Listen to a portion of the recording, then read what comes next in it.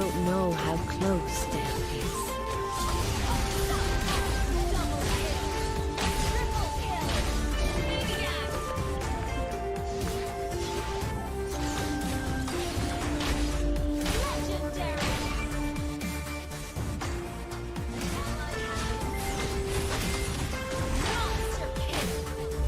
Feel my pain.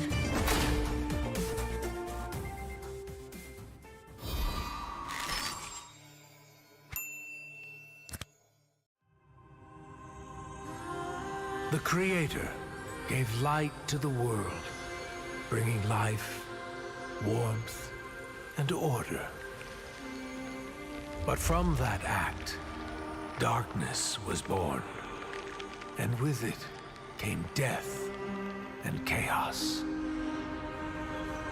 These cosmic forces, two sides of the same coin, would shape the history of the Land of Dawn for millennia.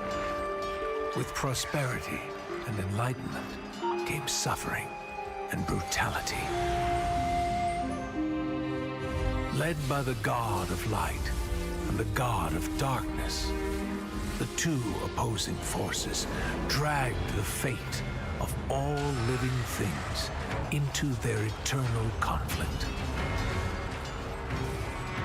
But through the sacrifices of countless forgotten heroes, the era of strife finally came to an end.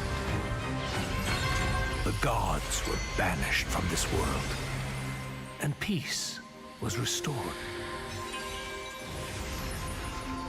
Life flourished soon after, and great civilizations sprung up across the world. Eruditio among them. This would be known as the Golden Age.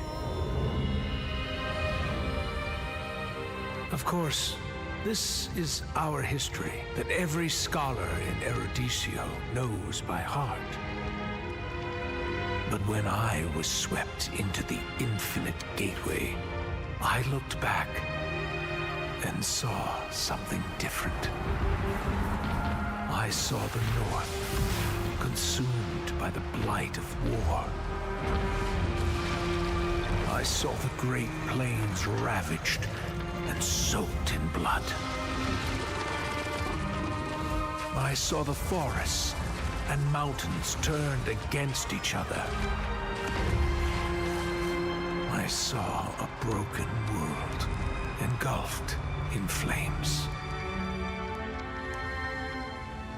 We were foolish to think the gods had been vanquished. Even now, their influence drives us toward destruction.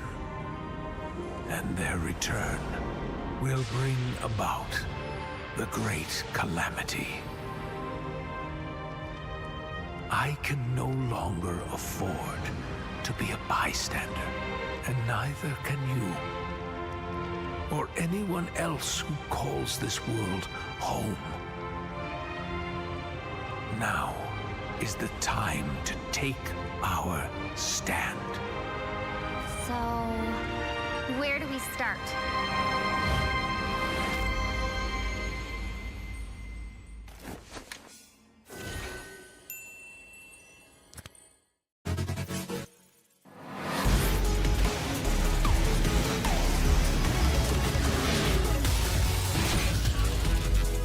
Engines roaring and ready to go.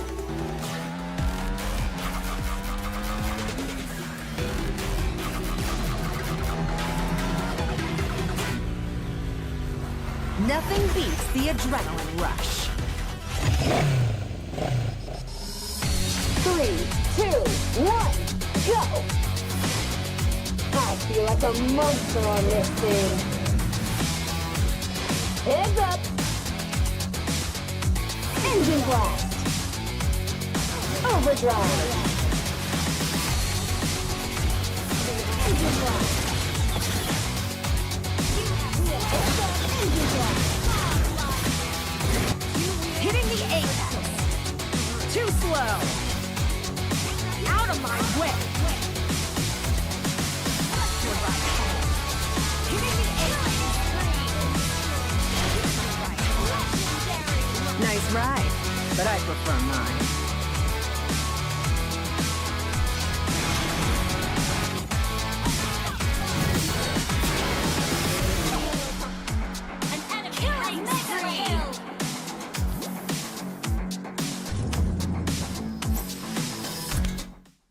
Cheap, still hit a chick like, yo, can I borrow your Netflix? She a feminist, she think I'm sexist. Twisting my words, I'm fishy dyslexic. Give me my space, I'm intergalactic. Before I give you my Insta password, I'll give you the pin to my Amex. Alright. This ain't stainless steel, it's platinum. I totally forgot about recording anything, but there's Sina with Layla, Raz, Basha, and there's a one too. Don't know her name yet. Yes. You can write your name. In-game name, something you... The game didn't even start yet. She's like, at the party. General is here! Gojo General is here!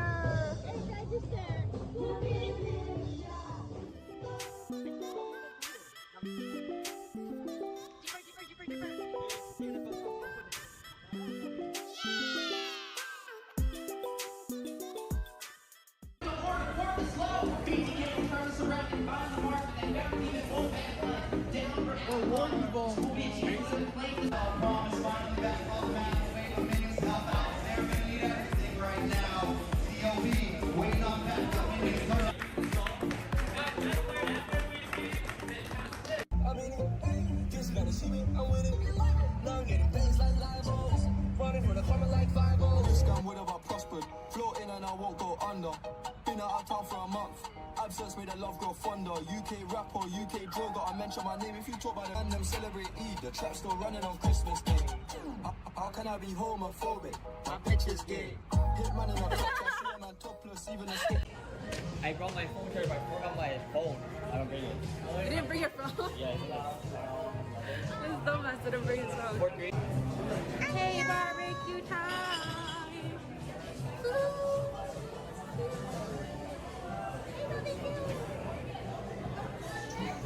My husband was here. This is my bias. Oh, that's your bias? Mommy likes Stray Kids. I like Shiga.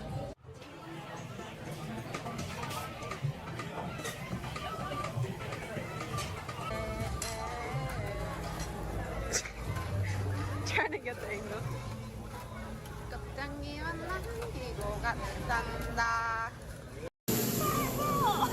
Oh my god, okay.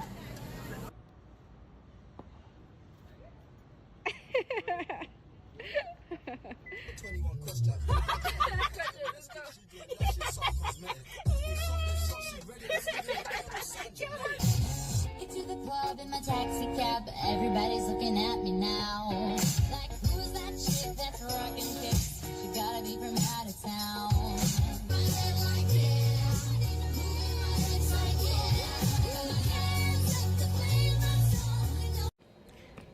Mommy and Rupin dropped me off at the airport. I am going to check in now. I already checked it. I need to go to security. I'll talk to y'all after that. Bye bye. This ain't stainless steel, it's platinum. Dinner table, I got manners. T-shirt tucked in, napkin. Still loading, that's the caption. I've only amounted a minimal fraction. Eat good, I got indigestion. There's snow in my hood, no aspirin. Can't get rid of my pain with aspirin. Dave just came in at Aston, I'm making that Maybach music. They tryna insult me, I'm telling them something I may ask. Payback time.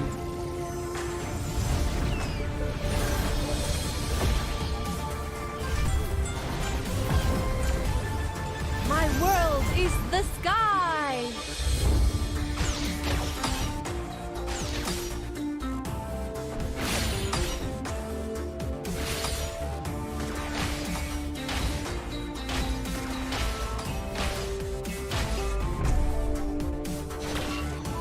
You don't know how close death is.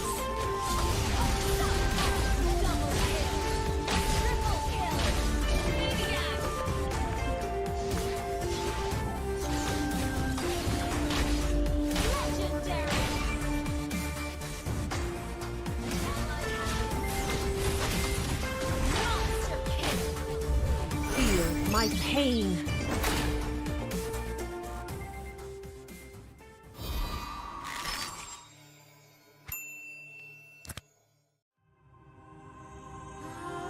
The Creator gave light to the world, bringing life, warmth, and order. But from that act, darkness was born, and with it came death and chaos. These cosmic forces, two sides of the same coin, would shape the history of the Land of Dawn for millennia. With prosperity and enlightenment came suffering and brutality. Led by the God of Light and the God of Darkness, the two opposing forces dragged the fate of all living things into their eternal conflict. But through the sacrifices of countless forgotten heroes, the era of strife finally came to an end. The gods were banished from this world, and peace was restored. Life flourished soon after, and great civilizations sprung up across the world. Eruditio among them. This would be known as the Golden Age. Of course, this is our history that every scholar in Eruditio knows by heart. But when I was swept into the infinite gateway, I looked back and saw something different. I saw the North consumed by the blight of war. I saw the Great Plains ravaged and soaked in blood. I saw the forests and mountains turned against each other. I saw a broken world engulfed in flames. We were foolish to think the gods had been vanquished. Even now, their influence drives us toward destruction. And their return will bring about the great calamity. I can no longer afford to be a bystander, and neither can you. Or anyone else who calls this world home. Now is the time to take our stand. So, where do we start?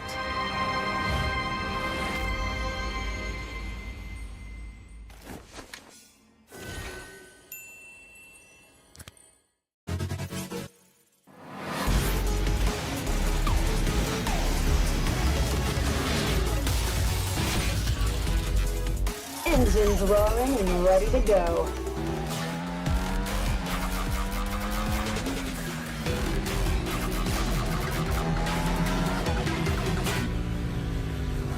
Nothing beats the adrenaline rush. 3, 2, 1, go! I feel like a monster on this thing. Heads up! Engine blast! Overdrive! Engine blast! Engine blast! Hitting the apex. Too slow. Out of my way. Hitting the apex. Nice ride, but I prefer mine.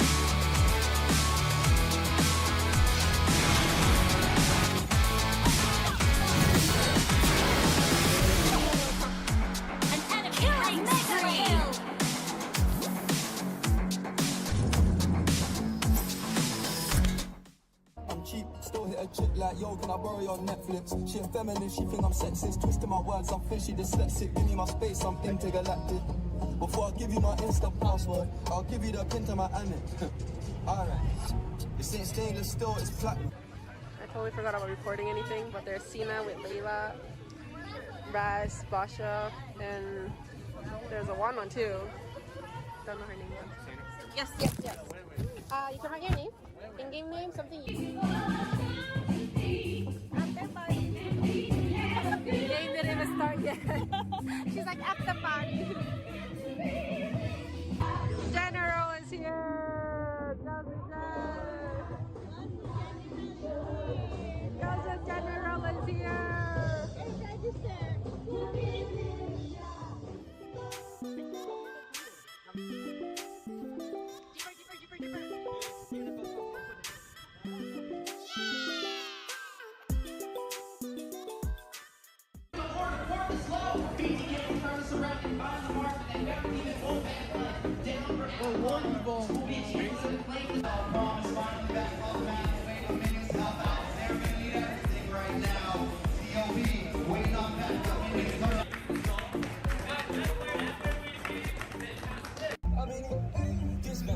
I'm winning.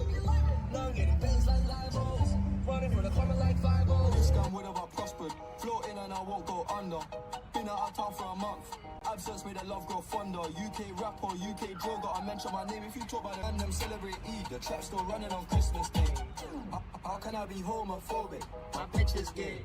Hit man in a clutch. I see a man topless, even a stick. I brought my phone charger, but I forgot my phone. I don't bring it. You didn't bring your phone? Yeah, it's not. This dumbass didn't bring his phone. Hey, barbecue time!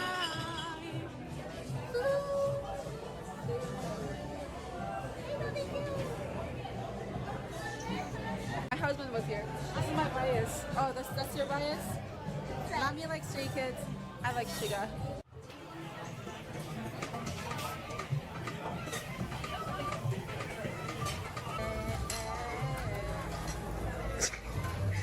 Trying to get the angle.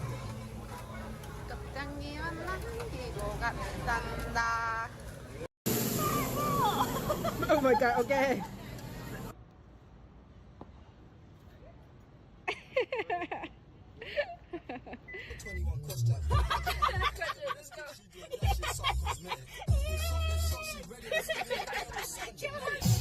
Get to the club in my taxi cab, everybody's looking at me now.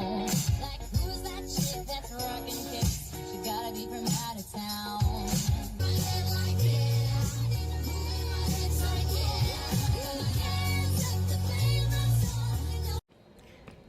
Mommy and Moonton dropped me off at the airport. I am going to check in now. I'm gonna check that I need to go to security. I'll talk to y'all after that. Bye bye. This ain't stainless steel, it's platinum. Dinner table, I got manners. T-shirt tucked in, napkin. Still loading, that's the caption. I've only amounted a minimal fraction. Eat good, I got indigestion. Best slow in my hood, no aspirin. Can't get rid of my pain with aspirin. Dave just came in at Aston, I'm making that Maybach music. They tryna insult my intelligence sometimes. I may ask. Payback time.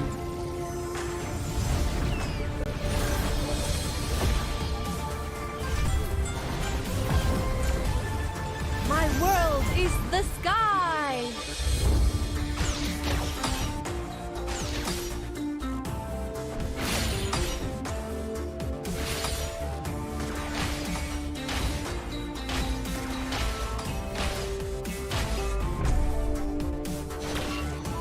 You don't know how close death is.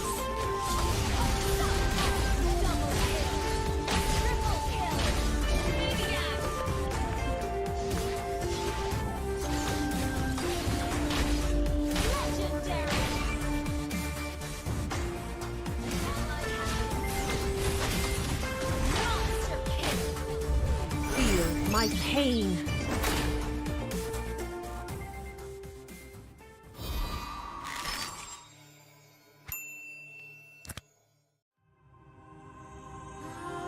The Creator gave light to the world, bringing life, warmth, and order. But from that act, darkness was born. And with it came death and chaos. These cosmic forces, two sides of the same coin, would shape the history of the Land of Dawn for millennia. With prosperity and enlightenment came suffering and brutality. Led by the god of light and the god of darkness, the two opposing forces dragged the fate of all living things into their eternal conflict. But through the sacrifices of countless forgotten heroes, the era of strife finally came to an end. The gods were banished from this world, and peace was restored. Life flourished soon after, and great civilizations sprung up across the world. Eruditio among them. This would be known as the Golden Age. Of course, this is our history that every scholar in Eruditio knows by heart. But when I was swept into the infinite gateway, I looked back and saw something different. I saw the North consumed by the blight of war. I saw the Great Plains ravaged and soaked in blood. I saw the forests and mountains turned against each other. I saw a broken world engulfed in flames. We were foolish to think the gods had been vanquished. Even now, their influence drives us toward destruction. And their return will bring about the great calamity. I can no longer afford to be a bystander, and neither can you, or anyone else who calls this world home. Now is the time to take our stand. So, where do we start?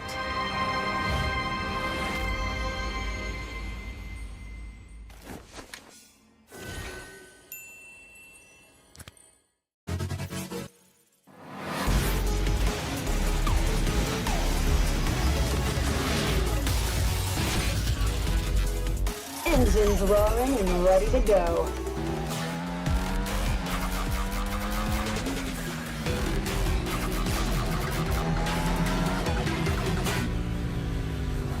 Nothing beats the adrenaline rush.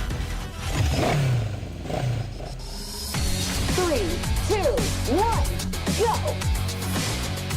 I feel like a monster on this thing. Heads up! Engine blast! Overdrive! Engine blast! Engine blast! Hitting the apex. Too slow. Out of my way. Hitting the apex. Nice ride, but I prefer mine.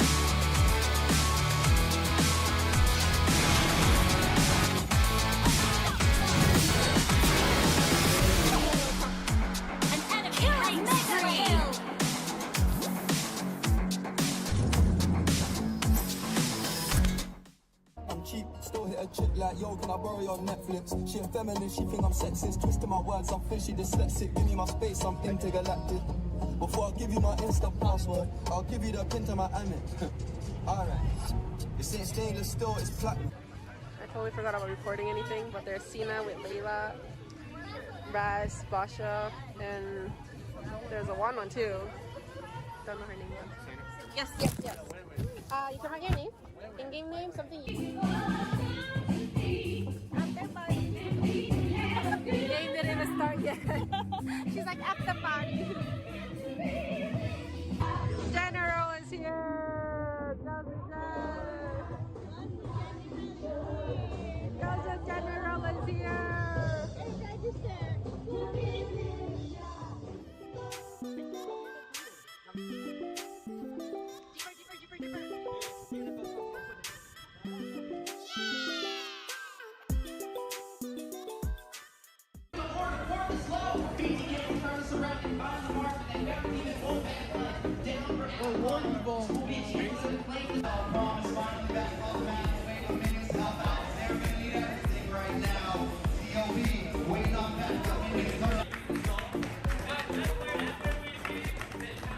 I'm in it, just gotta see me, I'm with it. Now I'm getting pains like libels, running from the corner like 5-0. Scam would have I prospered, floating and I won't go under. Been out of town for a month, absence made the love grow fonder. UK rapper, UK droga, I mention my name if you talk about it. And them celebrate Eid, the trap still running on Christmas Day. How can I be homophobic? My bitch is gay. Hit man in a clutch, I see a man topless, even a stick. I brought my phone charger, but I forgot my phone. I don't bring it. You didn't bring your phone? Yeah, This dumbass didn't bring his phone. 4-3. Hey, barbecue time!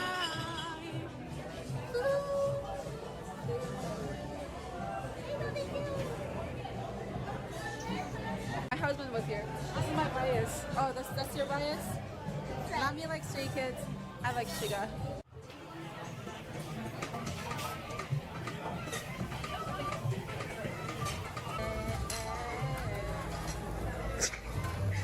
Trying to get the angle.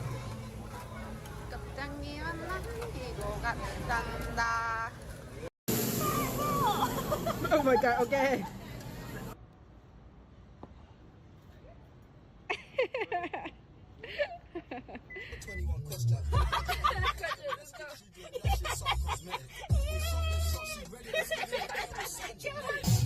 Get to the club in my taxi cab, everybody's looking at me now. Like, who's that chick that's rockin' kicks? She gotta be from out of town. My head like yeah, moving my hips like yeah. Put my hands up to play my song. Mommy and Rupin dropped me off at the airport. I am going to check in now. I'm gonna check that I need to go to security. I'll talk to y'all after that. Bye bye. This ain't stainless steel, it's platinum.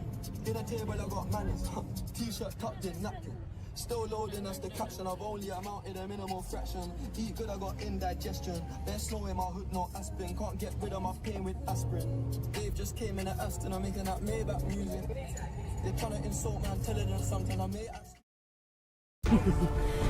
Payback time.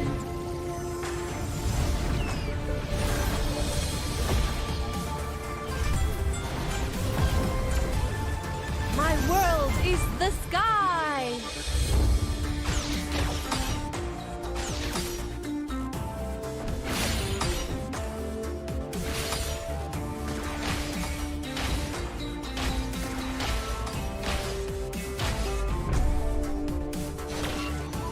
You don't know how close death is.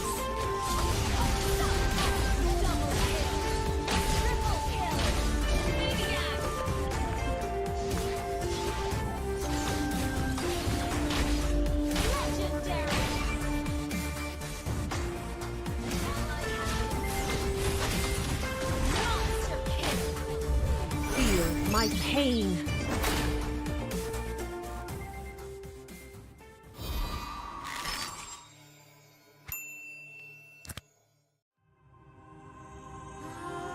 The Creator gave light to the world, bringing life, warmth, and order. But from that act, darkness was born, and with it came death and chaos. These cosmic forces, two sides of the same coin, would shape the history of the Land of Dawn for millennia. With prosperity and enlightenment, came suffering and brutality. Led by the god of light and the god of darkness, the two opposing forces dragged the fate of all living things into their eternal conflict. But through the sacrifices of countless forgotten heroes, the era of strife finally came to an end. The gods were banished from this world, and peace was restored. Life flourished soon after, and great civilizations sprung up across the world. Eruditio among them. This would be known as the Golden Age. Of course, this is our history that every scholar in Eruditio knows by heart. But when I was swept into the infinite gateway, I looked back and saw something different. I saw the North consumed by the blight of war. I saw the Great Plains ravaged and soaked in blood. I saw the forests and mountains turned against each other. I saw a broken world engulfed in flames. We were foolish to think the gods had been vanquished. Even now, their influence drives us toward destruction. And their return will bring about the great calamity. I can no longer afford to be a bystander, and neither can you, or anyone else who calls this world home. Now is the time to take our stand. So, where do we start?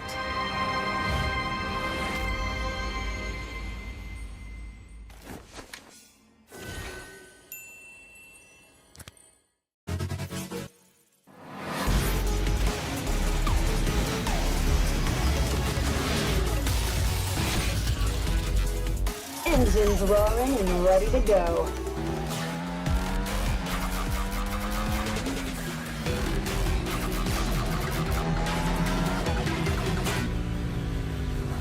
Nothing beats the adrenaline rush.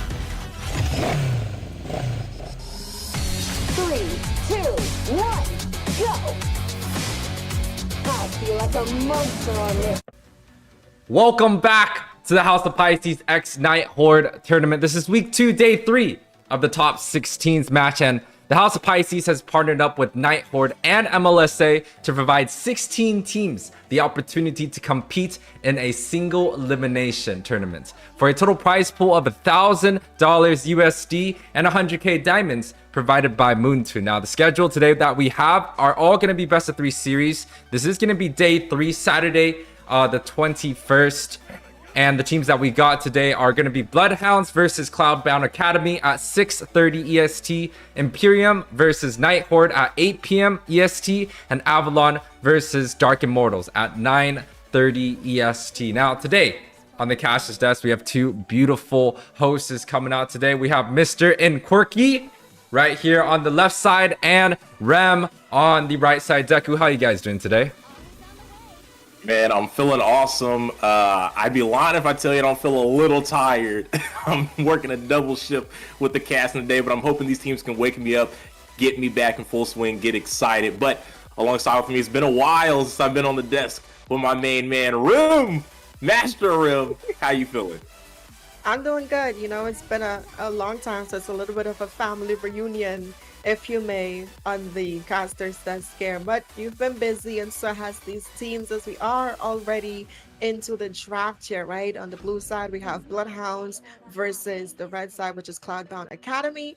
And there's already some strong picks on the board on both sides, right? We're seeing a lot of mobility as well as dive coming in from the side of Bloodhounds, but there is still some poke potential in response to that dive coming in from the side of Cloudbound. So very strong drafting so far, especially for the side of Bloodhounds though. And these guys are moving fast. If I dare say, maybe they know about each other a little bit, because I mean they're firing through the drafts, the bands. I mean, they're going for dive. They gotta be quick with it. They are going for dive, man. This is absolutely insane. I do have to say, I've been casting some other tournaments. I was just casting Digital Games 10, which is over in Russia, with a couple of those pro teams from over there. And these bands are so just out of order from what I've seen from over there. It's normally they kind of ban the big three supports, you know, the Mathilda, the Raph, the Angela, and then they kind of handle maybe either utility jungles or a couple of those big initiating XPs like the Terizla that's here, and things of that nature. So seeing all of these things come out is just absolutely wild, man. You don't see Mathilda and Raph get let through too often, but I'm excited because I never get to see them get played, and now I get to see them used in the competitive setting between Bloodhounds and Cloudbound Academy. By the way, Rim, do you have any information on this team? I've kind of been away from the NA stuff a little bit. I have no idea about who even the original Cloudbound is. I can't say I'm familiar. So this is kind of like their debut here. So I'm hoping that they put on a great show. I mean, their drafting seems pretty solid, right? They are able to secure some meta picks, some good utility coming in with the Rafaela, especially when you're going up against something like the Terizla as well as the Khalid, right? There's a lot of dive. I will say though, even though she is running that Purify right now, I think she should still go for something with a little bit more escapability with that flicker. I think there's a way more outplay potential if she were to run that flicker over the Purify, but that's neither here nor there. But no, I haven't really heard about them before. This is my first time seeing them. Like I said, they are really good at drafting. I do like the Lilia up against the Mathilda. It's a very safe pick, especially going up against that type of composition. She does have the black shoes there. It did receive a little bit of an adjustment, but I think she's still pretty solid. We've come to see the utility that she's capable of, and that's where she can potentially excel over the Mathilda, right? Offering some of those slows and then them having the boost up as well as immunity to being slowed with the Rafaela. So I think it's pretty solid what they have going on for them. I'd have to agree there, and honestly, I was a little concerned about seeing this Ixia get picked up. Her main thing has kind of been a lot of the dive compositions really can counter out pretty hard because she has to remain mobile to let out that full barrage. But something they do have working in their favor with the Lilia combined with the Raphaelia, now you have a lot of kiting potential, a little extra movement speed like you've been talking about to deal with the Khalid, deal with the Terizla. It's still no easy matchup whatsoever, especially with Mathilda, who can help them close the gap pretty decently. But it's a bit of a playability here with that pick, those couple picks there. So I think maybe they'll be able to create some space. But then again, I have no idea what their skill is skill wise. I don't know about Bloodhounds. I know Bloodhounds could probably find a way to chip through this if they're not that I don't know what's the word, experienced, I guess, with these type of compositions. Yeah, and speaking of compositions, both has been locked in. I'm not too sure how I feel with this Ruby pick, right? It's clearly going to be a 1-3-1 composition coming in from this side of Bloodhounds right now. But I will say though, the Selena pick can sometimes be a hit or miss in terms of not having enough burst potential, but easy peasies on a Granger. And the point of Granger is to snowball, so you'll be able to get that initial burst as early as possible when he does secure his first core item. I'm not too sure again how I feel about the Ruby though, but Deku, I'm gonna pause and pass it over. Take us into the first game here. I mean, remember, loading up here, this is going to be a battle of superiority maybe from the side of Bloodhounds, going for the 1-3-1 up against the debut Cloudbound Academy team here, and I'm definitely excited to see what they can bring on. We're only moments away from heading through the portal, landing in the land of dawn, and there they go, off to the races. Bloodhounds, Cloudbound Academy, first match, best of 3 series. Anyone can take it, but Rim, take it away yourself and talk about maybe some win conditions here from the early game. Definitely early game is in favor of Bloodhounds, right? Going in for something like this Selena as well as the Matilda, the Abyssal Arrow has to connect is most likely going to be in that roam position. So I think as long as they can take advantage of their early game and get this Granger online as fast as possible, that's going to be their keys to victory here. Now, if you look at the side of Cloudbound Academy though, they really have to play for the gold lane. Ixia, once she's able to secure her first core items, that's where she shines. She does have that flicker, and you can combo the flicker with that ultimate. And the burst damage that it dishes out is really something to look forward to here. But an Abyssal Arrow lands here onto YPC very early on, and that's the aggression Bloodhound needs. You're not lying at all. This is exactly what you need to see, especially with the Selena, who we know isn't exactly, you know, your typical mage. Not going to be able to bring on the damage. Look at Ooga Booga. Forcing the flicker out early on Dagger and going to go ahead and get the recall. Can you just go ahead and look to maybe crash this next wave? Maybe actually it's not going to be there in time, but it is going to delay Dagger here from farming up during this laning phase. Really going to be hard, right? Laning against something like the Khalid, he has a lot of damage in the early game, but he also has the sustainability to sustain that damage as well as heal himself back up. So he has everything on the board. But speaking of having things on the board, he's going to go ahead and secure that first blood, and that's going to be the jungler down for Cloudbound. But they're not done here, Deku. Not at all. Easy peasy picks up a kill as well. And now Bloodhounds sitting comfortably with a 2-0 lead with the turtle spawning interim. This should be an easy transition for them. I don't think Cloudbound is accurately in a good spot to go ahead and contest this, especially with the roam coming in a little late. But I might be wrong. YPC is stepping up. He does want to contest this. It's a level disadvantage for him. Easy peasy is up 1, but he is going to go ahead and lose it. Easy peasy locks it down. A desperation destination and a huge penalty zone comes out. Easy peasy will find a kill, and again, Bloodhound will be unanswered, and Cloudbound kind of letting this slip away from him. Yeah, and I feel like when you have something like the Lilia, you can afford to give up objectives because it's easy to find a trade-off on the other side of the map, right? She can tower dive and take the first few shots and then pop the black shoe. So they really need to get Dagger online right now. But speaking of getting things online, Bizzle Era and Booga following up with the Tornado Storm will find his second kill of the game, and that's not what you want to see if you're Cloudbound Academy. and you really have to fare a Selena with good positioning, right? We're not seeing Totnak here taking these direct shots. Speaking of direct shots, landing another here, but it's just being able to find the right angles and being able to, speaking of finding things here, Ooga Booga takes another kill, but a flash. An ultimate barrage flickering over the purple wall, but it's not going to be able to get into a good position. Bogarosco will one combo Dagger here, and the fight will unfold. Death finds the shutdown. Toknak trades back onto YPC. The members are low. Toknak picks up a double. We'll be able to find the triple. Actually, no, Easy Peasy took that second kill. I stand corrected. But the point is, Bloodhound is in control. I mean, they're definitely putting the blood in Bloodhounds, right? And they're actually acting like hounds right now because they're on a roll. It's 9-1. We're seeing them heavy on the aggression, right? The gold lead is just about over 3K here for the side of Bloodhounds. They have secured some of these fierce neutral objectives. And if we look at Easy Peasy's level right now, he's level 8 compared to YPC, who's level 5. And we're seeing him not being able to find online, but he might find Matilda here. No.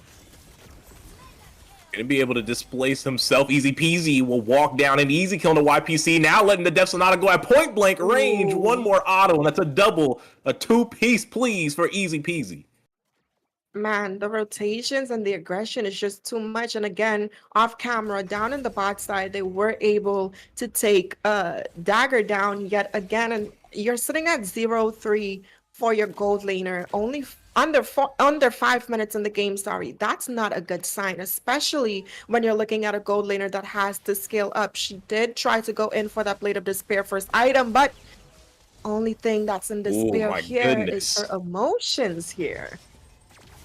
Ooga Booga has us a lockdown, but a 3-man penalty zone. Dino's in a 1v3, and we know about number advantage as YPC will pick up his first kill of the game. It only took him 4 deaths to get here. He had to make a couple mistakes, but finally fixing things up with Ooga Booga. 5th kill. Make that 6 in the game. He has completely dominated one half of the map. He's a one-man army now. Bokarosco looking for another one-shot combo onto Dagger. Easy peasy. Kill secure. Okay, because it's a team game. Will walk up and find his 6th kill of the game as well. Man, Cloudbound, it's so hard for them to find their navigation here. Speaking of finding things, IPC tried to pick up the kill on Easy Peasy, but he will be denied. And the Granger from the side of Bloodhound now, godlike, it has been reached. It's 16-2 Rim. It's a 7k gold deficit as Ooga Booga. And a 1v2 calls out the Raging Sandstorm. Not able to find the kill, but now here comes Toadknack with the Abyssal Arrow. The stun might help him out, but the I'm Offended in the Shadow Energy from Delta Soul will actually take the kill. Toadknack with another arrow. Doesn't want to commit, but here comes the rest of the team of Bloodhounds. It won't be long. Bokarosco flickers in, circling Eagle. Easy peasy will take down Delta Soul. They just can't happen to stay alive. An Abyssal Arrow from Toadknack and the Execution Strike from Dino. That's not the only thing extinct out here. The members of Cloudbound Academy are being completely shut out right now. you know, they're definitely getting sent up into the clouds constantly, right? It's like, say one prayer as a member has fallen, and then another one goes to meet them shortly after. Bloodhounds are just not giving them a chance to breathe here. Another Abyssal Arrow connecting. And Toadknack is someone you have to look out for. His stun potential is almost at 100% here, right? We need to see a little bit more dodging capabilities coming in from the side of Cloudbound Academy. Ooh. But look at the flank, three-man knock-up, Raging Sandstorm! Bloodhounds, talk about a wombo combo. You just saw a wipeout in the blink of an eye, and it all started from the mid laner, from the side of BH. What an initiation and the follow-up, the execution, the level of synergy that you're seeing from Bloodhounds is what you expect from an NACT top 4 team. now, I know you said I just saw a wipeout there, but I don't know what I saw. It happened so fast. I feel like my life flashed before my eyes, and I'm not even the one in the game right now. But speaking of being game, Bloodhounds steady pushing into the base of Cloudbound Academy, and Abyssal Arrow lands, and a clash engages here. And all you need is a stun, and it's done. Easy peasy walking down on Dagger. Huge I'm offended, though, but they just don't have the damage. Dagger's already gone. Easy peasy picks up a 3-piece. McNugget, where's the sauce? As they are taking advantage of Cloudbound's inexperience. Looking to take the high ground tower on the bot side. Toadknack lands another Abyssal Arrow. Death able to escape it just a little longer, but look at the damage, forcing out the black boots onto Delta Soul. Bloodhounds wants to stay. They're not looking to play for much longer. The ultimate barrage comes out from Dagger, but it's just nothing. They have no gold. They have no damage. The 3-man set. Ooga Booga will find one. Easy peasy will find the other. And right now you see a stumble. Bokarosco looking for the backside again. Will find the kill. Will sacrifice. Bloodhounds can take this right here, right now, but members are falling. It's a 1v3. Delta Soul caught by Toadknack. They just can't avoid the stuns. Better yet, they can't avoid anything. It's 30-6. It seems whatever Bloodhounds is throwing, it's landing as another arrow connects, almost taken out. This is absolutely insane. Execution strike and penalty zone from Dino. Again, they can dodge nothing. Where's the footwork? Where's the evasive maneuvers? Bloodhounds cannot miss. I mean, at this point, it's impossible for them to miss, right? That goal lead that I mentioned was just about 3K. Just 3 minutes ago has now risen to over 5K right now. And if we look at these levels here again, easy peasy, already reaching max level before that 10-minute mark. YPC is still there at that level 9, which is something that was set up from the get-go, right? Looking at Dino right now, he's zoning them out, and that's just something that this Terizla can do. He can be dropped quite low, but he does have that Bloodless Axe going for him, so he does have a lot of that sustainability coming in. We're already seeing him working on that wave to get the minions synced up. The rest of the members working on that top side, as we're seeing the other two pushing in that mid lane, as well as this Lord here. And I'm gonna take a breath and pass it away for this engagement. And that was a holy baptism. I don't know if it's gonna be enough. Oh my god. Oh my goodness! Dino! Who is this man? Ooga Booga and Dino have combined for the ultimate engage and the ultimate ending. It's a maniac as Bloodhounds closes out game 1 up against Cloudbound Academy. See, y'all, the meteor, it was right. It knew what the dinosaurs were capable of, so they were doing us a favor, right? At this point, we should be saying thank you because Cloudbound sees how it's like to live amongst the extraterrestrial, and it's not a good experience. If we look at some of the itemizations coming in here, easy peasy, being able to secure 4 of his core items. He has the full penetration as well as the additional damage with that Blade of Despair. And that's not 1, but 2 on the entire team. Ooga Booga getting quite fed in that gold lane early on, as we can see by the KDA coming in from Dagger. He had an easier time. If we look at some of the damage being dealt here, easy peasy again. One of the highlights in terms of damage, but in terms of overall team fight participation, Totnak, Dino, as well as Boca Roscoe, their synergy has been on point. And Ooga Booga, once he was able to get out of that lane, he was shining in the lane, but he shone in these team fights here.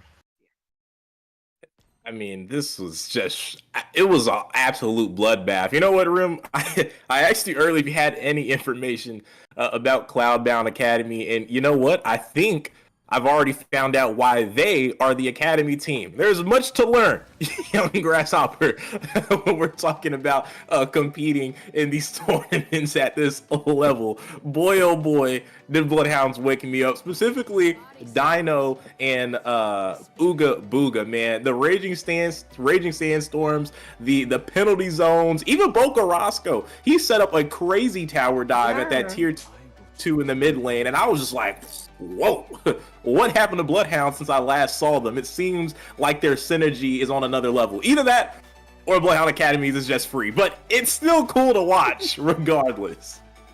I mean, yeah, definitely. And we can't even forget about these abyssal arrows, right? It's kind of the same impact of landing some iron hooks if you had a Franco on the board. The more it connects, the more efficient that it's going to be for your team. And I was not expecting the Selena to do quite well. I did think that they had such a good engage, right? If it hit the Lilia, you have something like the Rafaela. She also has her black shoes kind of disengage. If it hit the Ixia, you have the Rafaela again. They just had a lot of disengage potential, but unfortunately the synergy was just not there. And to make anything possible, you need to have the synergy. You can have the draft, but you also need to have the mindset and coordination to make that draft work, and that's what we saw. But speaking of drafts, we're in the draft of the second game right now, looking at Cloudbound's bands. We're seeing this oh my god, what is her name? I cannot remember. The Benedetta. Benny, yes, Benny being taken out for them, and in response to that, we're seeing the X-Borg as well as the Arlot. And you know, honestly, I'm questioning Cloudbound Academy's bans here. Don't get me wrong, Boca plays a pretty nasty Navaria, right? But I'm not sure about this Benedetta ban, especially if it's Ooga Booga. Oh, actually, I guess Ooga Booga was playing in the gold lane, so I guess it's for easy peasy there, or Dino, I mean, to go ahead and take that away. But no Mathilda ban. Oh, what? Hey, whoa, what's going on? Bloodhound said we don't even need those top priority picks to go ahead and take you down. They're locking in the Dyroff. It could be flex into the roam later on. You never know. See? You see this Harley? So there's potential. Hey man, the Joker's. Is that Zero there? Is that Zero piloting? It could be. You know what I'm talking about? But all I know is the Jokers are out of the deck at this point. It's a good one. Anyways, over for the side of Cloudbounds, man. I don't know exactly what's going on. They're really gearing up for some late game with the Sicilian, with the Uranus here in their composition. These are really early for picks that aren't exactly prio. I mean, obviously Bloodhounds is kind of doing the same thing, but Bloodhounds is up 1-0, and clearly they can win if they choose to do so. So I'm kind of wondering exactly what game Cloudbound's playing at. Okay, there we go. There, that's a prio pick. We get the Irithel. Now we're cooking. We're starting. It's sauteing. I mean, they were hovering over that Diggy pick. Currently, as it stands, there is no reason for that Diggy. I feel like it needs to be a reason for you to pick up something like that, especially when you're going for these late game, right? You have the Irithel, you have the Sicilian. Having some frontline presence that can help them against the heavy dive that we know Bloodhounds is capable of would definitely be their best bet here. And now that they secured something like the Fanny, I would expect to see something like the Kaja that's still open.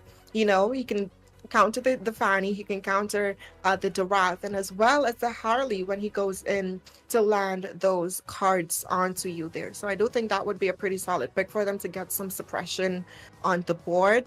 But they need a little bit more frontline presence. That Uranus is not going to be able to get that job done alone, especially when you're going up against something like the Darath that can provide some of that armor shredding. So definitely something that they have to keep in mind, and I hope that they have answers for it. Yeah, man, hope is all you can do at this point, but maybe you want to throw in a hope and a prayer while you're at it when you're talking about the matchup between these two teams, man. I always hope to become a millionaire, but it's been 23 years and it ain't hit yet, so maybe I got to start praying as well. I don't know. But in between these two teams, what we're seeing right now, things are looking a little interesting. I feel like, obviously, Cloudbound, I assume this is their best. They're pulling out their best. The Sicilian got banned out from Bloodhound last match, so you know, a little bit of insight there. I guess they know they like to play it. But from the side of Bloodhounds, I feel like I'm watching TOB play everybody else during NACT regular season. Man, this is literally things they would take when they're just. Yeah, it's PTSD for some people, if you ask, depending on who you ask. For me, it was pure entertainment, but for others, man, it was nothing but a slap in the face. Hanabi is getting banned out here. I have no up the Ooga Booga. Okay, yeah. I get it. Yeah, it doesn't make sense, but it makes sense. It makes perfect sense. Oh no. I feel like you should have gave him to Hanabi. Not the Blade of the Spirit Kufra. You know, he's been building. Was it glowing on that as well? I know he was abusing some of the magic items as well because of his bouncing ball capabilities. Wrap it up. He is gonna wrap up when he goes into that magic ball. He's gonna wrap it up for sure. But I will say something a little bit more conventional in terms of drafting here. I like the side of Cloudbound's draft this time around, right? I do think the Minotaur with the Minoan Fury having some of that knockup potential, but they're gonna have to really have work for these team fights here. They definitely gonna have to synergize a lot more, you know? You said you like their composition? Yeah. It's not... are you under the influence of marijuana? Wait. Are you okay? They have the saber. What do you think that is? The Fanny. They have the saber. What do you think? Do you think this is M3 Mobazane? What are we talking about here? It's a horrible pick. It's absolutely terrible. First of all, let's really break it down, okay? You got 3 late game carries potential. Well, 2 late game carries and a late game XP. The Sicilian, the Irithel, and Uranus. You mean to tell me the only pick you took to bridge the gap from early to late is a saber? Yeah, wrap this up. Anyways, heading into game 2, Bloodhounds looking to bring out the brooms and a sweep Cloudbound Academy. But Arim, since you love the composition, go ahead and break down some win conditions and how you see maybe this thing could turn into something beautiful. Get to late game. That's their win Wrap condition it up. right now. Wrap it up. If that's the win condition, it's over with, man. You're not getting guided there by Saber. But I tell you what, if Cloudbound Academy is able to take down Bloodhounds, I'm going to have to reevaluate my mentality towards the game of Mobile Legends as a whole. Because even with the picks Bloodhounds has chosen to take, there's just no way. It's just no way I see them losing out here. Dino level 1, no one jumping on. No one's gonna try to put any type of damage on him. Okay, finally Sicilian on a little chip and dip there, but that's it. Bloodhounds is all right. Volley shots coming out from Totenak, half HP on the dagger. I just don't know, Rim. I just don't know if the late game's gonna happen. Oh, this is a jungle Kufra in the it's disrespectful right now. We're staying easy peasy though. They are being a little bit on the aggressive side, and I'll tell you why. Even though it's not conventional, why I like the Kufra, right? They do know the saber was there to counter the Fanny, but he is being countered right now. Yeah, you like this too, Rim? Oh, wait a minute, YPC! Is that you, Boba? Hold up, I may have spoken too soon. Cloudbound Academy might be the best team in North America at the moment. There goes the pop-up there. Ooga Booga's in trouble. Can Boca Rosca save him? YPC picks up a double kill, but here comes Dino looking to find the kill. He gets revenge, and back to the base he goes. See, I told you, I see a lot of potential in their draft, right? I think they have some answers across the board. Speaking of things being across the board, it's now even 2-2, as we did see Easy Peasy was able to secure that kill in his top side. Now, the reason why I like the Kufra in the junk position, it gives them a tank or a roamer, so to say. We do see Saber picking up another kill top side. But Dino's camping him out though. But continuing what I was saying with this jungle Kufra, it gives them some tankiness for that late game. And then Dino's going to be able to pick up these buffs when Ooga Booga doesn't need to get those stacks up there. But speaking of stacks up, I'm not gonna lie. Is this a family friendly stream? Because I got some things to say with some choice words. I don't know what's going on. As we just saw a 1v1 happen, it ends in a positive for both. I don't know how that counter factors in. Dino gets caught with a knockup, and on Fury falls. Ooga Booga though showing superiority. Death finds the kill onto Dino. Easy Peasy trades him right back out, living up to the name and delivering pain. Back on to one. I don't even know what that guy's name is. He kills Barcode because that name is actually it's a horrible name to have. That's really bad. Someone's got to work on that. But either way, Booga now on the invade, taking the purple buff away from YPC, who by the way is 3-2. I don't know how he was able to pick up 3 kills, but he did it. We gotta respect it, Rim. yeah, absolutely right. But again, something that happened in the previous game that Cloudbound has not corrected yet.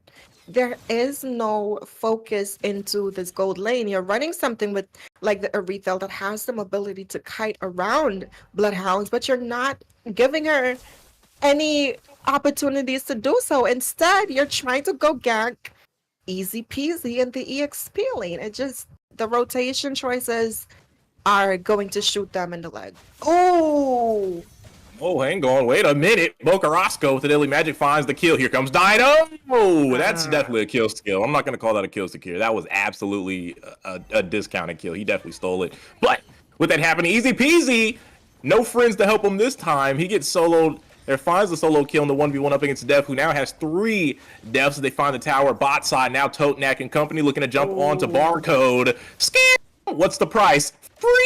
$3.99. No one able to save him. Hang on, wait. Minoan's Fury. Nah, it doesn't matter. But Ooga Booga finds the kill. Now here comes Dagger. I don't know what think he's about to do. A 1v1 is not in his cards. Ooga Booga narrowly missing the knockup, but still gonna be able to find the kill courtesy of Boca Rosco. Booga is gonna die out to the turret shots. It's gonna go to Dagger. Count it in for his KDA column. Whoa, wait a minute. Boca Rosco aggressive picks up the double, and Totenak should be able to get another tower. YPC bringing in Easy Peasy. I think he went for the ultimate a little too early. Not gonna be able to find the kill. Easy Peasy is out. He is safe. And his name is kind of like a taunt at this point, right? And we're seeing Dino already trying to secure this blue buff. And if he's able to pick this up, which I think he pretty much will, that's just going to be more trouble for him because he's going to have a blue buff. And we know how blue dependent a pick like this Fanny is. But YPC comes in. Dino wants that blue buff, but you got to respect the YPC. You got to respect the Saber. As odd as it sounds, you definitely got to respect it, man. It's just a little dangerous with that triple sweep action. And looking at, speaking of danger here, we're already seeing the Sicilian getting bursted down. That's going to be a kill into the hands of Boca Rosco, but Easy Peasy with the backup. They're looking for some beef right now. Oh, forcing out that flicker. Good baiting of utilities there, but in the bot side, Dagger gets taken out by Dino. Meanwhile, Ooga Booga picks up a turtle for the side of Bloodhounds. That's going to bring that gold lead for them up to 6K right now. Cloudbound feeling the suffocation from Bloodhounds. Dagger is not looking like a dagger right now. It's giving a butter knife. There's no edge to it. It's not sharp. And that's not his fault at all. It's the fault of the team. Like I mentioned before, there is no rotations coming in. The only time the mage rotates is up to the top side. There, it doesn't. What is a Uranus going to do if you get him online? You know, there's no damage coming in from him. None. But speaking of damage, Bocarasco finds one. Dino finds another on the other side of the map. Right now, Cloudbound can do nothing but fall apart. YPC, it's a futile attempt. He's going to be taken out by Ooga Booga, his third kill of the game. Now he's working on Barco, scanning him down. They should be able to find the kill. Easy Peasy is definitely going to look to go over the wall, look to connect. And here comes Dino, physical penetration online, and Ooga Booga will go ahead and pick up a fourth kill. Please take the items down. It's ridiculous. The T-belt, he's starting to build the daggers. You know what comes after that. We don't want to see that, man. That's hurtful if they play this back for the VOD review that you know they need to look at. I don't know if Cloudbound original is going to make them look at, or Cloudbound coaches, Cloudbound esports, whoever it is. It's going to be bad to see that. Petrify from Dino, but no energy. Not going to be able to find the kill. YPC stepping up. Got the blades out. Can't find anyone to ult just yet. Ooga Booga finds a tower. Somehow the split push Kufra is online. Tyrant's Revenge onto YPC. And that's going to be all she wrote down there on the bot side of the map. And there's not really much they can do, right? They had the late game in their hands, but unfortunately they just made it a lot harder for that to happen. And speaking of things being hard to accept here, Uranus gonna be bursted down, and there's a reason why he's not considered a real planet, right? Oh, it's not Pluto, it's Pluto. Oops, my bad, you guys. But it's giving the same thing, right? Because he's non-existent at this point. I really don't know. Is it peasy? Diving really deep there. Definitely. I thought that was going to be a bit of a problem, but he's able to flicker out quite quickly. Dino, what is he thinking? Triple sweep. YPC. He's going to die, but that was still a very funny interaction to watch happen. We just saw that almost happen to Easy Peasy, but unfortunately, Dino was not as lucky to avoid death when it happened back to him. It's a bird. It's a plane. Nope. It's just a saber. But honestly, anytime you see something like that happening, it's so satisfying because you really never see that interaction happening often as well. But speaking of interactions here, Bloodhounds was able to secure that first Lord of the game. We're already seeing them applying this pressure in lanes. This Aretha is very brave being alone that deep there with the Fanny on the board here. But we're already seeing them poking down. Barcode, Harley's going in. Baited out the Mannonian Fury there, so that's going to leave them with a little bit less points on the defense for this Lord here. Absolutely is, and right now Bloodhound looking poised. They're ready for the siege. Tyrant's Revenge. Easy Peasy finds the kill. Bocarasco finds another Dino, picks up, and Easy drops a double. That's almost a complete wipeout. It's nothing left besides Delta Soul and a couple crushed dreams, because everything is all over now for Cloudbound Academy, even with the passive. But of course, Dino has to be the one goofy troopy from Bloodhounds to go ahead and die somehow, some way in a 5v1. But right now, Bloodhound's going to go ahead and take this mid-high ground tower. Bocarasco got a stat pad a little bit. Trying to secure the MVP. Won't be able to find that kill. Cloudbound would actually be able to defend this. I'm a little thrown off here. I feel like Bloodhounds was going to go ahead and win. I already set up my outro. But Easy Peasy almost one-shots. But no, gets punished. Delta Soul picks up the shutdown. Bloodhounds, what's going on here, my boy? Now, you see, Cloudbound Academy, they're finding some answers. I feel like they had the ability to find answers way earlier on. Right now, their back is against the wall. Yeah, we saw YPC securing that double kill in the early game, right? I feel like they had so much. But they had potential though, right? They definitely had potential. It's just the rotations on their synergy. They deny their gold lane so much. If we look at the gold coming in right now, Aretha is sitting at 6K compared to the Bruno, who's at 8K right now. He's rich. He's won the lottery. He is eating 5-star meals, right? And that's courtesy of his team. Look at their economy right now. They're in a good place. They're financially stable. The economy is definitely on their side. But Ooga Booga looking for the charge. He's not going to go in though, but I like that Bloodhound is still keeping the pressure on. And that's exactly what they got, is a lot of pressure on them. Honestly, I'm a little surprised they haven't just decided to like take the fight to Cloudbound and just end the game. I mean, it's 40K to 28. This is absolutely a fight they would just automatically win if they actually, I don't know, put a little bit of effort there to go ahead and close out this match. But They're not even going to be able to find the high ground tower down here. Maybe they need the lower. Wait a minute. Dino takes out Dagger. Now easy peasy with the follow-up. He's going to flicker out. Triple sweep should come out, and it will, but it'll take him a mile away from base. His Barcode will pick up a kill. Ooga Booga takes out YPC. Look at Tote next. Stepping up with the volley shots. Wants to take down Death. Will he be able to get it? Yes, he will. Locking on to the base is Boca Roscoe with the Harley, and now Totenak will join in, and that will be all she wrote. It's going to be a clean sweep from Bloodhound. Man, beautiful games being played from the side of Bloodhound Academy. We saw them having a more conventional draft in the first time around. This time, though, they switched it up a little bit, but it still worked, right? Again, there was some counter picks coming in from the side of Cloudbound Academy with the Saber to try to counter the Fanny, which they assumed was going to be in that jungle position. But them putting Ooga Booga there, it is the tank meta, right? It's the tank jungler meta. It's not completely died out yet. So I do think them slotting that in and having Dino be that roamer definitely shows some versatility with these players here. And the items definitely shows how diverse things can get if you're on the side of Bloodhounds. If we take a look at some of the statistics that was into this game, despite Cloudbound Academy having that late game on their side, they just weren't able to get there as it was just an 11-minute match. If we look at the team fight participation for the side of Bloodhounds Academy, it's kind of, I mean, for Bloodhounds Academy. Oh my gosh, that was shady. I didn't mean to say that. But if we look at the team fight participation coming in from the side of Bloodhounds, it's kind of split up, but that's because everyone was kind of just getting their own pickoffs, right? We saw it happening up in the EXP lane. We saw it happening from Boca Roscoe with the Harley in the mid lane, and then Dino finding some of these cleanups as well, and not to mention Ooga Booga on the Kufra being able to still secure some picks and be a little bit of a nuisance towards the back line, and Dagger unfortunately felt the wrath of that. But good series, definitely one-sided in the side of Bloodhounds, and I think it's back to the books for Cloudbound Academy here. Payback time.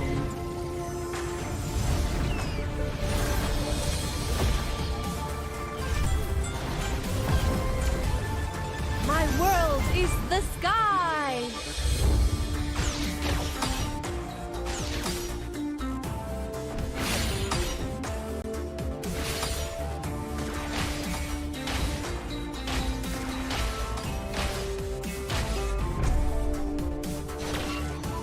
You don't know how close death is.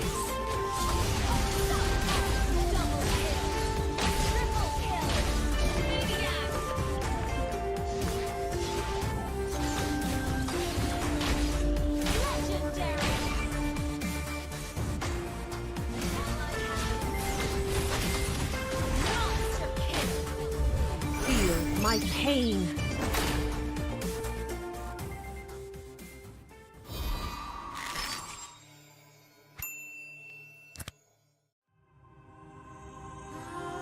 The Creator gave light to the world, bringing life, warmth, and order. Payback time.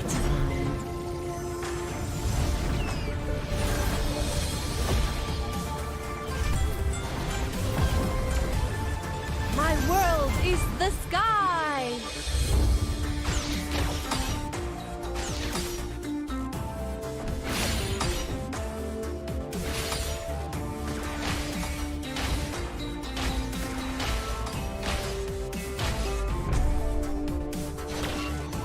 You don't know how close death is.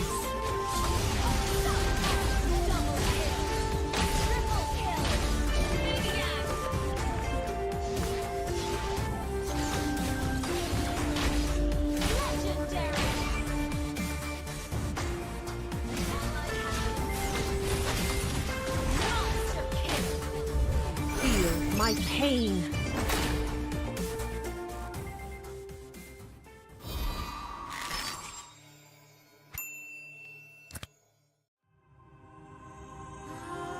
The Creator gave light to the world, bringing life, warmth, and order. But from that act, darkness was born. and with it came death and chaos. These cosmic forces, two sides of the same coin, would shape the history of the Land of Dawn for millennia. With prosperity and enlightenment came suffering and brutality. Led by the god of light and the god of darkness, the two opposing forces dragged the fate of all living things into their eternal conflict. But through the sacrifices of countless forgotten heroes, the era of strife finally came to an end. The gods were banished from this world, and peace was restored. Life flourished soon after, and great civilizations sprung up across the world. Erudicio among them. This would be known as the Golden Age. Of course, this is our history that every scholar in Erudicio knows by heart. But when I was swept into the infinite gateway, I looked back and saw something different. I saw the North consumed by the blight of war. I saw the Great Plains ravaged and soaked in blood. I saw the forests and mountains turned against each other. I saw a broken world engulfed in flames. We were foolish to think the gods had been vanquished. Even now, their influence drives us toward destruction. And their return will bring about the great calamity. I can no longer afford to be a bystander, and neither can you. Or anyone else who calls this world home. Now is the time to take our stand. So, where do we start?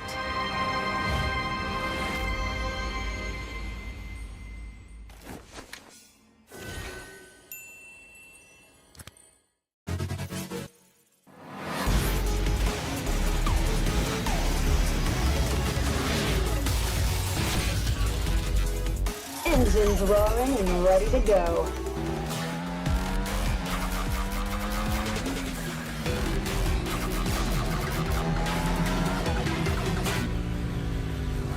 Nothing beats the adrenaline rush. 3, 2, 1, go! I feel like a monster on this thing. Heads up! Engine blast! Overdrive! Engine blast! Engine blast! Hitting the apex. Too slow. Out of my way. Hitting the apex. Nice ride, but I prefer mine.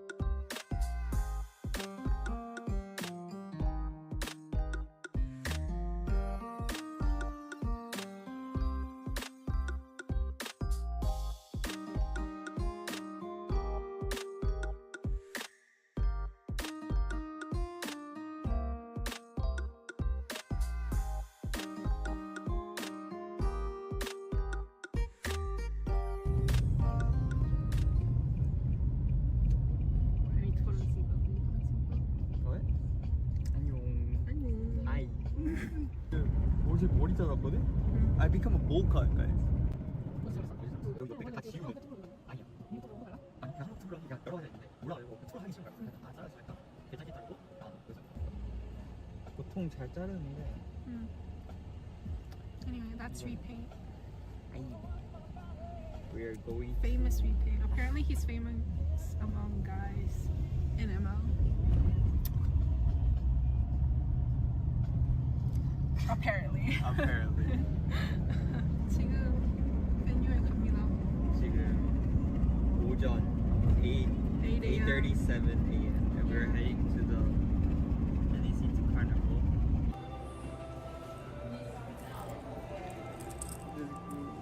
Had a hard time coming in here. Had a really hard time coming in, but we made it and then we got our staff.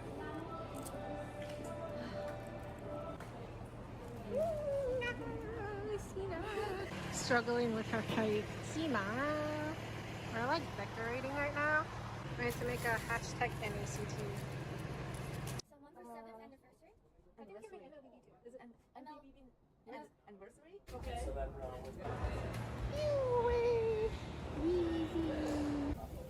Look at those tassels.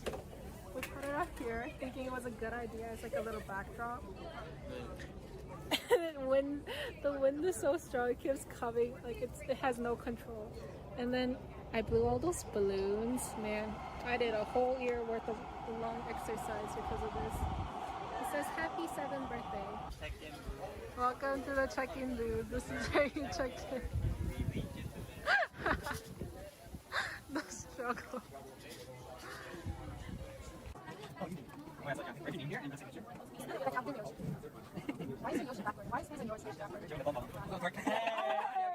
Food. We're getting fed. Thank you. Looks so good. We can do one. Eat. We got the NACT care pack. Then, so there's 2 breads. There was 3. Sina took one of them. Bag of bones, Cheetos, barbecue, and some more snacks. Everyone's standing outside because there's no chair. He asked me for a break. What? Between us, break between us. Okay. And then I was like, okay, if you need it, then I'll. The vlog that I will never produce. So I go ahead and match the 6 saber first.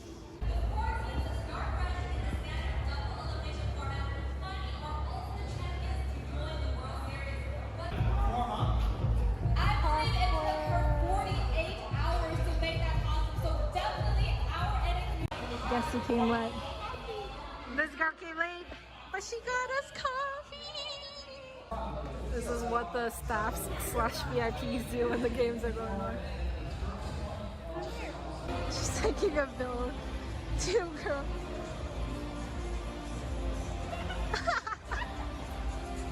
Okay.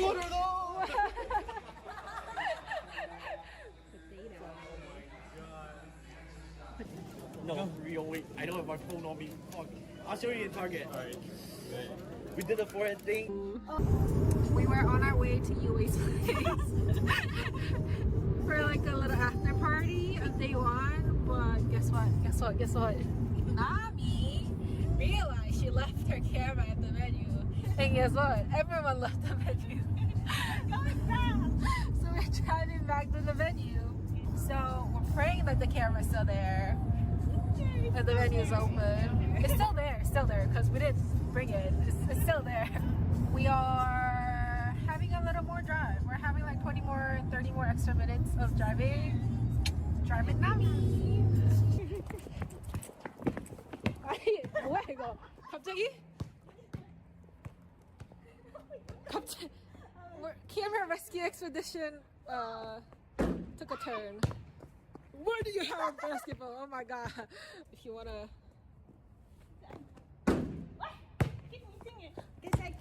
Nami kind of suck at basketball. Third try, no charm. Nami, what if they lock the door? We need your camera. Oh my god. You got this, girl. Yes! We can go home. We can't, not home. We can get dinner now. Yes. Finally, yay! Dinner time! The camera's back to its mommy, Nami. We got our dinner. Nami. We got our dinner! We're going to UA's place now because we are gonna hang out and drink a little. Yeah, it's our house. Let's close the gate. Oh my god, that must be his dog's bed.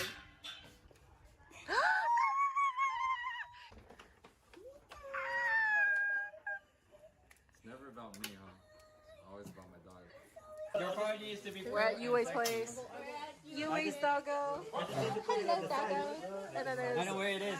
On the food ASMR time. right now having an anime.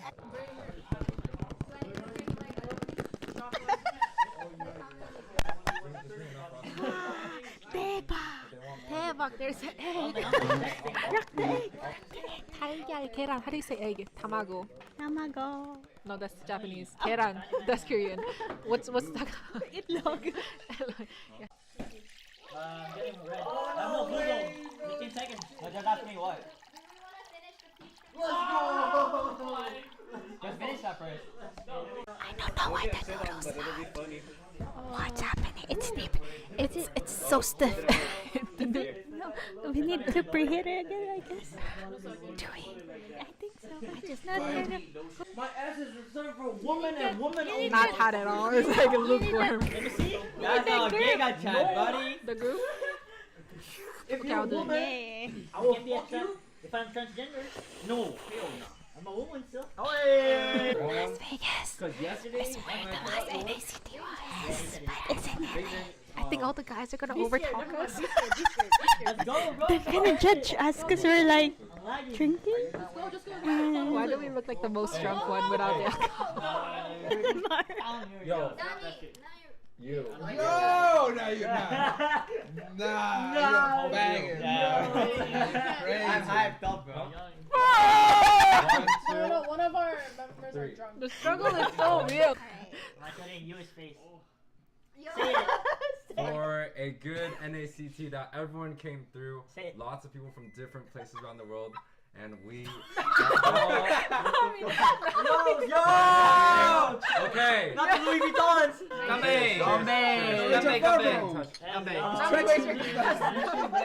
We didn't even have dinner yet and we're drinking already. I know, This is a right? bad idea. Yeah.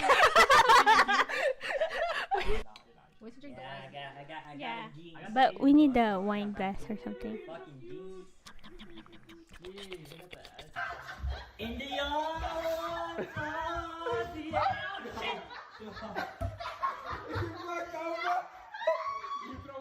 What was on the road? Was it a trash can? Why was the trash can in the middle of the road? saw a trash on the road. Crazy. Ah, that's my ex. On the middle of the road, he's committing suicide. That's my ex.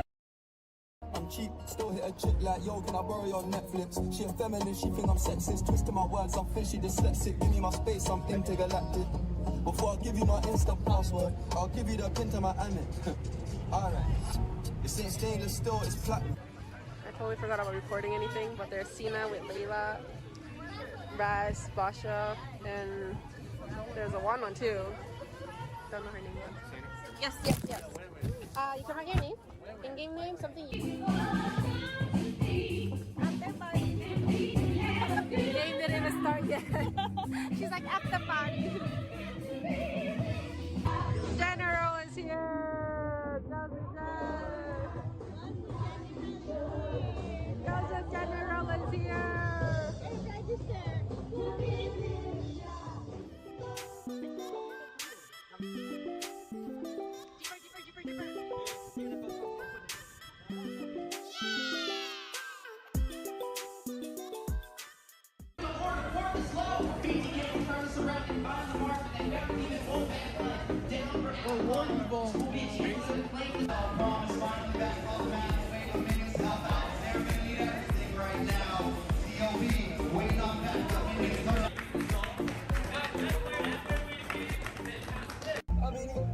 Just gotta see me, I'm winning. Now I'm getting bangs like live wonder. Been out of town for a month.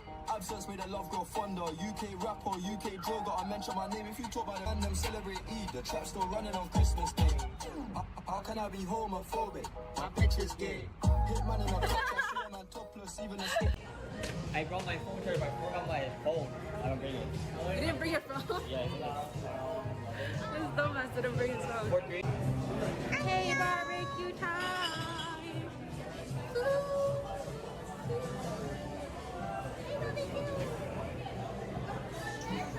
My husband was here. This is my bias. Oh, that's your bias? Mommy likes Stray Kids. I like Shiga.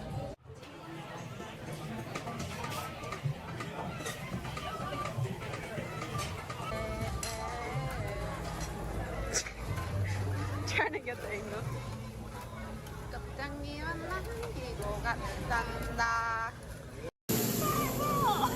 Oh my god, okay.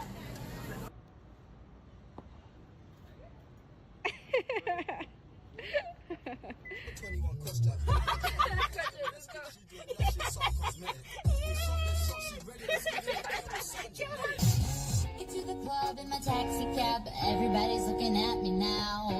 Like, who's that chick that's rocking kicks? She gotta be from out of town.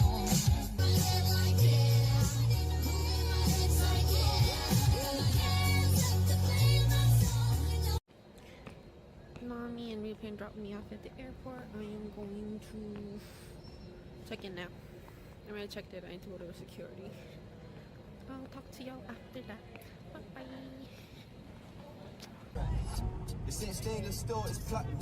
Dinner table, I got manners. T-shirt tucked in, napkin.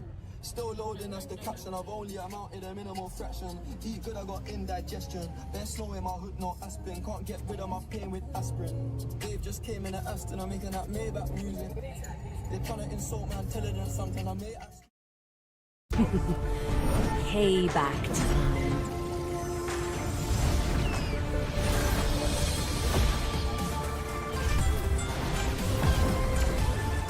My world is the sky!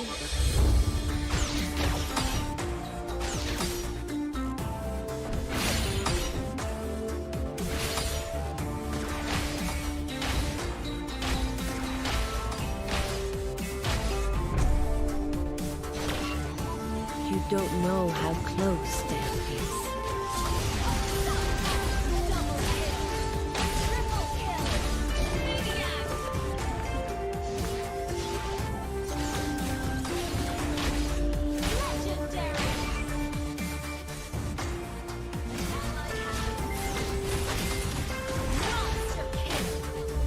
Feel my pain.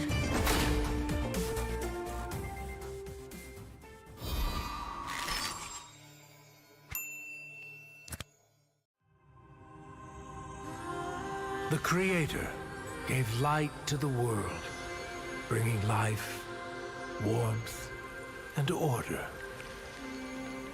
But from that act, darkness was born, and with it came death and chaos.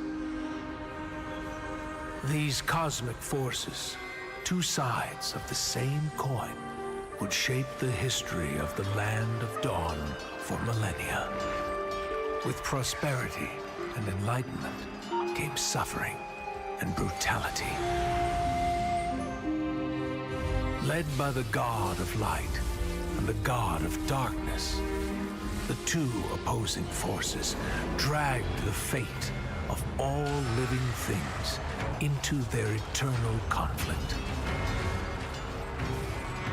But through the sacrifices of countless forgotten heroes, the era of strife finally came to an end. The gods were banished from this world, and peace was restored. Life flourished soon after, and great civilizations sprung up across the world. Eroditio among them. This would be known as the Golden Age. Of course, this is our history that every scholar in Eroditio knows by heart. But But when I was swept into the infinite gateway, I looked back and saw something different. I saw the North consumed by the blight of war. I saw the Great Plains ravaged and soaked in blood. I saw the forests and mountains turned against each other. I saw a broken world engulfed in flames. We were foolish to think the gods had been vanquished. Even now, their influence drives us toward destruction. And their return will bring about the great calamity. I can no longer afford to be a bystander, and neither can you, or anyone else who calls this world home. Now is the time to take our stand. So, where do we start?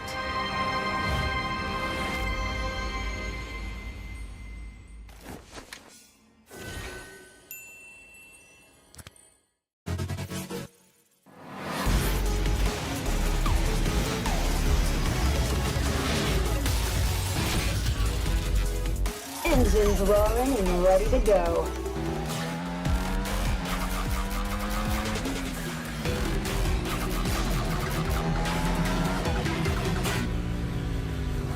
Nothing beats the adrenaline rush.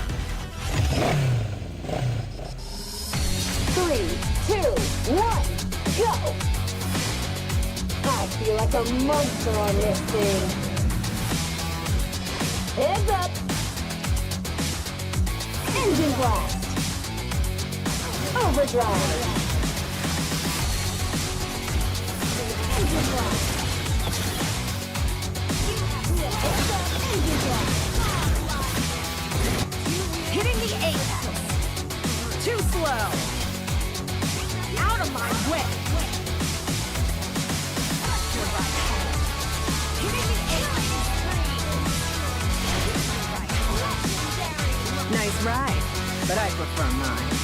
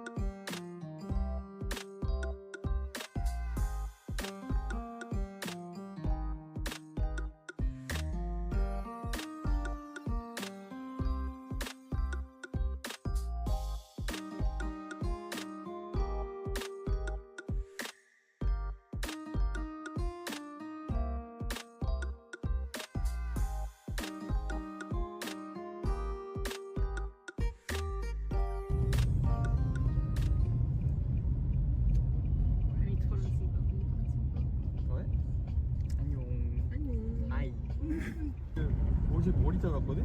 I become a bowl cut, guys. 여기 옆에 다 지우는. 아니야.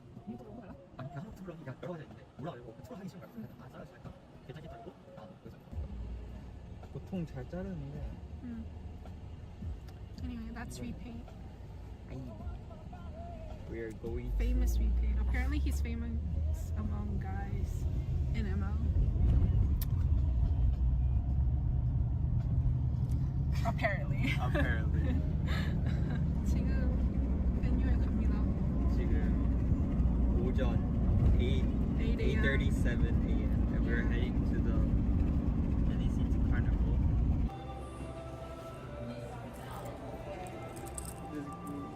Had a hard time coming here. Had a really hard time coming in, but we made it and then we got our staff.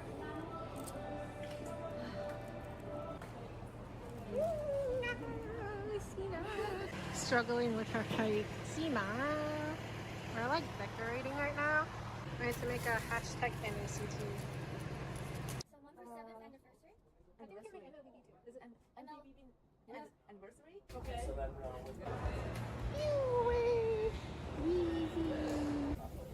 Look at those tassels. We put it up here thinking it was a good idea. It's like a little backdrop. And then when the wind is so strong, it keeps coming. Like it has no control. And then I blew all those balloons. Man, I did a whole year worth of lung exercise because of this. It says happy 7th birthday. Check-in. Welcome to the check-in booth. This is where you check in. The struggle. Write your name here and the signature.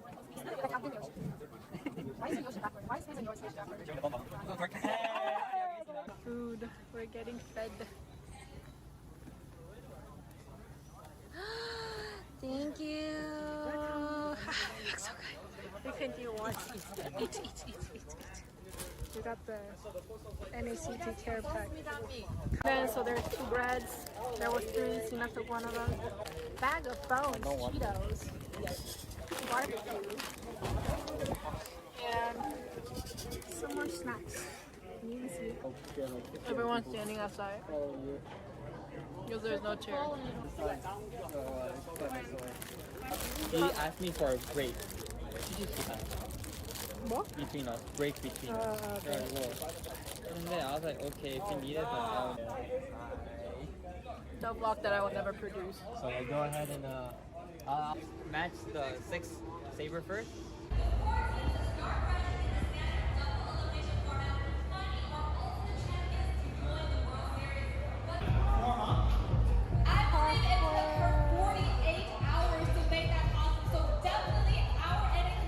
Guess who came late? This girl came late, but she got us coffee. This is what the staffs / VIPs do when the games are going on. She's taking a bill. 2 girls.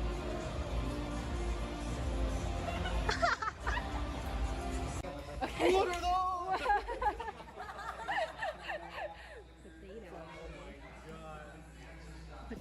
No, real wait. I don't have my phone on me. Fuck. I'll show you in Target. Alright. We did the forehead thing. We were on our way to UA's place for like a little after party on day 1, but guess what? Nami realized she left her camera at the venue, and guess what? Everyone left the venue. So we're driving back to the venue. So we're praying that the camera's still there. And the venue is open. It's still there, because we didn't bring it. It's still there. We are having a little more drive. We're having like 30 more extra minutes of driving. Drive with Nami. 뭐야 이거? 갑자기? Camera rescue expedition took a turn. Where do you have a basketball? Oh my god. If you wanna.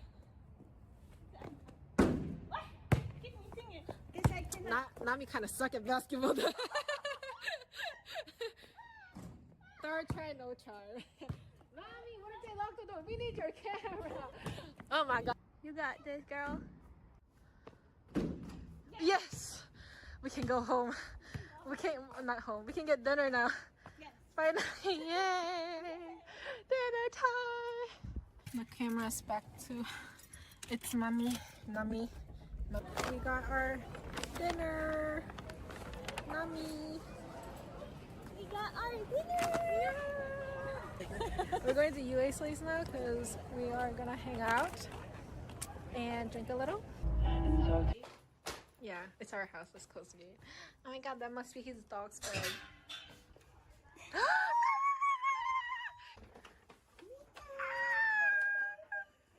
It's never about me, huh? Always about my dog. Your party is to be. We're at UA's place. UA's doggo. Hello, doggo. And then I know where it is. On the food ASMR time. rather having an anime.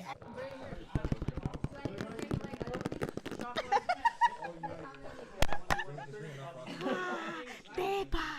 대박! There's an egg! 달걀 개 Keran. How do you say egg? Tamago. Tamago. No, that's Japanese. Keran. That's Korean. What's that? Itlog. Yeah. Getting red. I'm no blue zone. 15 seconds. No, just ask me what. Let's go! Just finish that first. I don't know why the noodles What's happening? It's deep. It's so stiff. No, we need to preheat it again, I guess. Do we? I think so. I just not My ass is reserved for woman and woman only. Not hot at all. It's like a lukewarm. Let me see. That's how Giga chat, buddy. The group? If you're a woman, Yeah. I will fuck you. If I'm transgender, no. Hell no. I'm a woman still. Oh, hey. Las Vegas. Because yesterday, It's where the last NACT was. But it's in LA. I think all the guys are gonna overtalk us. Let's go, bro. They're gonna judge us because we're like drinking. Why do we look like the most drunk one without the alcohol? Yo. You. No, no, you're not. Nah, you're banging. Crazy. I'm hyped up, bro. One of our members are drunk. The struggle is so real. I couldn't use face. Say it. For a good NACT that everyone came through. Say it. Lots of people from different places around the world. And we Yo! Okay. Not the Louis Vuittons.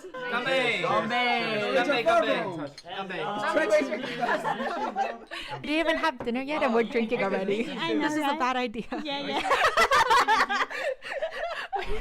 Where's the drink? I Yeah. got jeans. But we need the wine glass or something. Fucking jeans. India.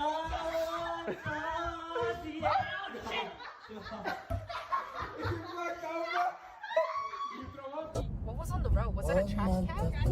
Where was the trash can in the middle of the road? saw a trash on the road. Crazy. Ah, that's my ex. On the middle of the road, he's committing suicide. I'm cheap, still hit a chick like, yo, can I borrow your Netflix? She a feminist, she think I'm sexist. Twisting my words, I'm fishy dyslexic. Give me my space, I'm intergalactic. Before I give you my Insta password, I'll give you the pin to my Amex. Alright. This ain't stainless steel, it's platinum. I totally forgot about recording anything, but there's Sina with Layla, Raz, Basha, and there's a one too. Don't know her name yet. Yes. You can write your name. In-game name, something you The game didn't even start yet. She's like, at the party. General is here. Joseph General is here.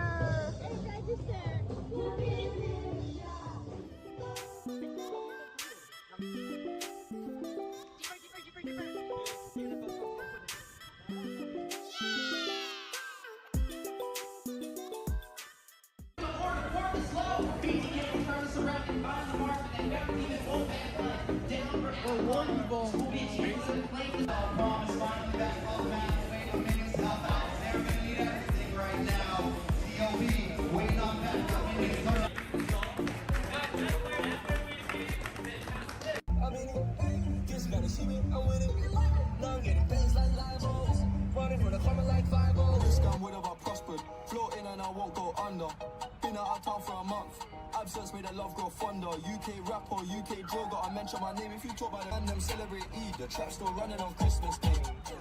How can I be homophobic? My bitch is gay. Hit man in a top, I see a man topless, even a stick. I brought my phone charger, but I forgot my phone. I don't bring it. You didn't bring your phone? Yeah, This dumbass didn't bring his phone. fourth grade. Hey, barbecue time!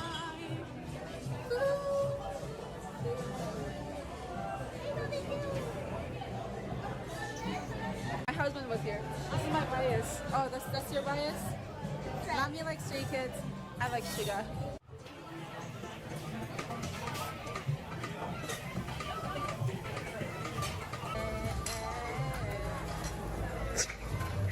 Trying to get the angle.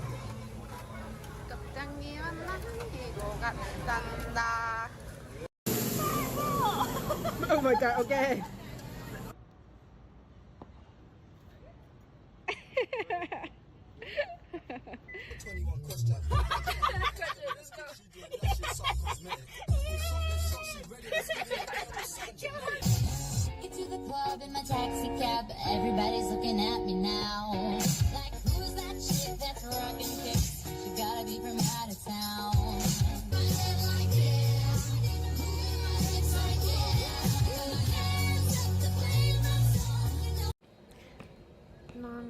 and dropped me off at the airport. I am going to check in now. I'm gonna check that I need to go to security. I'll talk to y'all after that. Bye bye. It's in stainless steel, it's platinum. Dinner table, I got manners. T-shirt tucked in napkin. Still loading, that's the caption. I've only amounted a minimal fraction. Eat good, I got indigestion. There's snow in my hood, no aspirin. Can't get rid of my pain with aspirin. Dave just came in at Aston, I'm making that Maybach music. They tryna insult my intelligence sometimes. I may ask. Payback time.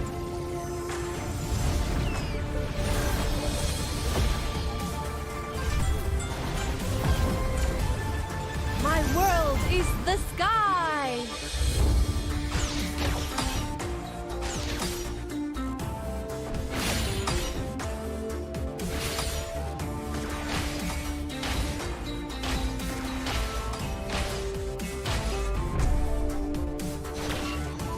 You don't know how close death is.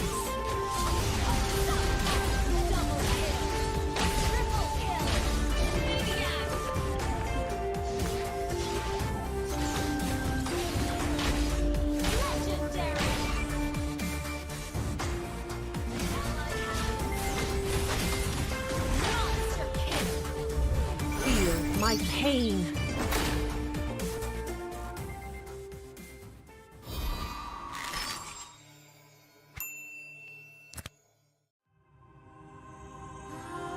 The Creator gave light to the world, bringing life, warmth, and order. But from that act, darkness was born, and with it came death and chaos. These cosmic forces, two sides of the same coin, would shape the history of the Land of Dawn for millennia. With prosperity and enlightenment came suffering and brutality. Led by the God of light and the God of darkness, the two opposing forces dragged the fate of all living things into their eternal conflict. But through the sacrifices of countless forgotten heroes, the era of strife finally came to an end. The gods were banished from this world, and peace was restored. Life flourished soon after, and great civilizations sprung up across the world. Eruditio among them. This would be known as the Golden Age. Of course, this is our history that every scholar in Eruditio knows by heart. But when I was swept into the infinite gateway, I looked back and saw something different. I saw the North consumed by the blight of war. I saw the Great Plains ravaged and soaked in blood. I saw the forests and mountains turned against each other. I saw a broken world engulfed in flames. We were foolish to think the gods had been vanquished. Even now, their influence drives us toward destruction. And their return will bring about the great calamity. I can no longer afford to be a bystander, and neither can you. Or anyone else who calls this world home. Now is the time to take our stand. So, where do we start?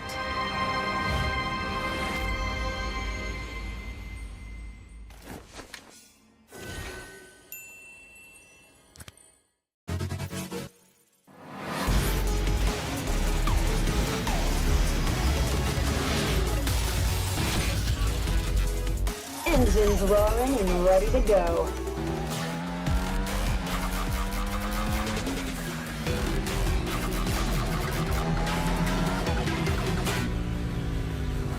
Nothing beats the adrenaline rush. 3, 2, 1, go! I feel like a monster on this thing. Heads up! Engine blast! Overdrive! Engine blast! Heads up! Engine blast! Hitting the apex. Too slow.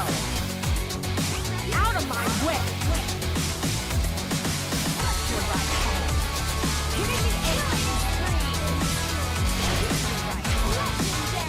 Nice ride, but I prefer mine.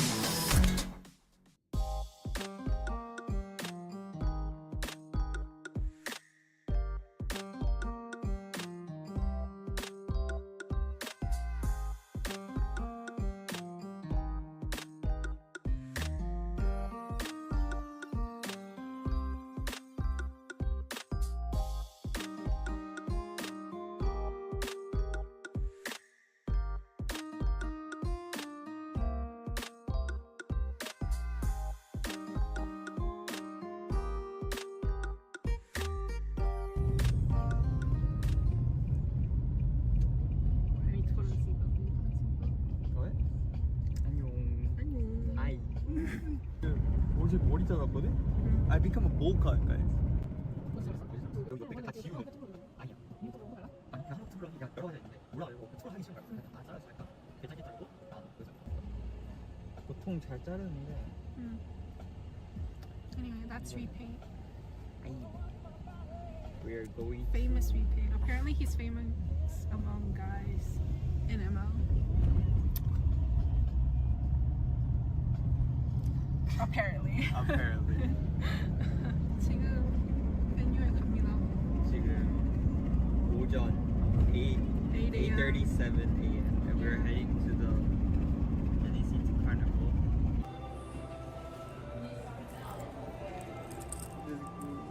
Had a hard time coming in here. Had a really hard time coming in, but we made it and then we got our staff.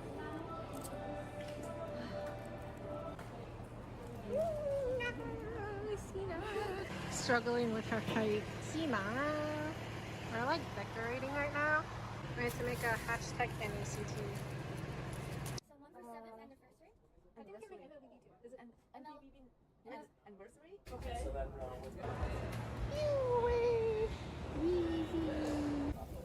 Look at those tassels.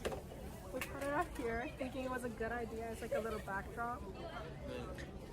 And when the wind is so strong, it keeps coming, like it has no control. And then I blew all those balloons. Man, I did a whole year worth of long exercise because of this. It says happy 7th birthday. Check-in.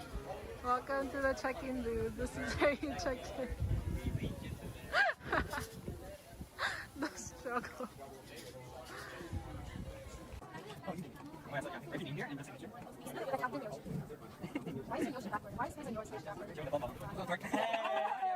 Food. We're getting fed. Thank you. It looks so good. We can do one. Eat. We got the NACT care pack. Then, so there's 2 breads. There was 3. Sina took one of them. Bag of bones, Cheetos, barbecue, and some more snacks. You can see.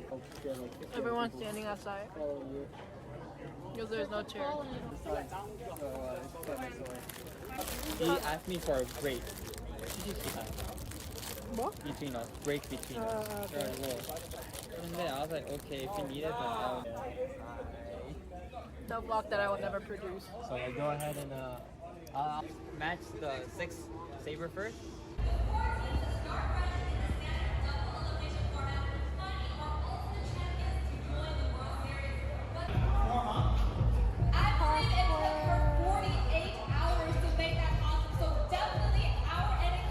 Guess who came late? This girl came late, but she got us coffee. This is what the staffs / VIPs do when the games are going on. She's taking a bill. 2 girls.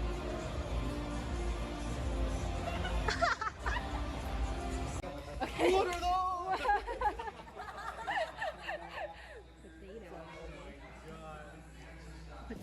No, real. Wait, I don't have my phone on me. Fuck. I'll show you in Target. Alright. We did the forehead thing. We were on our way to UA's place for like a little after party on day 1, but guess what? Nami realized she left her camera at the venue. And guess what? Everyone left the venue. So we're driving back to the venue. So we're praying that the camera's still there. And the venue is open. It's still there, because we didn't bring it. It's still there. We are having a little more drive. We're having like 20 more, 30 more extra minutes of driving. Driving Nami. 뭐야 이거? 갑자기? Camera rescue expedition took a turn. Where do you have basketball? Oh my god. If you wanna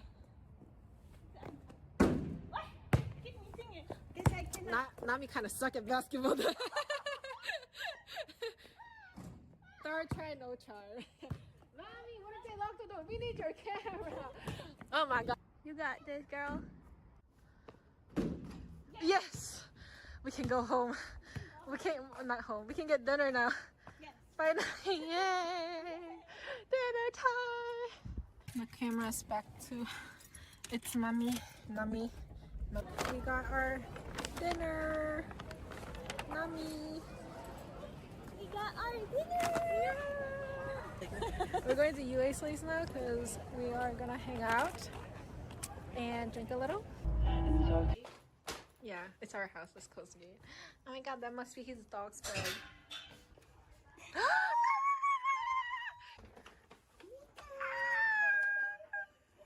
It's never about me, huh? Always about my dog. Your car needs to be. We're at UA's place. UA's doggo. Hello, doggo. And then I know there's where it is. On the food ASMR time. right there, having an anime.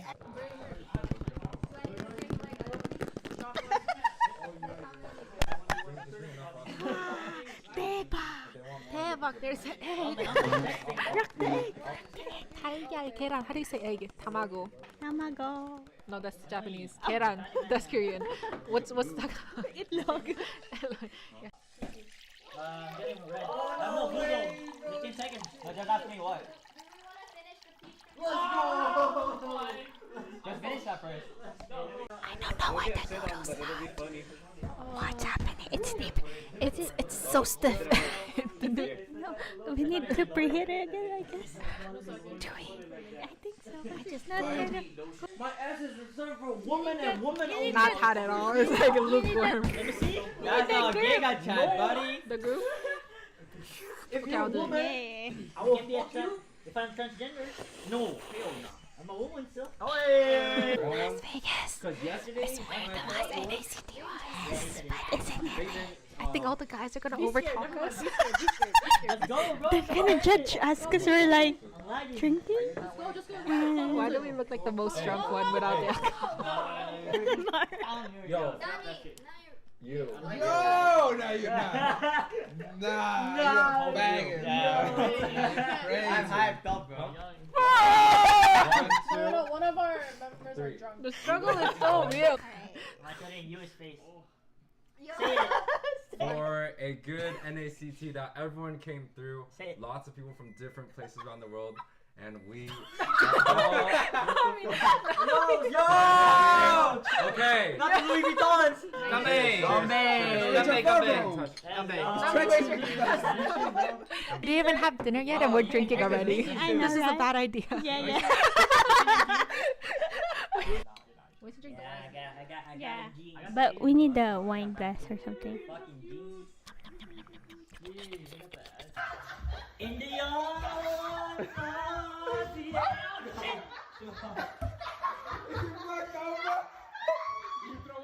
What was on the road? Was it a trash can? Why was the trash can in the middle of the road? A trash on the road. Crazy. Ah, that's my ex. On the middle of the road, he's committing suicide. I'm cheap, still hit a chick like, yo, can I borrow your Netflix? She a feminist, she think I'm sexist, twisting my words, I'm fishy dyslexic, give me my space, I'm intergalactic. Before I give you my Insta password, I'll give you the pin to my Amex. Alright, this ain't stainless steel, it's platinum. I totally forgot about recording anything, but there's Cena with Layla, Raz, Basha, and there's a one too. Don't know her name though. Yes. You can write your name. In-game name, something you game didn't even start yet. She's like, at the party. General is here. General is here.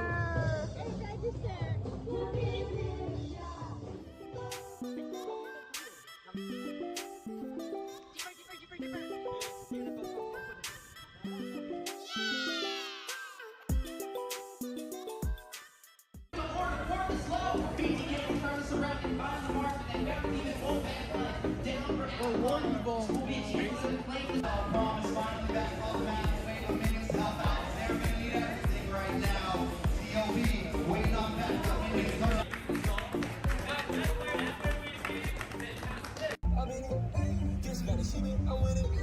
Now I'm getting bangs like Libos.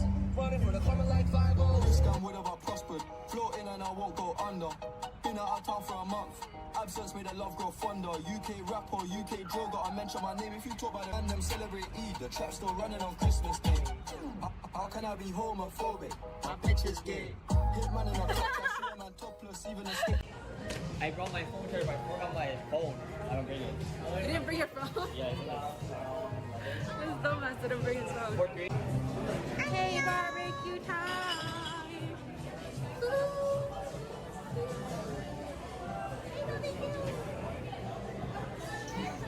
My husband was here. This is my bias. Oh, that's your bias? Mommy likes Stray Kids. I like Shiga.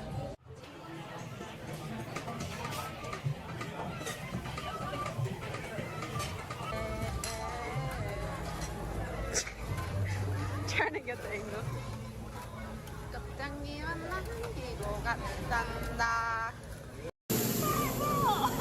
Oh my god, okay.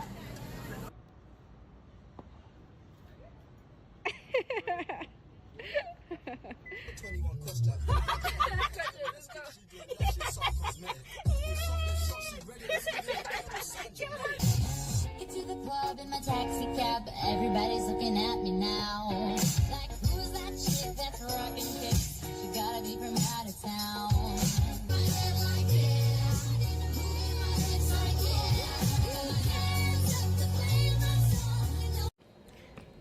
Mommy and Replane dropped me off at the airport. I am going to check in now. I already checked it. I need to go to security. I'll talk to y'all after that. Bye bye. This ain't stainless steel, it's platinum. Dinner table, I got manners. T-shirt tucked in, napkin. Still loading us the caption. I've only amounted a minimal fraction. Eat good, I got indigestion. There's snow in my hood, no aspirin. Can't get rid of my pain with aspirin. Dave just came in at Aston. I'm making that Maybach music. They're trying to insult my intelligence. Something I may ask. Payback time.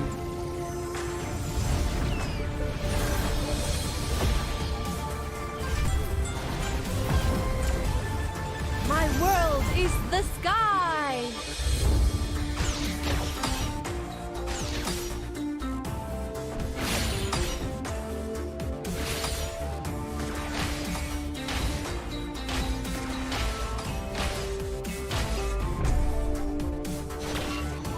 You don't know how close death is.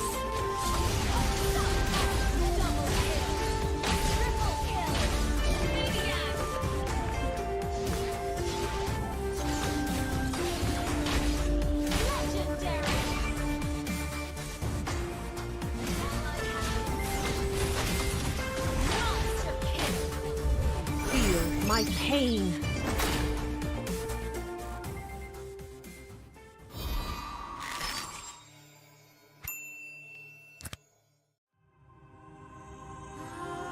The Creator gave light to the world, bringing life, warmth, and order. But from that act, darkness was born, and with it came death and chaos. These cosmic forces, two sides of the same coin, would shape the history of the Land of Dawn for millennia. With prosperity and enlightenment came suffering and brutality. Led by the God of light and the God of darkness, the two opposing forces dragged the fate of all living things into their eternal conflict. But through the sacrifices of countless forgotten heroes, the era of strife finally came to an end. The gods were banished from this world, and peace was restored. Life flourished soon after, and great civilizations sprung up across the world. Erudicio among them. This would be known as the Golden Age. Of course, this is our history that every scholar in Erudicio knows by heart. But when I was swept into the infinite gateway, I looked back and saw something different. I saw the North consumed by the blight of war. I saw the Great Plains ravaged and soaked in blood. I saw the forests and mountains turned against each other. I saw a broken world engulfed in flames. We were foolish to think the gods had been vanquished. Even now, their influence drives us toward destruction. And their return will bring about the great calamity. I can no longer afford to be a bystander, and neither can you. Or anyone else who calls this world home. Now is the time to take our stand. So, where do we start?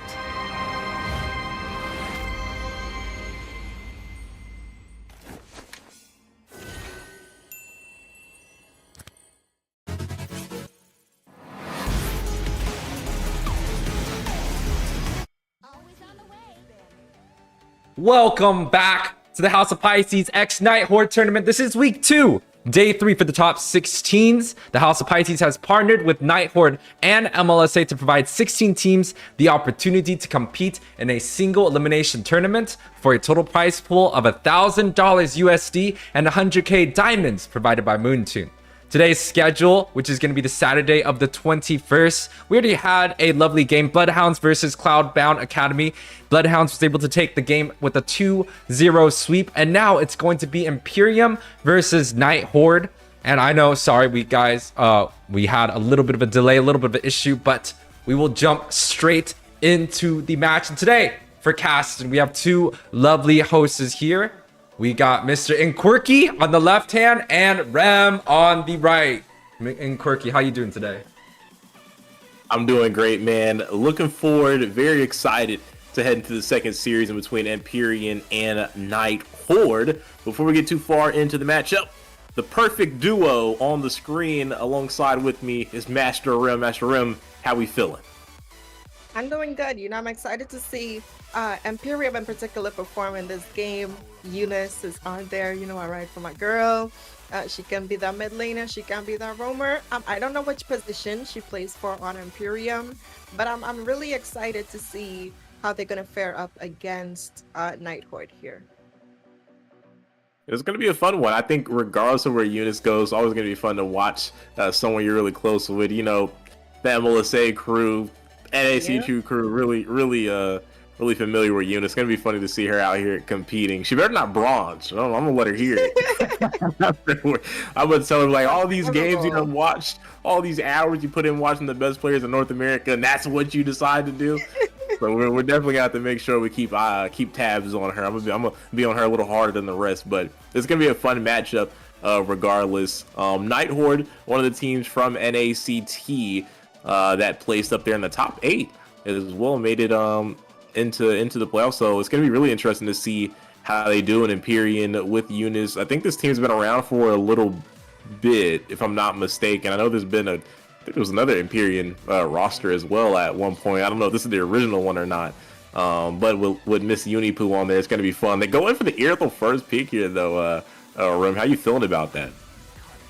I think it's very strong, right? She does have a lot of scaling capabilities in the lane. She has the mobility as well comboed into her kit. I feel like the prime reason we're seeing a lot of these Immortals in these games is everyone wants to use that skin. You know, they want to see her on that motorbike shooting some bow and arrows, and you know, you can't blame them. She is a pretty solid pick though, so I definitely would give them that. Going up against the Brody, I'm not too sure who's gonna win off, but I feel like both of them are kind of on an even level when it comes to poking the other out. I feel like both of them have the capabilities to freeze the lane. They also have the capabilities to poke each other and dish out that equal damage. And in terms of scaling, but in terms of scaling speed, sorry, I do think they scale about the same time, but in terms of pushing towers, definitely early game is going to be into the hands of the Brody for sure. But looking at the draft of Imperium, this is the second Lilia that we're going to see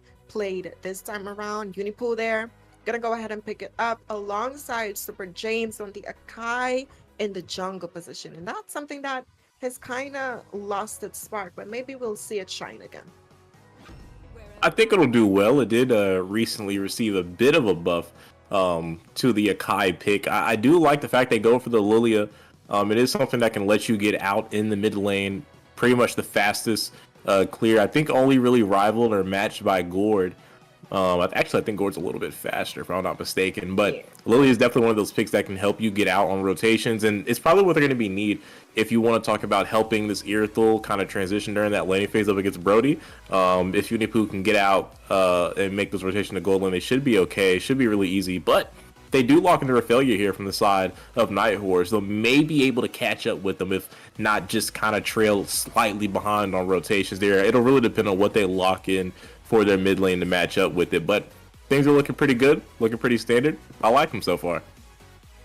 Yeah, and another thing to point out with this Rafaela is a very great response to that Lilia pick, right? We do know that Ice Queen Wand is one of her favorite magical wands in the entire game, and Rafaela giving you that immunity to crowd control. And if you consider her cooldown reduction, if we do decide to go that route, as long as you're about that 35% mark, you can pretty much get your second skill every about 4 seconds, which is in ML 4 seconds is a lot of time, right? So definitely something that is a good counterplay coming in for the side of Nighthorde. So I do like that response. But if we look at some of the bans though, things that are not going to be picked up, the Terizla is being banned out. We're seeing the Fedrin, something that can go up against the Akai quite well in that jungle position. So I do like it across the board so far for both sides. I'm a little surprised Fredrin does get banned out. Watching, like I said, with the other tournament I was casting today, that Digital Games, I don't think Fredrin was banned a single match today, and this was during the playoff run, and not only was he not banned at all, he wasn't picked either. I feel like maybe the nerf could have, this nerf, he's been nerfed a couple times, but I feel like maybe this nerf might have been that final nail in the coffin for him, so I'm surprised it's still getting any attention over here. But of course, region to region, things can be a little different. We are swinging into the first pick out of the last ban phase here. Nighthorde has the floor. They can look to go ahead and secure their mid lane here. They're also in need of a jungler still, something to match up against this Akai. Not much utility left. Maybe something like a Martis maybe up for grabs here if you want to talk about the next utility jungler. Boxy, Akai, Martis, kind of those top ones. But they go ahead and pick up their mage first. They're going to go ahead and lock in Navaria here. And it's a pretty solid pick, right? Especially when paired up with something like the Brody. I do think increasing that hit mark for him in particular is going to fare up well. We do know if that Astral Echo goes in before these neutral objective fights, it already gives them the upper edge, especially with the Yuzhong being on their side, right? Increasing that hitbox, more Petrify. The Petrify has a higher chance of being successful.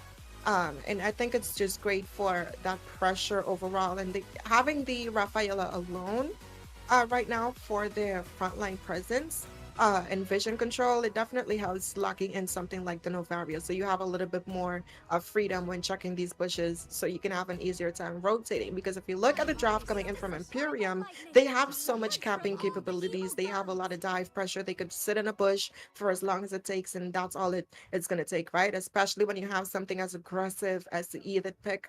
And again, I like it. I do think it's pretty solid. They have a lot of frontline coming in from Imperium. They have a lot of dive potential as well. They also have the damage. They have the early game. They have the late game. Every box checked off for the draft of Imperium so far.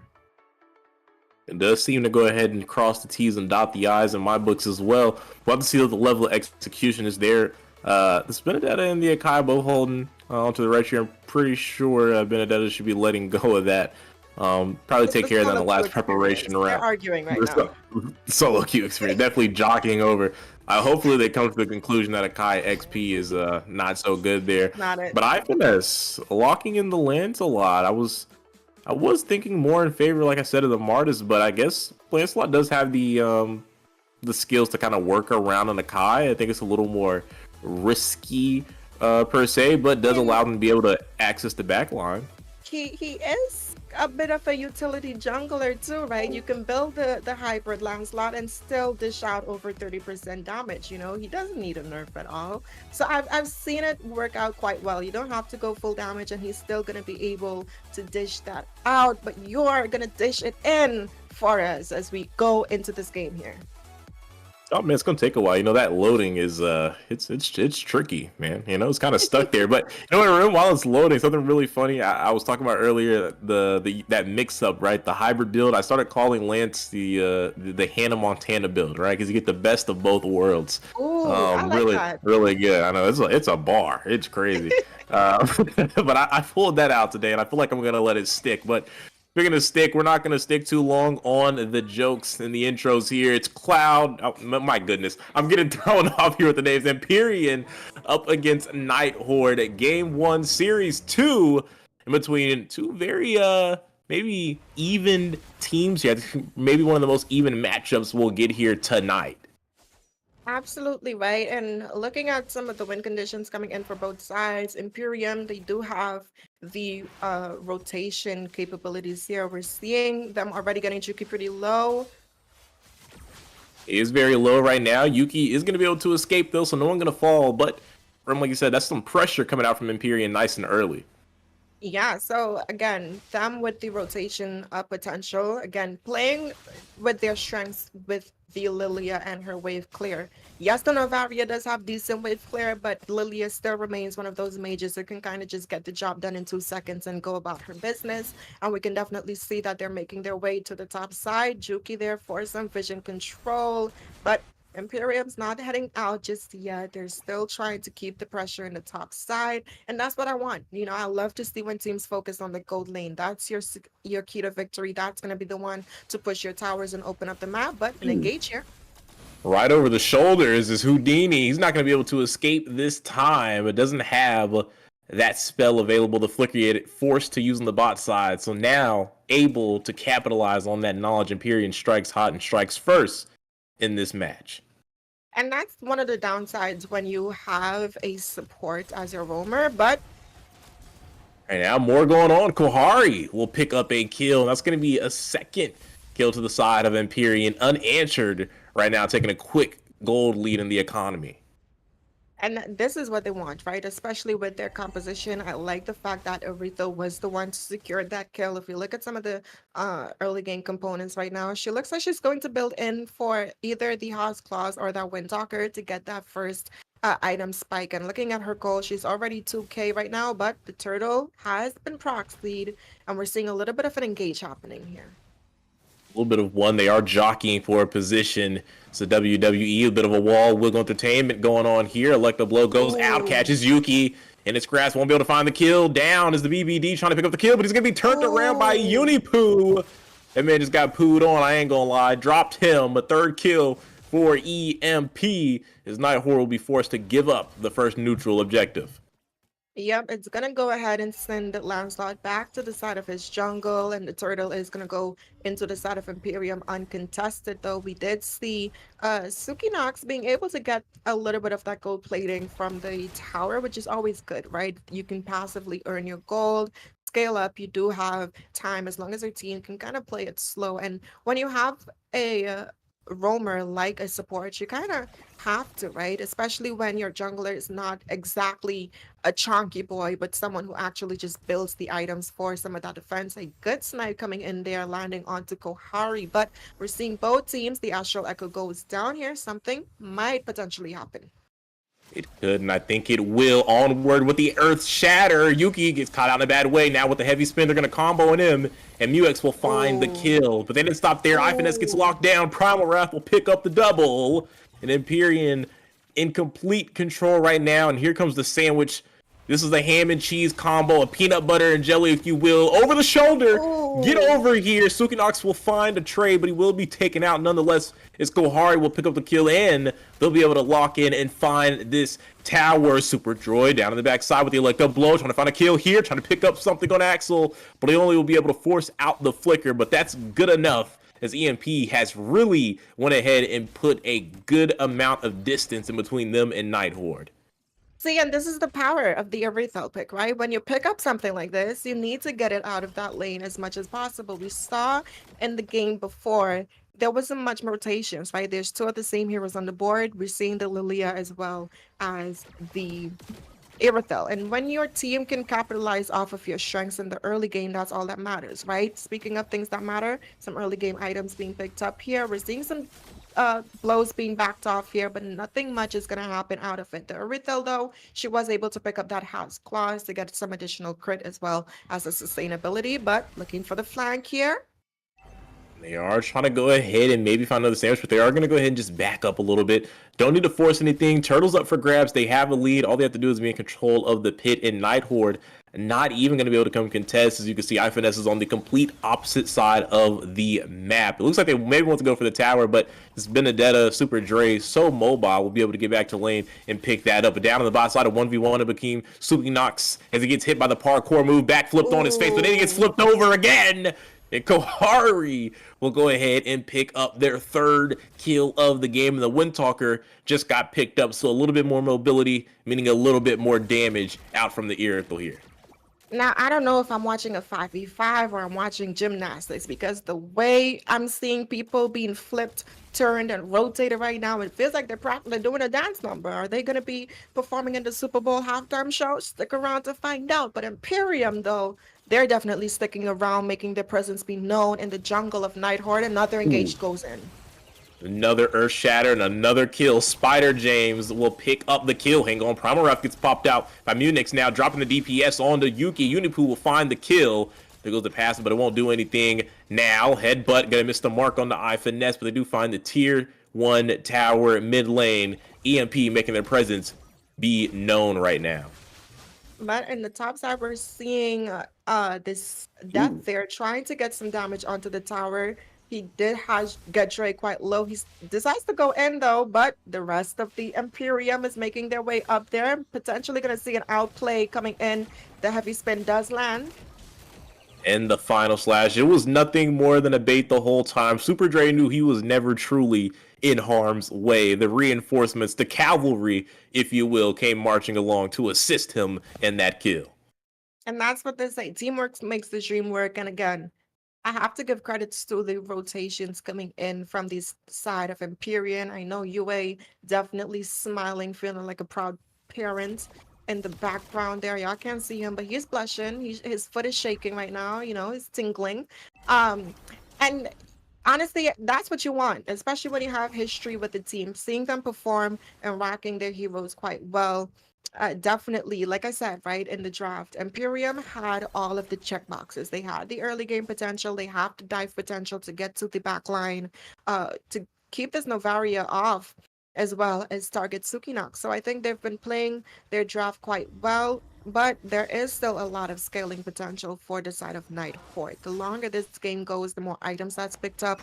Brody's going to be able to shine. We do know the Novaria also shines later on to the match as well, but Sukinox here isn't maybe in a bit of trouble. He's going to have to flicker out. And with that happening, the tower shall fall.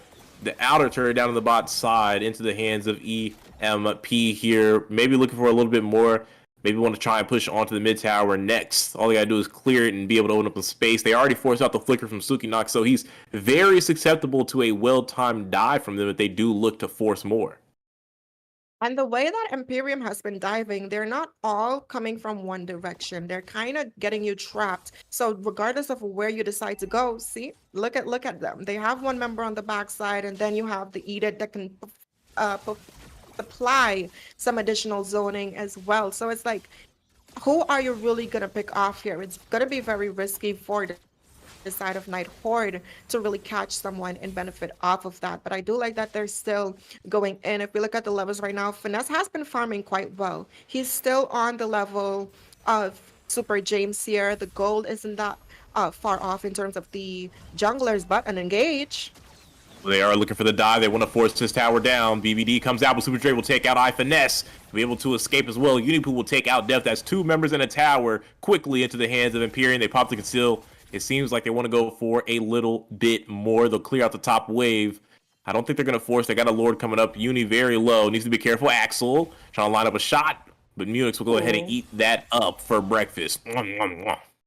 If someone can Alexa play Grenade by Bruno Mars, because she definitely took a shot for her right there. And again, that's the synergy that you want to see being picked up here. But speaking of things being picked up, Sukinox getting that Malefic Roar definitely gonna help going up against Super James as well as me there on this ETA pick. And if we look at some of their defense right now, the Akai did pick up that Antique. So definitely a good item going up against the Lancelot as well as the Brody here. But we're seeing them zone out this Lord pretty well. Look at Super Dre up in the back line, getting that push potential as well as providing some vision. But I feel like Nighthorde is not going to potentially let this one go for free. No, I don't know. I feel like they're kiting right now. They're definitely going to let it go for free. They just pump fake and they want to go for it, but they know they're in no position. I mean, they're down 10k gold. Axel isn't even close enough for range, but now he gets flipped with the onward Earth Shatter. No one there to follow it up, but hang on, Super Dre might be able to cut him off. Actually, he's going to go ahead and retreat. Doesn't be taken out. Torn apart memory goes the distance, but won't be able to find a kill as the concealed play was utilized. Wondering what the Empyrean's next move will be as the top wave gets cleared out. I think they're just going to sit around, kind of wait for the Lord and play this right. Now, one thing Imperium has been pretty good at this game is forcing out some of the resources coming in from the side of Nighthorde. If we look at their spells right now, there's always someone whose flicker's always on cooldown. It hasn't been a time since the game started where everyone had their flickers up. They are really good at making them use these resources so the next engagement they can pin down that member or make it harder for them to provide some additional support, because if they get caught between a rock and a hard place, that's where they're going to die on that hill. But an engage. Speaking of a rock and a hard place, Super Dre catches 3 with the Electro Low Petrified combination. Won't be able to find a kill just yet. iFinesse will take out Dre instead. They're down a member. Lord half HP. Could Empyrean go ahead and end the game? Kohari picks up the tower down the bot side, but his team is enthralled into a battle. Lord finally cleared out no minions inside of this Nexus, and it looks like EMP, with those HP bars falling, will go ahead and retreat after opening up the entire base of Nighthorde. And that's some of the strengths going in from the Raphael, right? I mentioned the longer this game goes, the more they're going to be able to scale up. So some of these initial bursts and pickoffs that worked in the early game, it's gonna have a hard time being executed now. But speaking of being executed, Kohari is gonna be shut down by Finesse there, finding the right targets finally, right? And that's the thing. They're starting to scale, they're starting to get those items built in. So Empyrean has to be a little bit more patient with their decision making. It's very easy to overstay and throw your lead, but I want to see them continue to keep their synergy. I want them to keep on the rotations, keep on the wave pressure, and not find themselves in opportunities where they can potentially be picked off that easily. If you look at some of the items right now, Lilia does have her 3 core items. She has the spam ability now that she does have the enchanted talisman. Looking at Novaria though, she's building into the Ice Queen wand, almost getting her trinity of her items as well. But in the top lane though, they're looking for death. Primal Wrath comes out, and Death will have to be forced to use the Black Dragon form. He's trying to go ahead and retreat, but Spider James kind of patiently waiting, headbutt too early to be able to punish the landing. And the MP will come up empty-handed, but a Lord coming in less than 20 seconds. I'll assume they'll go ahead and start focusing their attention that way, as it will be a Luminous Lord this time. And with the base completely open, they could absolutely look to end the game with it. Absolutely. I want to see them really set up for this. Don't get poked out too much. Kohari has to be on his tippy toes with those positioning. You're gonna hear him say, "Run, Leo, run!" right now to make sure she doesn't die. But look at Finesse looking for Unipu there, getting her quite low, but he's not gonna be able to find a kill. The Astral Echo does go out though for some vision. Let's go out right now. The Lord though, completely for free from Empyrean. Nighthorde hasn't had many choices, I will say. It's been very clear what they'll be allowed to do because it's what Empyrean is going to allow them to do, which is just stay at base until they decide to end the game. But take a look at top. Finesse was putting a bit of damage onto Dre, but it is a Benedetta at the end of the day. Won't be able to do too much with him. Absolutely right. And if we look at what Imperium has going for them in terms of overall draft composition, they have a lot of poke damage, but they also have the ability to burst as well. And if we look at what Nighthorde has drafted for them, yes, they have some poke potential with the Brody as well as the Novaria. They don't really have that burst to kind of top them off. So what they have to do right now is try to focus on this backline. If they can get Kohari out of the board, that's going to be it for them. But a lot of resources burnt out here. The flicker onward, but it's not going to be able to make the mark. Juki able to pick up the kill, but Empyrean will shred the base in a blink of an eye. And they'll go up with the early advantage, 1-0. And this is best of 3 series up against Nighthorde. Really good game being played for this side of Empyrean here. If we look at some of the itemizations, Arythel was able to scale up and secure her full build, and that's courtesy to the team putting a lot of attention into her in the early stages of the match. We saw the rotations coming in from the Lilia. We also saw some really good knockups coming in from ETA there, as well as the rotations coming in from Dre. If we look at the team fight participation, definitely shows that they were all on the same page. They had the same mindset, they had the same focus throughout the board. So I'm hoping that in game 2, we can see a little bit more response and more draft synergy coming in from the side of Nighthorde. I feel like if you're going to sacrifice some burst potential, have a lockdown, have someone who's going to be able to keep someone in one place so your poke damage can actually add up in scale over time, or vice versa. So I hope that they just clean up some of those misplays there. Cleaning up is right, and honestly, we're going to be looking to see if maybe can Nighthorde be able to bounce back. I mean, that first game was a bit of a rough showing there up against Empyrean. Definitely shout out to them. They came out and kind of punched them in the mouth, if you will, bringing the much-needed aggression up against a team when you're trying to take that first match. And the best of 3, the game 1 is very critical, very important to where the momentum will sit. And right now with EMP, they got everything handed to them right now. It's match point at this point, and Nighthorde actually has to dig deep. They got to win 2 in a row at minimum just to be able to win this, and EMP is right at the finish line. It's right there. They can taste it at this point. It's close, and I like the responses, and this is a very important, and a lot of teams forget about this when they're in a tournament. Like, you see what the enemies are capable of in the first game in terms of the heroes they play and how comfortable they are with those heroes. And sometimes you don't respect it enough and you let it through. But no, I like that Nighthorde realized the Akai is definitely a problem. Not only in terms of zoning, you can't really burst him down. He also has that disengage or the engage potential, which we saw a little bit of all of the above in the previous game. So banning him out, learning their lesson from that last match is a really solid choice from them, especially considering the fact that I think that this time around they do have first pick, so they will be able to get a little bit more of an edge this time around. Could potentially be able to get an edge, like you're saying. I'm wondering. It's always the adjustments I look for in the draft after a team loses. Is how do you adjust? Because obviously the winning team doesn't really need to change too much, unless you look to deny some things, unless you ban some things out, which they have went ahead and decided to do with the Akai, right? They go ahead and take that out the way. Things of that nature.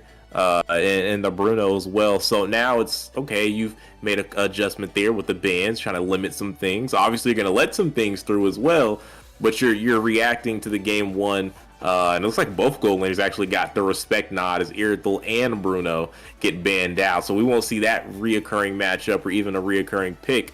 But now I got to see where Nighthorde kind of takes it with, especially with blue side. Right now they're going to have first pick priority, and again, a lot of things are going to be let through. We're talking about at bare minimum, out of the big three supports, we should be able to see one.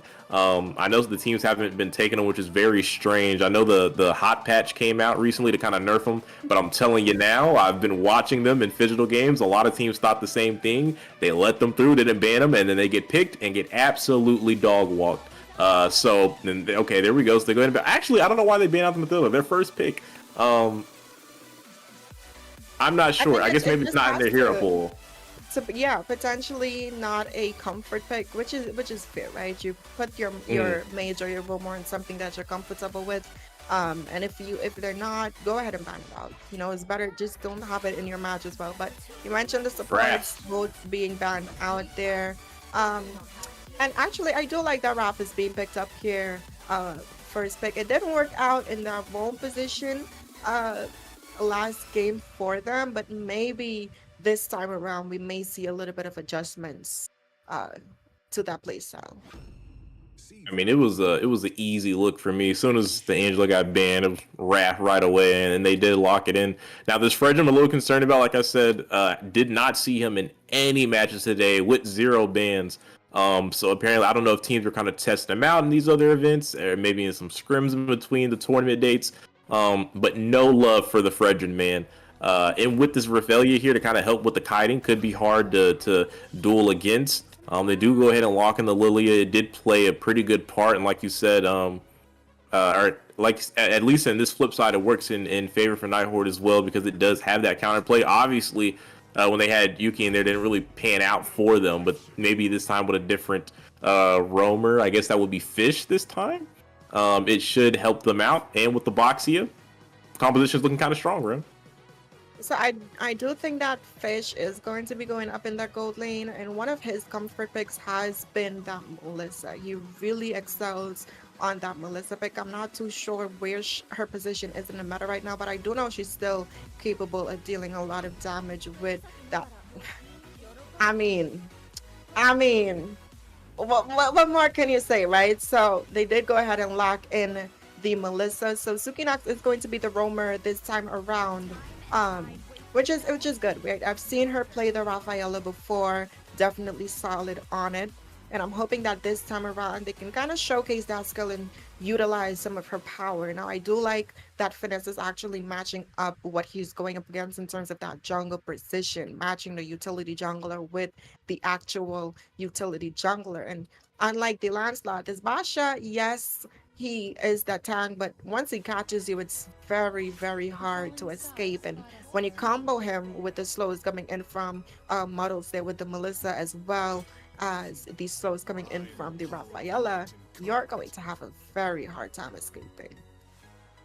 Speaking of escaping, something I'd like to see maybe help Nighthorde here escape some team fights. They could look to synchronize this Raphaela with something like the Faramis. If Empyrean doesn't go ahead and ban it out, seeing that they still need a mage.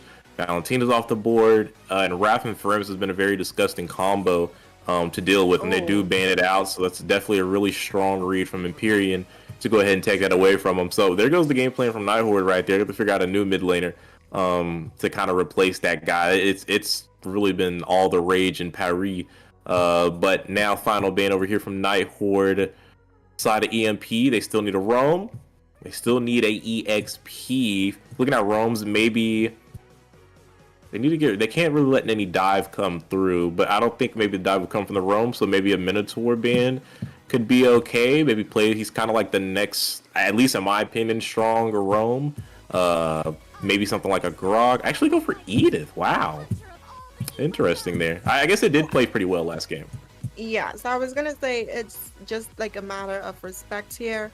I do think for roamers for the side of EMP, I'm not sure if they play, even though she did receive a nerf, I do think that the Florin is still a little bit of a viable option, especially with the faster stun potential that she does have to offer right now. And even though her ultimate no longer deals damage, she still reduces, gives you immunity to that heal cutting effects, which is where the Basha kind of shines, right? So I definitely do think that could be an option for them. But I'm seeing them hovering over some really interesting picks here, but I'm actually okay with the one that they did decide to lock in. They do have some backline dive as well as some additional chunkiness and sustainability. We've been seeing the Terizla and the Lapus pop off a lot when they build in the Bloodless Axe.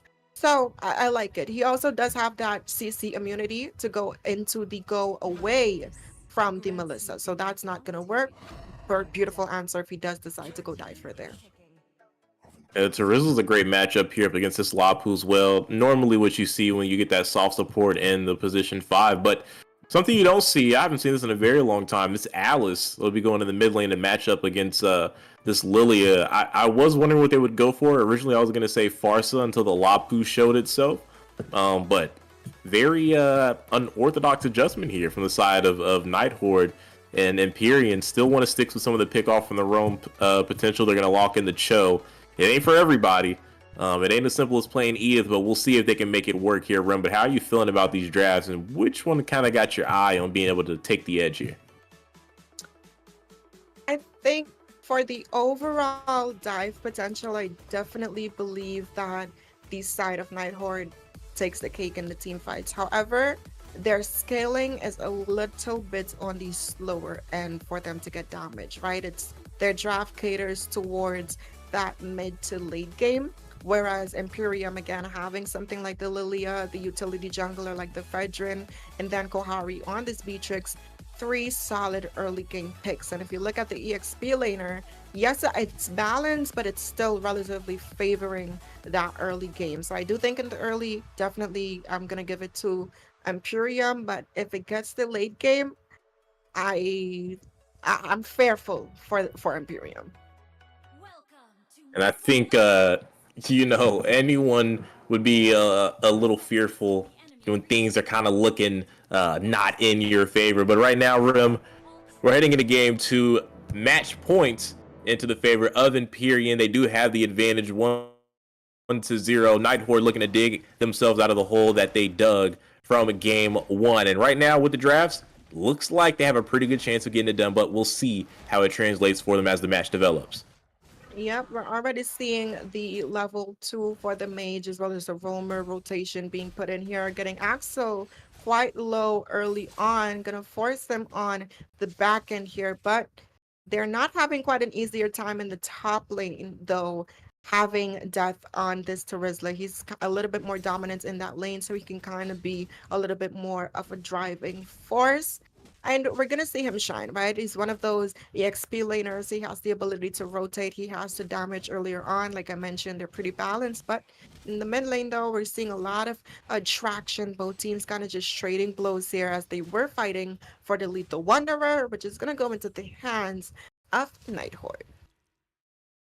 Does go into the favor. I'm a little curious on how these initial engagements are kind of going to go. I feel like Empyrean, with the CC that they have available, with the Cho, with Fredrin in their hands, it should be able to work out for them. But Miox doesn't know there's an ambush coming, and just like that, Fish will pick up his first kill. Death forced onto the Flicker. Spider Jane James left all alone in between a little rock and hard place, retreating over the golden crab wall. It looks like he will be able to escape potentially, even stepping back up as if he wants more. But that's going to be all she wrote for that bot side engagement. Absolutely right. But Nessa's not done. He's still going in. Back into it, uses the energy eruption, using the pop-up knock-up. Nux will find a knock-up of his own with the G-Con but does not have the level 4. No way of the dragon, so no way to kind of piece that knock-up together to facilitate a kill to the hands of Empyrean there.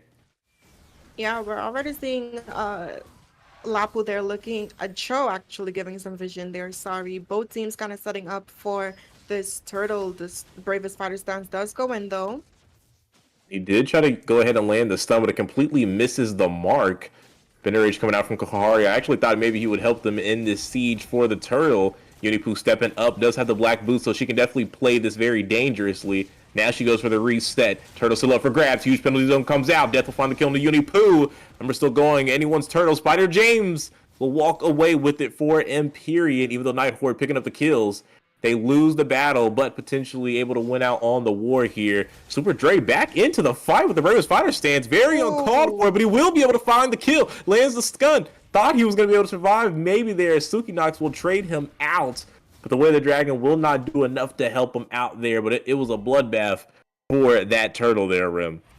Now, it's always risky going for the Rafaela when you're that low, because her passive does scale off of how much HP you have, and it is true damage. So that's what actually took him down there. If it was any other support, they would have gotten that kill. But speaking of kills here, could potentially see one. Axel caught out a bit trying to run down Unipood. Does have the blood orb, but he's getting caught by so much CC, it doesn't even matter. Kohari lands the double. Fish will trade out Nux, but they're currently in the lead with Empyrean. Kohari, honestly, I was wondering if he was going to go a little bit more aggressive. Did have the flicker if he wanted to chase down for a 3-piece, but doesn't want to waste a skill, not for a support. Just going to go back to lane and play this smart. absolutely right. Looking at some of the items, Melissa being able to pick up that corrosion sight, definitely going to help her in terms of scaling potential. But speaking of scaling here, Super James walking down to the jungle. Sukinox caught out. Appraiser Wrath will fall. Doesn't pick up the kill, but now look at the TikTok. Cho finds the kick, and that's exactly what they need. But hang on. The bubbles pop out, but it doesn't matter. Kohari will find the kill. Fish will take down Muix. So it's a 1-for-1 trade for him in that fight there. Axel down as well. Finesse looked like he wants to come assist, but the call is to go back to farming. There's nothing left to go ahead and fix or clean up there. And you mentioned the show, right? You said not everyone can do it. It's nothing like the ETA playstyle. And I think he's showing you that he's very much capable of finding the right angles, finding the plays, finding the movement, and finding his way around. But speaking of things to be around, Turtle has spawned in the second neutral objective, but I'll show the bot side. Nighthorde, go ahead and take Kohari off the map. They do, and Dre, who's being very patient in small bush there next to Turtle, was able to make a bit of an ambush, wasn't able to find the kill, but they do secure pocket of opportunity, pocket of sunshine for the Turtle.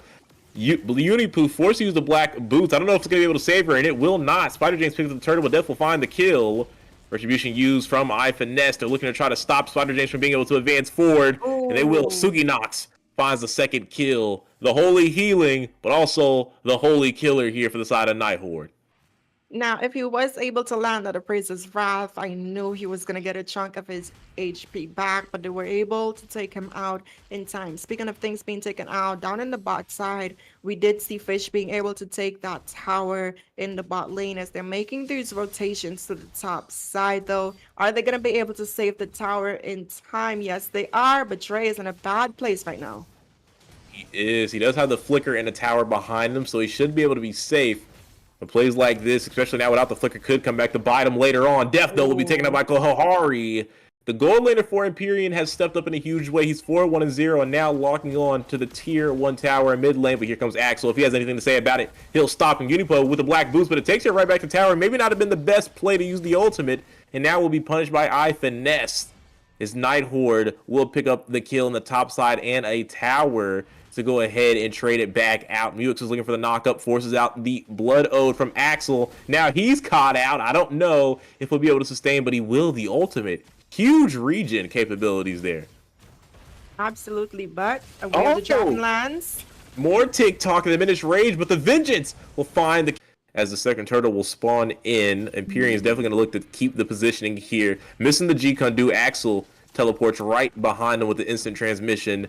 It is a bit of a battle, a WWE moment, the wall wiggle entertainment, but the stun connects with the shield of unity. Dre somehow staying alive with that passive. Death, though, will take him out with the penalty zone. Into the back line as Axel flying at Kohari. Doesn't find the kill, but does force the flicker. Nibiru passion over the wall won't do too much, but look at Spider James. El Spuraman still wants to go for the contest. It's a 50-50 between him and Finesse, and Spider James will walk away with it in the 1v3 and over the turtle wall. Will he be able to escape? Death doesn't want to let him go. Hits him with all three of the execution strike. Energy eruption falls down very low. It regens so much HP. Even the revenge strike couldn't take him down, but now Death will finally pick it up. He's on a killing spree. Axel joins into the fight, gets hit by the way of the dragon, but the ultimate is still going. Death will find his double. A two-piece McBiscuit here from Nighthorde. Now, I do like while all of this is going on, Fish is staying heavy on the objectives and he's finding these towers. He was able to clean up the entirety of bot lane, but look at Dre with the bravest fighter stance. He is trying to make a play here, but again, just not able to keep up with the mobility of Axel on this Alice. The mid lane Alice, it was a questionable pick, but right now it seems to be some of the answers that Nighthorde needs up against Empyrean. Especially when you're going up, when you have it comboed with the Rafaela. So that is some additional sustainability on top of that, right? So they definitely have to try to find one of these pickouts here. And that's the thing. Who is the right target? It's very hard for you to catch Fish, as we've been seeing with his positioning here, but Death might be taken off the board. He should be Way of the Dragon in the Bendage Rage combination, but the penalty zone will drop, but it won't be enough. Only one being penalized is him. Spider James in the 1v3 trying to defend the tower. Life is low. Appraiser's Wrath won't be able to regen him much HP. Drops them to half, but they will be able to escape right after. Vengeance onto Kohari. Axel on the Alice. Finesse looking to back him up. Shield Unity will connect with the stun, and they should be able to find the kill on to Muex, and they do find it. Kohari looking to defend, but look at the top side of the map. Fish has been pushing slowly but surely, found the outer turret. Kohari now stuck underneath the tower, but with Fish joining in, there is no minion wave. They shouldn't be able to push, but it looks like they want to stay here and maybe make it happen. But Lord spawning in, Rim turning their attention to the neutral objective. Absolutely right. And again, credits to Fish finding these opportunities to open up the map a little bit more to get that lane pressure for the side of Empyrean going, right? They're already on this turtle in the mid lane, though. They're focusing on Death. Unipu gets forced to use the flicker, doesn't have the black boots. 0, 3, and 4 on the reset champion, and Death will go pick up the kill and make him 0 and 4. It almost seems like targeting efforts are going on right now. Spider James being zoned out, Axel chasing them down as well. Death rotating over to the Lord pit. Kohari putting on some good DPS there with the Nibiru. Right now, I don't think Empyrean has what they need to contest this. Super Dre steps up, but the jungler isn't even here to pick it up. Fish will actually go ahead and secure the Lord for them as Kohari will take down Death. He is still half HP. Finesse will go ahead and take out Spider James. I was wondering if Kohari would maybe help them rotate a little bit more after they found the first kill, but he just wants to clear the mini waves. He doesn't want them to be able to push their tier 1 in the mid lane. And that's really smart. But if we look at some of the itemizations coming in here, we're seeing that standard build coming in from the Alice, right? She does have the clock into the dominance eyes as well. But look, speaking of dominance, their presence being known in the mid lane here. Build a Unity connects with the stun. Bravest Fighter stands from Dre, but he's taking a lot of damage here. Gonna have to use the Raging Slash to try and escape. Muex looking for the back line, finds the kick. Axel takes the kill down on Dre. Fish will go ahead and trade out Muex. It's a 1-for-1 so far, making a 2-for-1. As Kohari will pick up a kill, double kill for Fish. The gold laners are both teams trying to make the plays to keep their team in a comfortable position. But look at Death walking through the tower. He's going to go ahead and cut the minions. They really want to try to get this mid lane tower. Finesse, Fish, Suki Knox walking down with this Lord. Super James gets bursted. He immediately hit with the Ice Retribution, and Fixable picks up his 7th kill of the game. Kohari will trade out, finds the kill on Suki Knox, but not before the outer turret gets taken down. And now all that effort from Death to proxy the wave will pick them up in outer turret and the tier 2. Absolutely right. Good defense, though, coming in from the side of Empyrean. Kohari being able to find that kill onto Suki Knox definitely helped set Nighthorde back to make them really stay in this game a little longer there. And I really, if you look at some of the items that's being built in here, as well as the gold lead, yes, fish is quite fed right now, but if we look at Kohari, both ADCs are kind of competing with each other, but somehow he's being able to maintain that lead over Nighthorde, and that's because he's been focusing on clearing these waves, right? He's been really focused on not allowing them the opportunity to push these lanes as well. And if we look at some of the items from the Rafaela, she did pick up that Ice Queen wand, and I mentioned the Ice Queen in when you pair that up with something like the Alice and those dive potential, when you rock something like the Fredrin, he really suffers against constant slows. So that's definitely something that they have going for them here. But both teams kind of setting up. Finesse looking for the drive by retry on the buff though.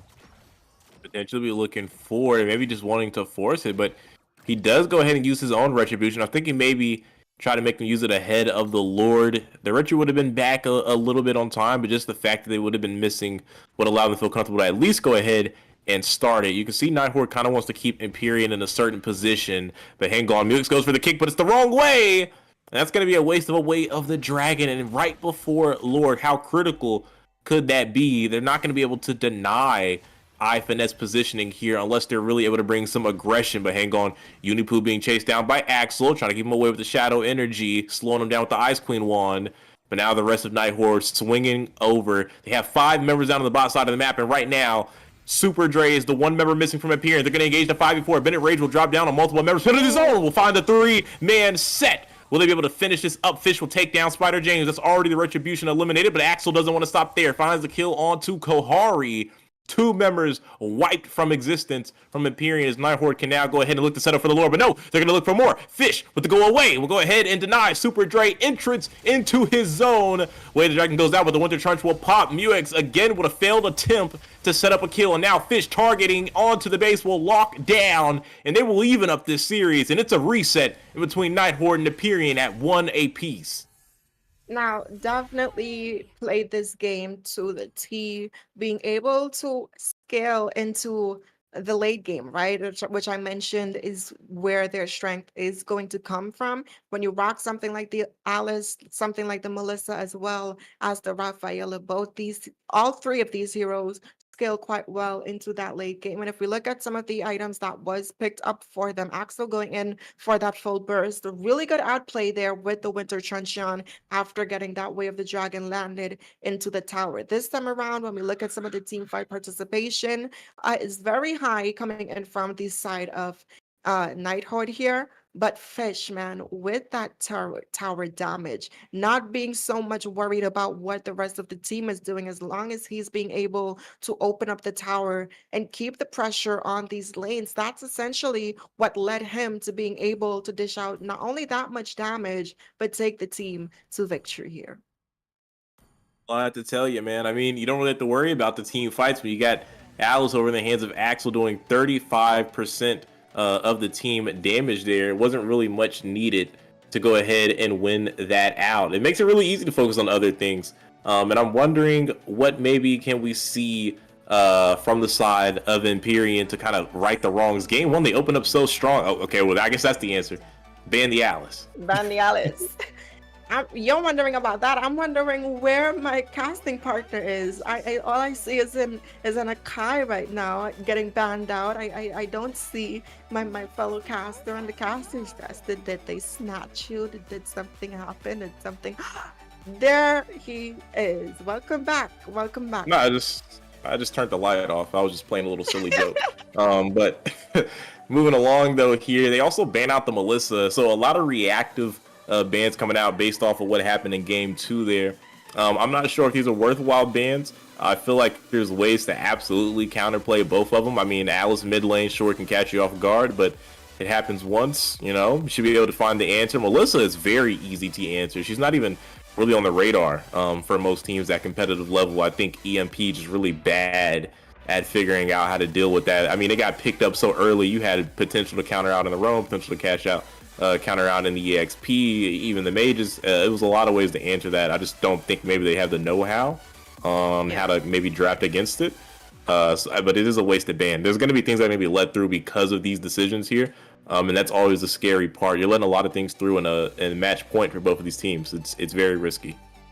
Yeah, I definitely feel like something like the Lolita in that wrong position might have fared up, quite well. She'd be able to stop the teleport from the Alice and kind of just send back a lot of the damage as well that was coming in from the Melissa. And when you think about it, they didn't really have anyone that can kind of really cancel her out. And even if they do cancel her out, that's still a stun secured. And then when you have something like the Lilia, you can go ahead and spam your glooms on top of it. But I think Empyrean is one of those teams, with both these teams, we saw both rock responsive bans, right? In the second game, we saw it coming in from the side of Nighthorde, but in this game, we're seeing it come out from the side of Empyrean. And I think it's smart, because if you know what is the enemy's comforts, you can put them between a rock and a hard place, right? Put them in an uncomfortable position. But again, we're seeing the Fredrin being picked up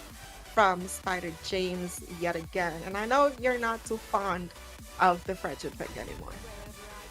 I'm really not. And again, with this Raphaelia being up, it just means more kiting to come through. I mean, we definitely saw the effect to his defense is apparent. There was moments where he was just getting absolutely shredded, and it's like, the guy I used to know would have bonked his way out of that.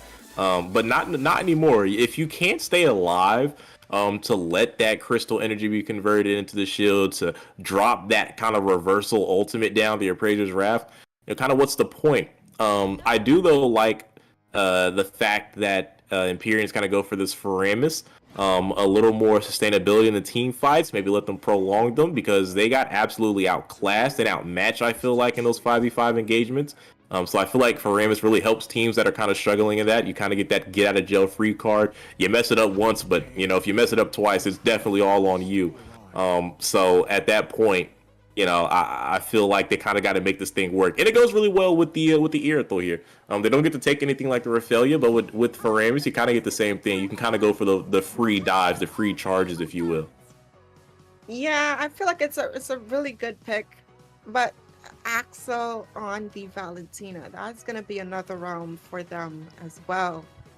Additionally, with the Raphael and the Revitalize, right? So I do think there is a lot of backfire potential coming in. And yes, the recent changes to Valentina, where she takes her ultimate cooldown, is reflective of the ultimate she takes. Yes, it's going to be relatively long, but it's just going to let Axel know that, okay, if this is what I have to deal with as a payoff, then I'm gonna have to be patient. And I feel like we saw how he played in the last game, definitely waited for the right moments, and he knows how to utilize these mid laners. So I feel like, yes, I like the Faramis pick, but I think they're a little bit too much with it. And that middle band's really good. That's what I was expecting maybe from the side of Empyrean.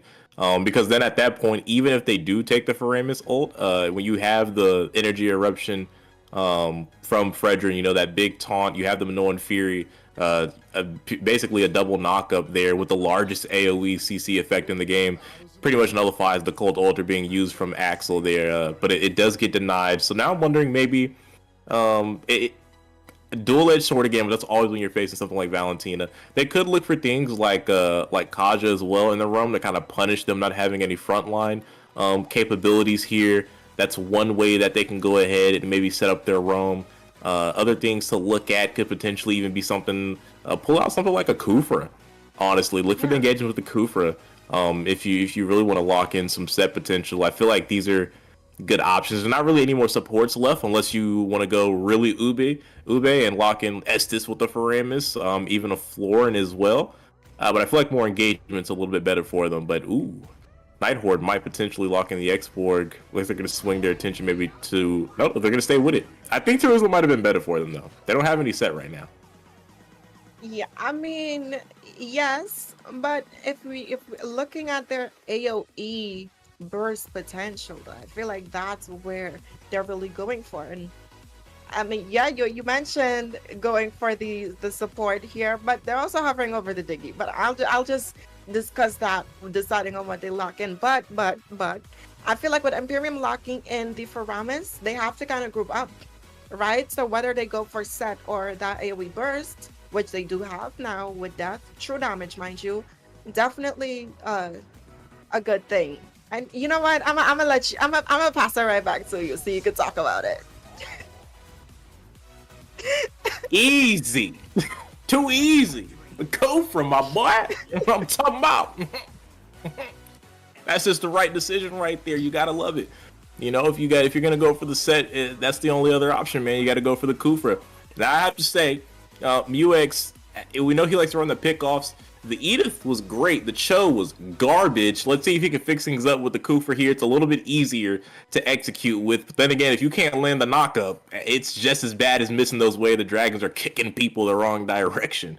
You know what I'm talking about. But hopefully we don't have to worry about that from them. But again, Nighthorde, I'm a little concerned, man. They really took no CC here for their composition. And if they lock in this Yi Sun Shin, that's a little reckless at that point. You're inviting some invades. And okay, well, all right.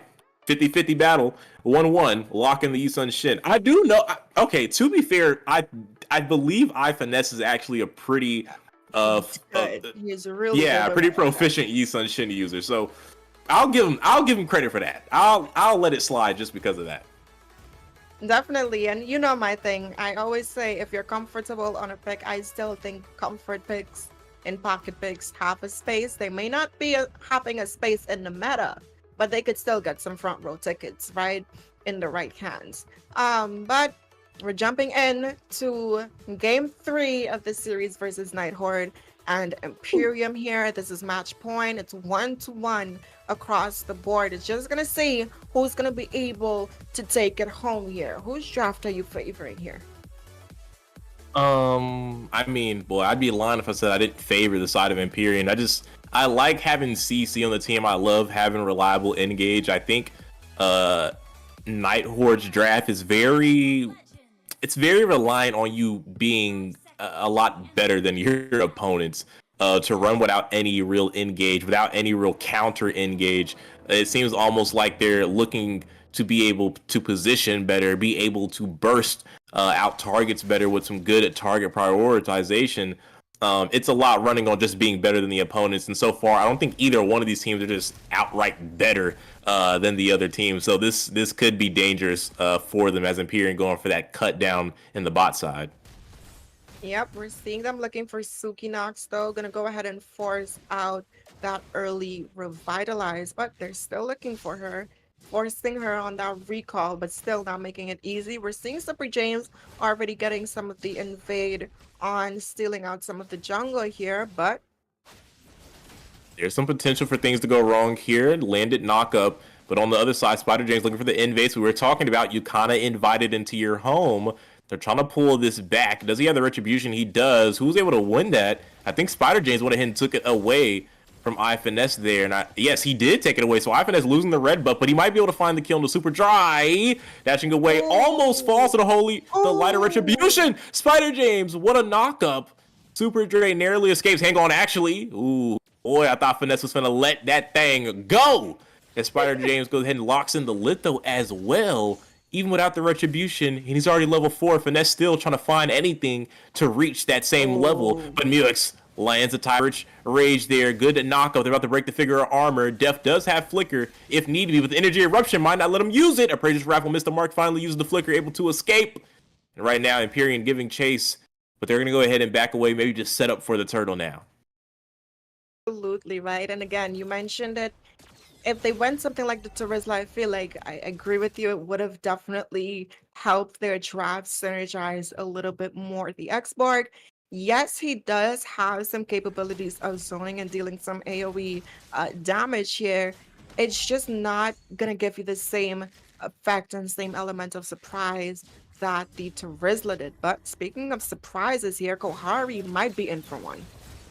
He definitely could be. Fish trying to go for the play, doesn't have to be forced for the flicker. Can Axel go ahead and clean it up? iFinesse will go ahead and tippity tap and kill secure that and go ahead and add to his KDA, his first kill on the board. The first kill in the game right now in between either one of these teams, believe it or not, as Nighthorde strikes hot first. Absolutely, and this is the type of responses that they need. And we saw in the previous game, once Nighthorde helped. Oh, a Ooh. good Shadow Stampede there. And an even better Tyrant's Revenge. Spider James and Super Dre on the race to see who can find the kill. But Dre just a little bit faster than him to go ahead and land the punch and take that away. Looking to take the gold plating away, but Angle on Dre committing to finesse. Wants to make him back away, trying to zone him out. But little did he know he was getting collapsed on. That's a sandwich that he didn't want to be caught in between. Boy, that's baloney. Absolutely, and I thought he was just gonna poke him out and then retreat from the side where he had the minions on, but he's decided to fully commit, and definitely not the decisions that you want to be doing in the early game. You don't want to give up your lead. You don't ever want the opponents to find a trade-off, right? You want to keep the advantage, you want to have the upper edge, and you starve them out that way. But if you give them things to buy, they're definitely going to take it if you're selling it for free. So another engage here though. It is another engage. iFinesse able to escape there. In the top side, a little bit of action as well. Muix would find the kill onto Fish. It's a 3v2. They can absolutely look to zone this out if they want to, but if you look at Finesse, he's looking to try to make his way up here potentially to help them out. Axel going for the arcane step, trying to clear out the waves. Not a lot of damage to go ahead and do so. Muix finds the Tyrant's Rage there, finds a good knock up.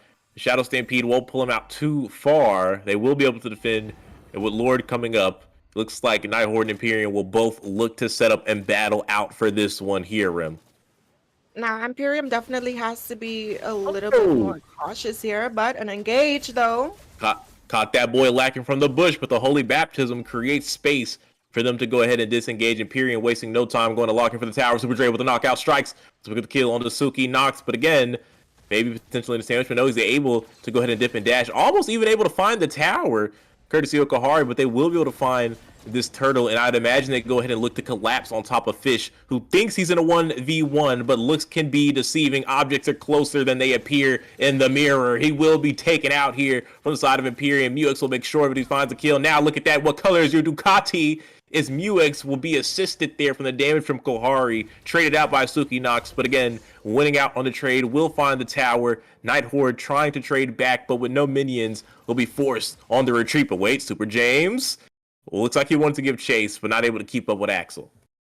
Absolutely right, and I do think it was a little bit premature of that Nether Realm from Unipu there, but anything to make sure that you keep that mid lane inhibitor turret up and standing. So one thing about Empyrean though, I will say they put a lot of focus into the mid lane as well as defending theirs, because there's a lot of strength in keeping that mid lane up. It opens up way too much of the map here, but speaking of things that has to be opened up, Finesse going to be sent to the morgue as he was taken down by Super Dre. They're going to go ahead and cut the wave as well as offer some zoning, but a good engage there. A lovely Tyrant's Revenge right into the energy eruption. Axel never even had the opportunity to retreat or fight back. Ice Retribution goes out. Energy eruption again, looking for the pop-up knockup. Appraiser's will go ahead and pimp slap him down. iFinesse will be able to find the trade though. Muix missing the knockup, but not before the damage is done. Empyrean, a 1-for-2, will win out on the engagement. But again, Fish being very focused on the objective, not really thinking about these team fights, was able to push that lane in the bot side, and we've seen what happens when you let him do this for free, right? But they're poking down Death, trying to make him force that shield. He's gonna use the last Insanity to escape, but that is some good knowledge for the side of Empyrean now. It is definitely some good things coming out from the side of Empyrean. Speaking of things on the side, Turtle just spawned in, being pulled to the side of Empyrean. It doesn't look like Nighthorde is even thinking about trying to contest this one bit. They just don't have what they need right now to go ahead and fight it out. A little behind on economy, a little behind on items. His Muix going for the wild jump, just looking to find anything he can right now on the map. Absolutely right, and I'm taking a minute to look at these levels. Nighthorde is really good at kind of keeping the lead at a sustainable distance, right? If we look at both junglers right now, Finesse is level 9, and even though Spider James is level 11, he's still kind of keeping up here, but they're looking for the engage However, they are going to be caught out though, so they're kind of stepping it back, kind of testing the waters a little bit. But look at Kufra looking for the charge, and he lands it. And Fish is in trouble, is able to use the flicker though. Empyrean actually being forced to retreat with the Cult Altar. Not able to go ahead and find the follow-up that they wanted to be able to piece together that kill. But they do go ahead and find the tower, which is more than enough. I mean, towers are the name of the game, quite literally. But look, down the bottom side, a bit of a 1v1. Super Dre, not going to waste any time. Already cleared the minions. Now looking to rotate, help the team out, make some plays. Super James, you can see he wanted to go ahead and maybe potentially force that fight, but no one there. Kahari down on the bot side wants to force his death away from the lane. And a bit of a 1v1. And obviously the range is going to win out, force Death to step back from the tower.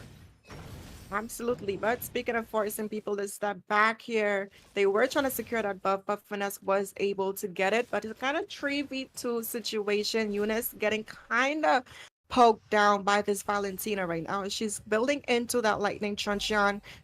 So is this Faramis. And once they're both able to secure their burst items, they are going to be dishing out a little bit more damage. The Raphael this time around is not having the easiest time in terms of dishing out that sustainability, as she is being kind of focused and chunked down before she can get the opportunity to really help her team shine. But someone who has been shining though is this Kufra, being able to find so many of these engages, and that's the thing, right? Whenever you're going up against the Kufra, getting hit by him is sometimes all it takes to make your team back off or secure a death here, to secure your visitation rights. Just make sure you have your eulogy written if there's a good Kufra on the enemy team. But speaking of enemies here, engage is happening. It is unfolding, breaking out a bit. Muix needs to be careful. You see Death wants to lock him down with the Ice Cream Wall, but it actually gets locked by the Energy Eruption. Holy Baptism went out, but missed everyone. Now Death forced to flicker, or he would be looking to get punished. Look at Super Death on the flank, finds Fish with a knockout strike. Can look to take him out. He's going to be getting collapsed on all alone, but here comes reinforcements. The cavalry is finally here. They have forced Nighthorde to back up out of their own jungle. Axel stepping up to the bush for Muix. 4-man set. The Tyrant Revenge as Unipoo will pick up a double kill off of it, and Super Dre will take out Finesse. You talk about an engagement, talk about setup. That is what you want to see from your roamer.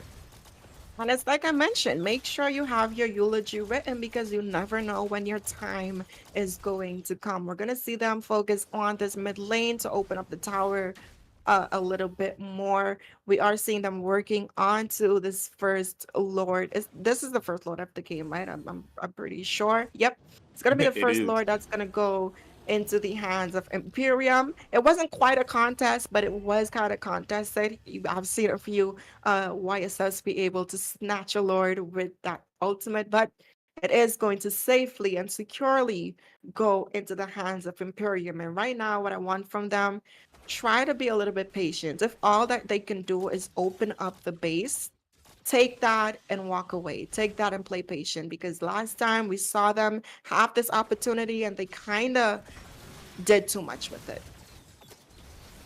And right now, hang on. It looked like they were trying to go for another engagement, but the knockup would miss the mark. The Holy Baptism being forced out from Suka. I wouldn't even say forced out, just unwisely utilized. There was no reason to really call it out. Def going for the last Insanity, wants to get rid of the minions, but it's still a cannon left all alone. But a fresh wave backing it up. They can look to go ahead and take this tower down with the Lord. Super Dre, 3-man knockout strike. No one to follow him up, but he does do a good job of zoning them out. It's a free tower for them. Maybe look towards the mid lane. It's only Def defending it. Heavy crossbow comes out, will be an easy pickup. That's a drive-by tower takedown from Kohari here on the Irithel, and I think that's good enough for them. They will go ahead and look to retreat and disengage from that.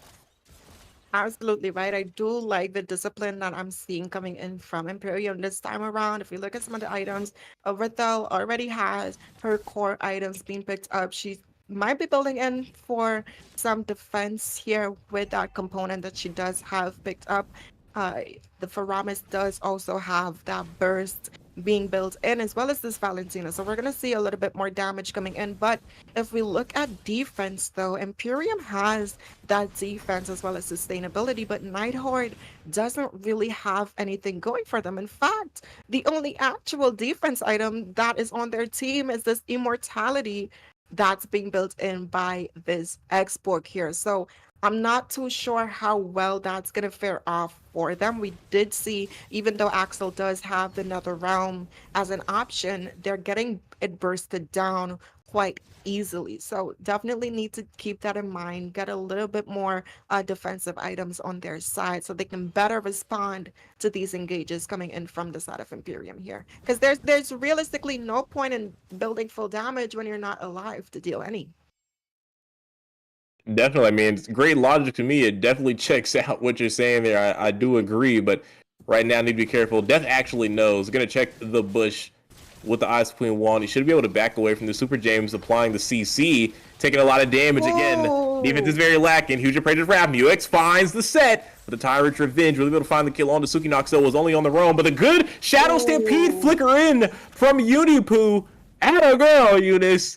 Able to help Empyrean pick up some kills there. A two-piece for them. They could make the call to either try to end the game or play it safe and go for the Lord, but it looks like Empyrean wants to take this game right here, right now. Remember, ladies and gentlemen, it is match point. A mistake here could send somebody home. Elasticity goes out. Cult Altar will help negate the damage. Back into the fray is the members of Empyrean. They have the minions. All they have to do is lock the base, and they will. Empyrean will take the second series up against Nighthorde.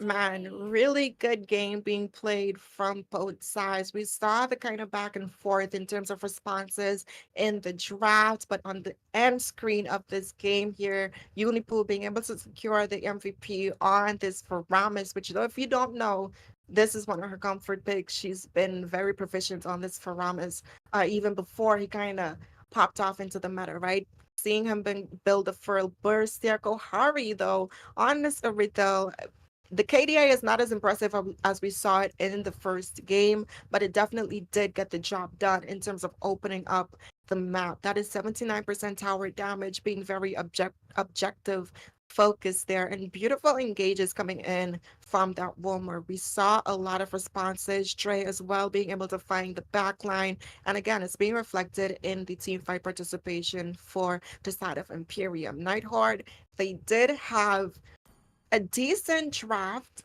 I will give them that, but unfortunately they just lacked a little bit of that front line as well as that setter, which you had mentioned in the draft here.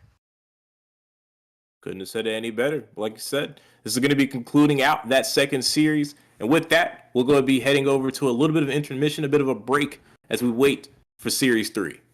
Payback time.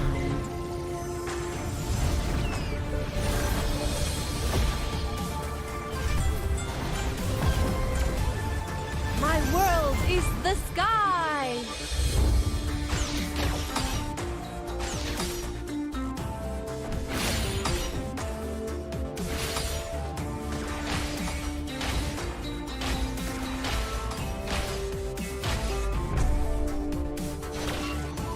You don't know how close death is.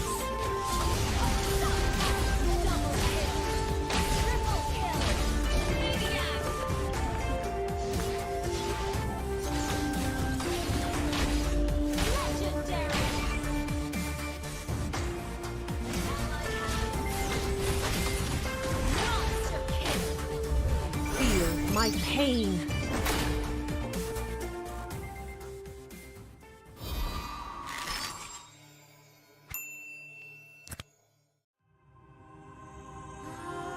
The Creator gave light to the world, bringing life, warmth, and order.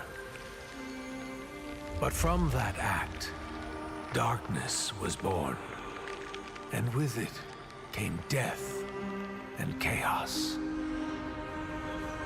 These cosmic forces, two sides of the same coin, would shape the history of the Land of Dawn for millennia. With prosperity and enlightenment came suffering and brutality.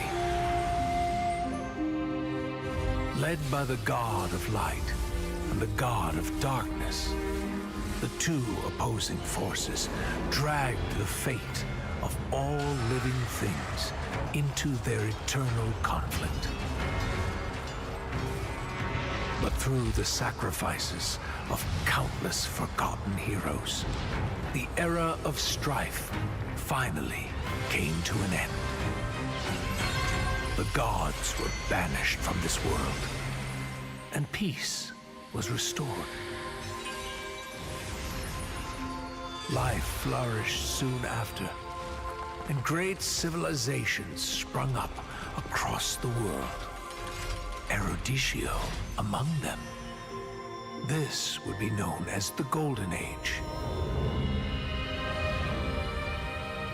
Of course, this is our history that every scholar in Erudicio knows by heart. But when I was swept into the infinite gateway, I looked back and saw something different. I saw the North consumed by the blight of war. I saw the Great Plains ravaged and soaked in blood. I saw the forests and mountains turned against each other. I saw a broken world engulfed in flames. We were foolish to think the gods had been vanquished.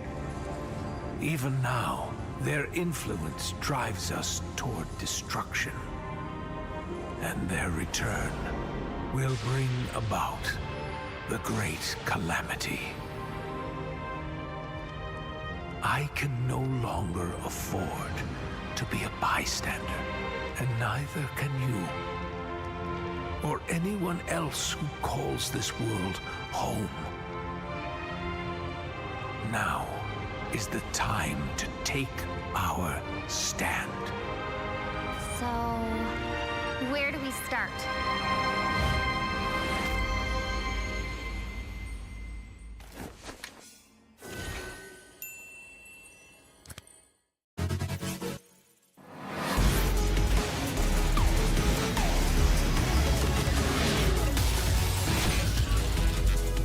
Engines roaring and ready to go.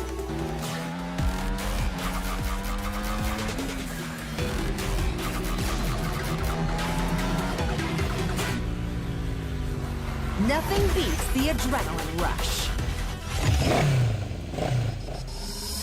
3, 2, 1, go! I feel like a monster on this thing. Heads up! Engine blast! Overdrive!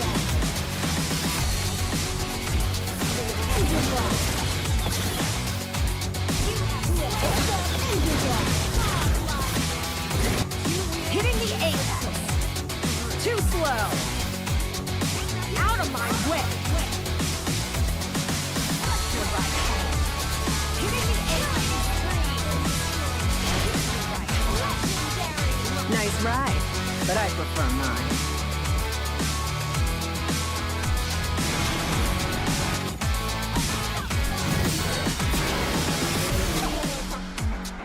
Killing spree!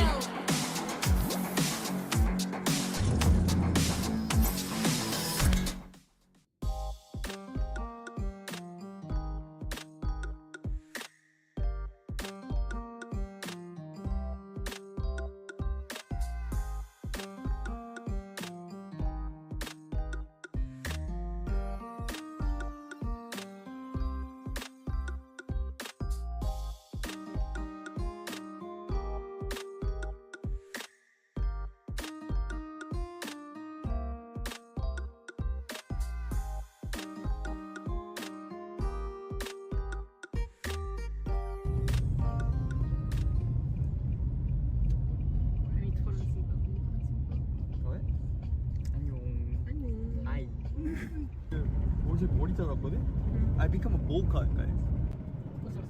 여기 옆에 다 지우면 아니야. 아니 그냥 툴을 하니까 여러 가지 있는데 몰라가지고 툴 하기 싫은 거야. 그냥 다 잘라주니까 괜찮게 자르고 그래서 보통 잘 자르는데. Anyway, that's repaint. We are going Famous repaint. Apparently he's famous among guys in ML. Apparently. Apparently. 지금 venue 갑니다. 지금 오전 8:37 a.m. and we're heading to the NECT Carnival.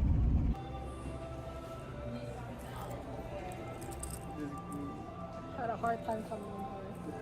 Had a really hard time coming in, but we made it and then we got our staff.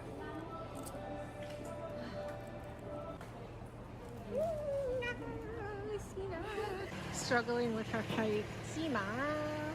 We're like decorating right now. We have to make a hashtag NACT. Someone for 7th anniversary? I think you do. Is it anniversary? Okay.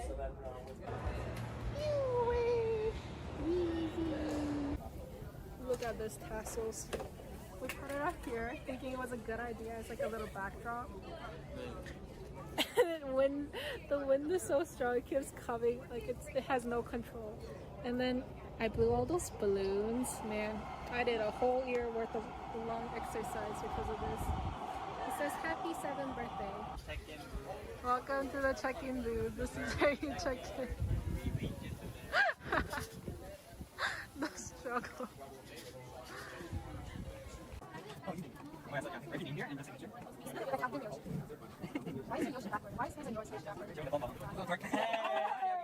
Food. We're getting fed.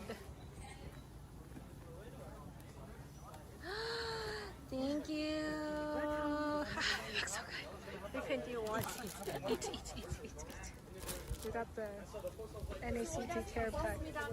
Then, so there's 2 breads. There was 3. Sina took one of them. Bag of bones, Cheetos, barbecue, and some more snacks. Everyone's standing outside because there's no chair. He asked me for a break. What? Between us. Break between us. Okay. And then I was like, okay, if you need it, then I'll... The vlog that I will never produce. So I go ahead and match the 6 saber first.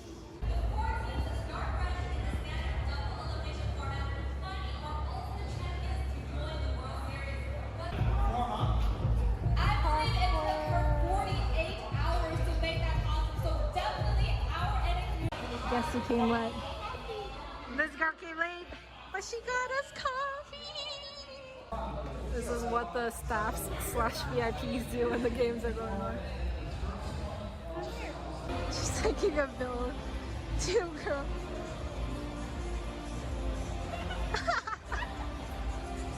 Okay.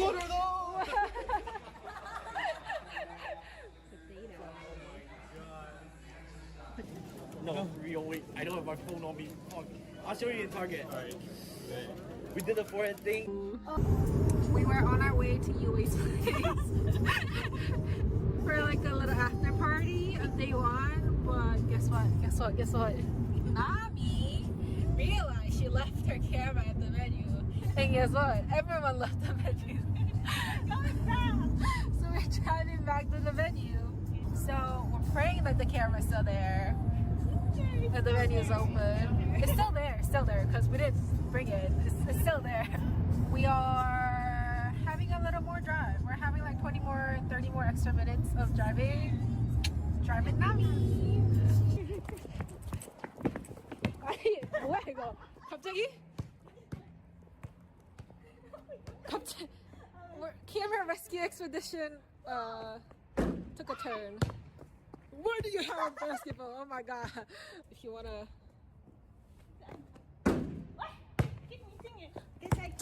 Nami kinda suck at basketball. Third try, no charm. Nami, what if they lock the door? We need your camera. Oh my god. You got this, girl. Yes! We can go home. We can't, not home. We can get dinner now. Yes. Finally, yay! Dinner time! The camera's back to its Nami. We got our dinner. Nami. We got our dinner! Yeah. We're going to UA's place now because we are gonna hang out and drink a little. Yeah, it's our house. Let's close the gate. Oh my god, that must be his dog's bed.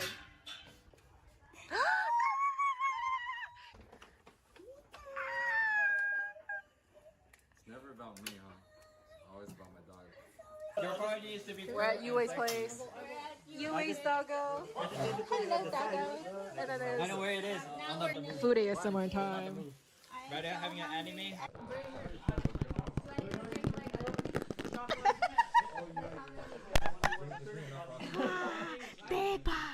대박, there's an egg. 달걀, 계란. How do you say egg? Tamago. Tamago. No, that's Japanese. 계란. That's Korean. What's that? Itlog. Yeah. Getting red. I'm no Google. 15 seconds. No, just ask me what. Just finish that first. I don't know why the noodles What's happening? It's so stiff. No, we need to preheat it again, I guess. Do we? I think so. I just not My ass is reserved for women and women only. Not hot at all. It's like a lukewarm. Let me see. That's how gay got chat, buddy. The group? If Okay, you're I'll a do it. woman, Yeah. I will fuck you. If I'm transgender, no, hell no. I'm a woman still. Oh, Las Vegas. Because yesterday, It's where the last NACT was, but isn't it? I think all the guys are gonna overtalk us. let's go, bro. They're gonna judge us because we're like drinking. Why do we look like the most drunk one without the alcohol? Yo. You. No, no, you're not. Nah, you're banging. I'm hyped up, bro. One of our members are drunk. The struggle is so real. I'm showing you his face. For a good NACT that everyone came through. Say it. Lots of people from different places around the world. And we Yo!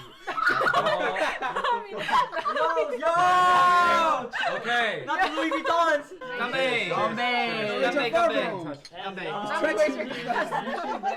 We didn't even have dinner yet and we're drinking already. I know, This is a right? bad idea. Yeah. We should drink the I got Yeah. jeans. But we need the wine glass or something. Fucking jeans. India!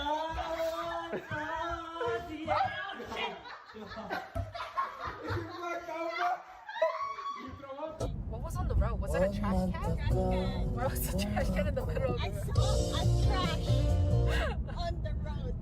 Crazy. Ah, that's my ex. On the middle of the road, he's committing suicide. That's my ex. I'm cheap, still hit a chick like, yo, can I borrow your Netflix? She ain't feminine, she think I'm sexist. Twisting my words, I'm fishy dyslexic. Give me my space, I'm intergalactic. Before I give you my Insta password, I'll give you the pin to my Amex. Alright, this ain't stainless steel, it's platinum.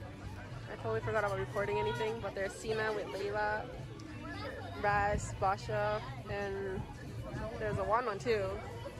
Don't know her name though. Yes. You can write your name. In-game name, something you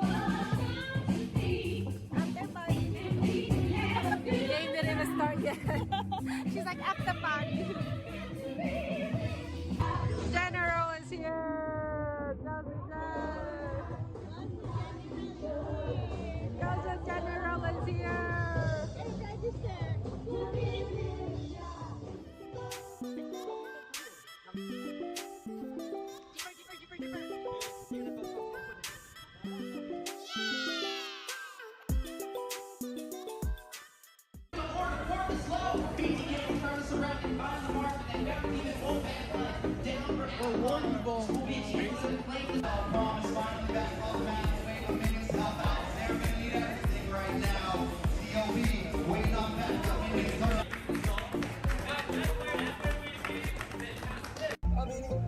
Just gotta see me, I'm winning.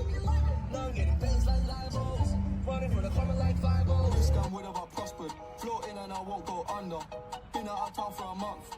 Absence made the love grow fonder. UK rapper, UK drill. Gotta mention my name if you talk about it. And them celebrate Eid. The trap still running on Christmas Day. How can I be homophobic? My bitch is gay. Hitman in a top, I see a man topless, even a stick. I brought my phone charger, but I forgot my phone. I don't bring it. You didn't bring your phone? Yeah, it's not. This is dumbass. didn't bring his phone. Hey, barbecue time!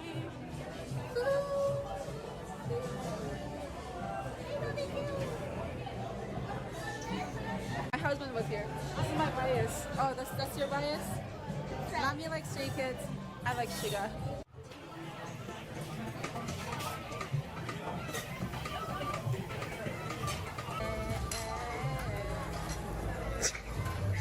Trying to get the angle.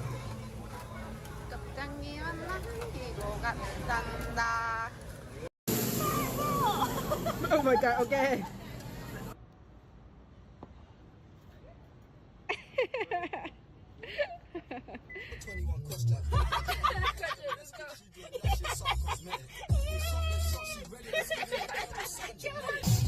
Get to the club in my taxi cab, everybody's looking at me now. Like, who's that chick that's rocking hips? She gotta be from out of town.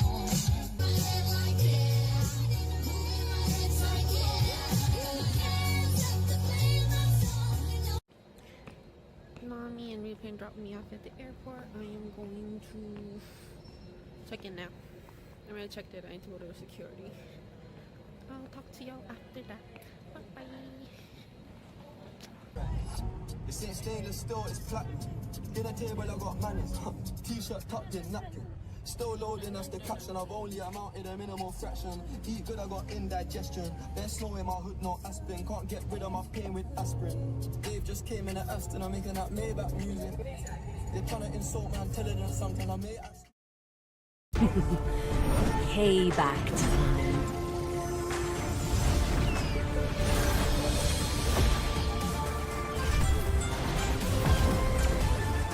My world is the sky!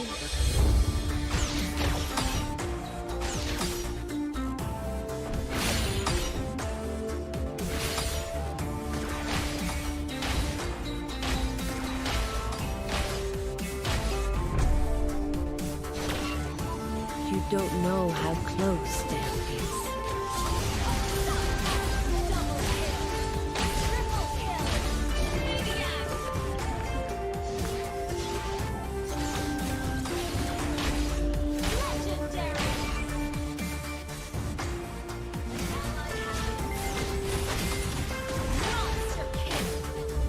Feel my pain.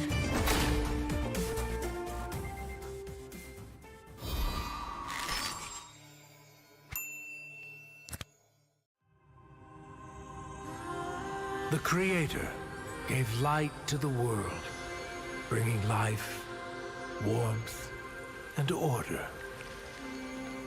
But from that act, darkness was born, and with it came death and chaos.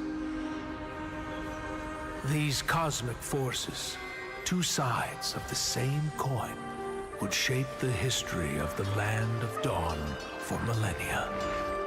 With prosperity and enlightenment came suffering and brutality. Led by the God of Light and the God of Darkness, the two opposing forces dragged the fate of all living things into their eternal conflict. But through the sacrifices of countless forgotten heroes, the era of strife finally came to an end.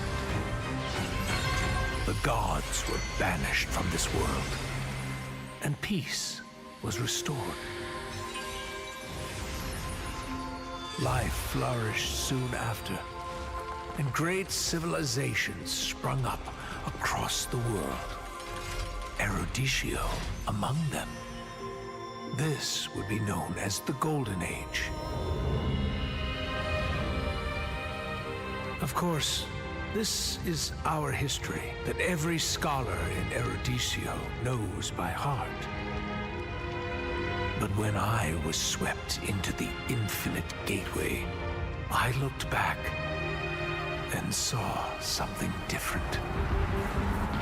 I saw the North consumed by the blight of war.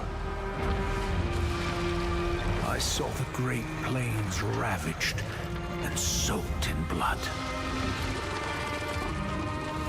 I saw the forests and mountains turned against each other. I saw a broken world engulfed in flames.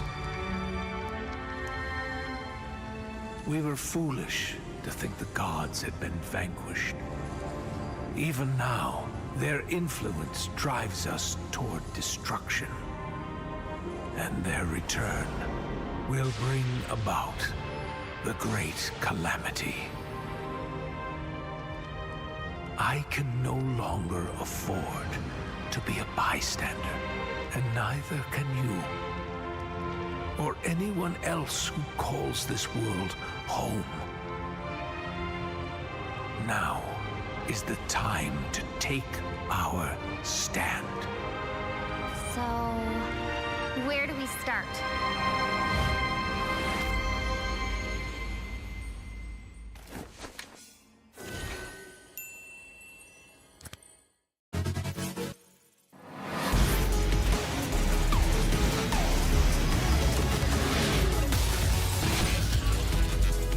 Engines roaring and ready to go.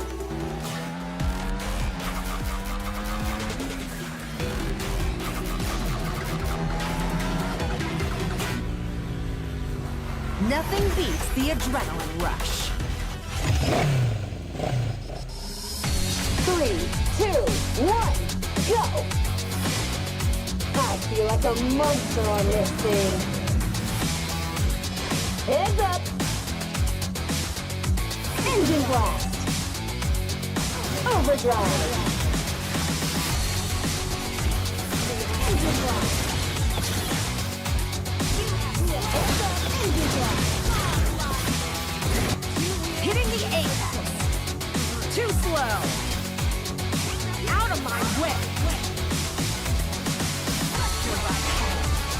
Hitting the apex. Nice ride, but I prefer mine.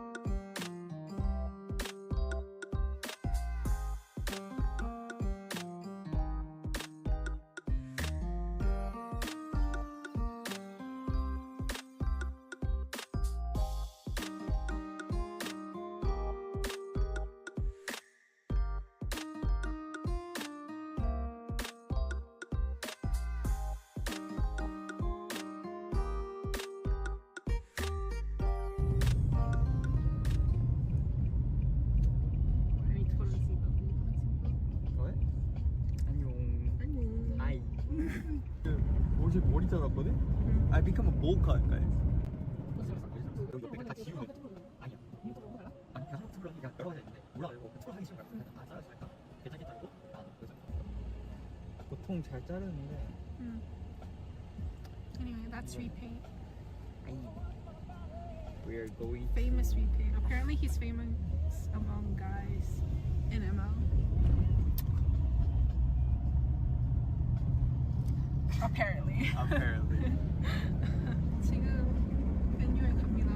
지금 오전 8:37 a.m. and we're heading to the NEC Carnival.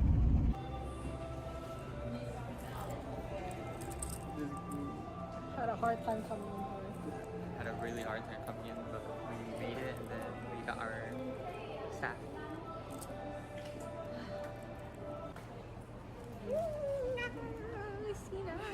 Struggling with her height. Sina. We're like decorating right now. We have to make a hashtag NACT. Someone for 7th anniversary? I think you're making MLBB too. Is it MLBB anniversary? Okay.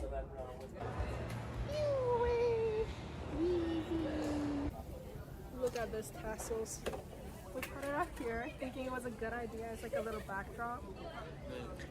And then when the wind is so strong, it keeps coming. Like it has no control. And then I blew all those balloons, man. I did a whole year worth of long exercise because of this. It says happy 7th birthday. Welcome to the check-in booth. This is where you check in.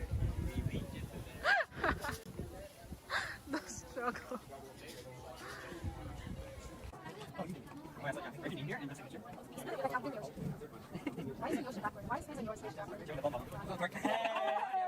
Food. We're getting fed. Thank you. Looks so good. We can do one. Eat. We got the NACT care pack. Then, so there's 2 breads. There was 3. Sina took one of them. Bag of bones, Cheetos, barbecue, and some more snacks. You can see. Everyone's standing outside because there's no chair. He asked me for a break. What? Between us, break between us. Okay. And then I was like, okay, if you need it, then The vlog that I will never produce. so I go ahead and match the 6 saber first.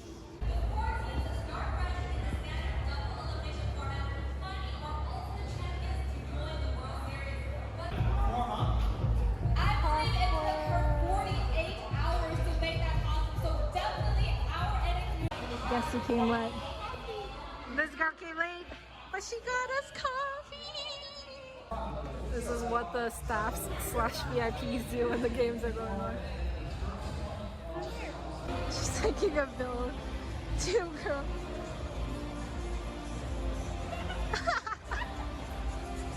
Okay. What are those?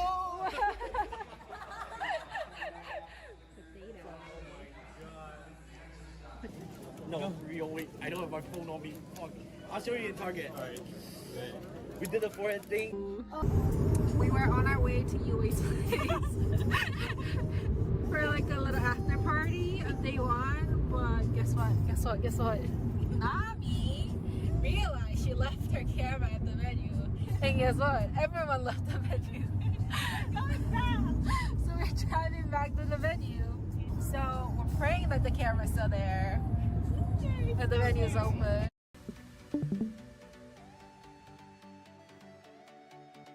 Welcome back, guys, to the House of Pisces X Nighthorde tournament. This is week 2, day 3 for the top 16s. House of Pisces has partnered with Nighthorde and the MLSA to provide 16 teams the opportunity to compete in a single elimination tournament for a total prize pool of $1,000 USD and 100k diamonds provided by Moonton.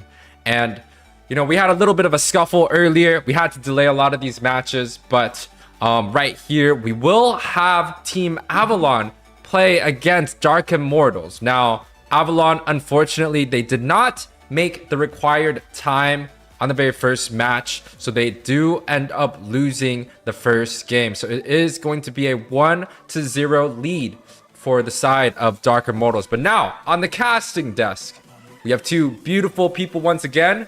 We have Mr. Quirky here, and also Rem coming back to the business. What's up? What's going on? It's gonna be a good one, man. In between Avalon and Dark Immortals.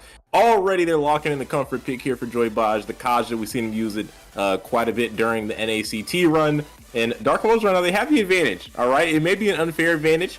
Maybe if they do take this game, they're able to win. Someone's like, hey man, it don't count, but it don't matter. All right. A win is a win, no matter how dirty it is, how grimy. It's a W, no matter what. If I'm Dark Immortals, I'm gonna be bragging like I beat Avalon, and all I had to do was win 1 game. I'm one of them ones. You know, and it makes sense. But we're looking at this draft right now. We're seeing some pretty solid bans being banned out from both sides, though.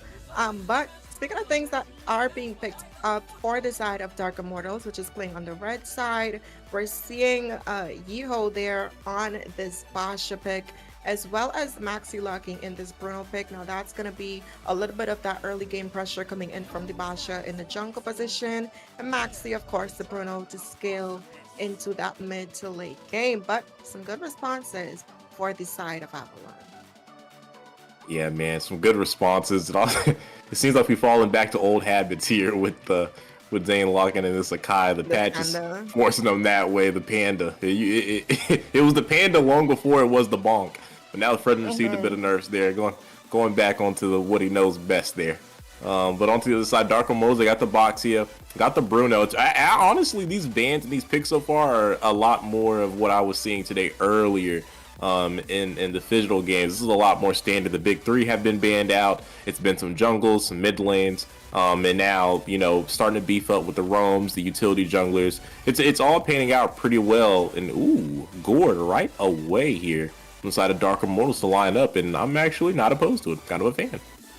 Yeah, me too. Especially up against something like the Novaria. Both these picks are kind of zoners here. Both of them also have the capabilities of giving some vision and some bush tracks as well to reveal where the enemies are. I do also like the Gord up against some picks like the Kaja, right? When you get a backline mage that has to play from the distance, it's kind of really hard for this Kaja to really dive in and find their mark. It's also really good going up against a utility jungler because he's also one of those heroes that prioritizes the ice queen wand in his equipment set there. And whenever you're using a utility jungler, one of your biggest downfalls or hardest things to go up against is usually those slows. Now, if you look at the bans, we're seeing some dive capabilities being banned out there for the side of Dark Immortals, batting out that X-Borg, which could also, you know, be flexed as well. So I do think it's a pretty solid ban coming in from them, but I feel like they should also put a little bit of focus into that gold lane there. I would potentially ban out something like the Claw that can kind of dive to the back line and easily get to Kopsky there on this Gord. He also has the mobility with the BMI, so I think those are things that they should keep in mind. I definitely do agree. I know earlier a lot of every team actually that picked up Brody in that other tourney, they always second half banned out Brody and Irithel every time they locked in the Bruno. Those are the de facto ban responses in the second half, and they actually banned out the Ixia, which is a little strange. I mean, she can play into Bruno. She actually should be able to edge it out. Kind of the popular opinion there, but again, now Brody and the Irithel are let out, and I'm pretty sure Basic. I mean, he loves playing the damn Brody, you know. Sorry, I don't know if I was supposed to say that if it was, you know, family friendly, but he does like to play the Brody, and I think it's a good time for him to go ahead and pull it out here in this matchup. And if not, I think he's played a little bit with Irithel. I'm not sure how much he's played it, but one of those two picks should definitely come out for the side of Avalon. To be honest, I would kind of favor the Irithel just because there is a little bit more movement that's going to be coming out, especially when you look at the Horde here, right? He can kind of shut you down on this Broody, but on the Irithel, you can attack while you move, so you do have that comfortability of that movement freedom. But speaking of things that can kind of hinder you in one place, they're going to go ahead and lock in this Minotaur, and I don't think it's a bad pick at all. I do think it's going to give them a really easy time to contest some of these neutral objectives, as if Mobazane does pop that heavy spin, the Minoan Fury, or even just the basic knockup can kind of keep him stationary and kind of anti-climax that heavy spin. So I do think it's a pretty solid response there.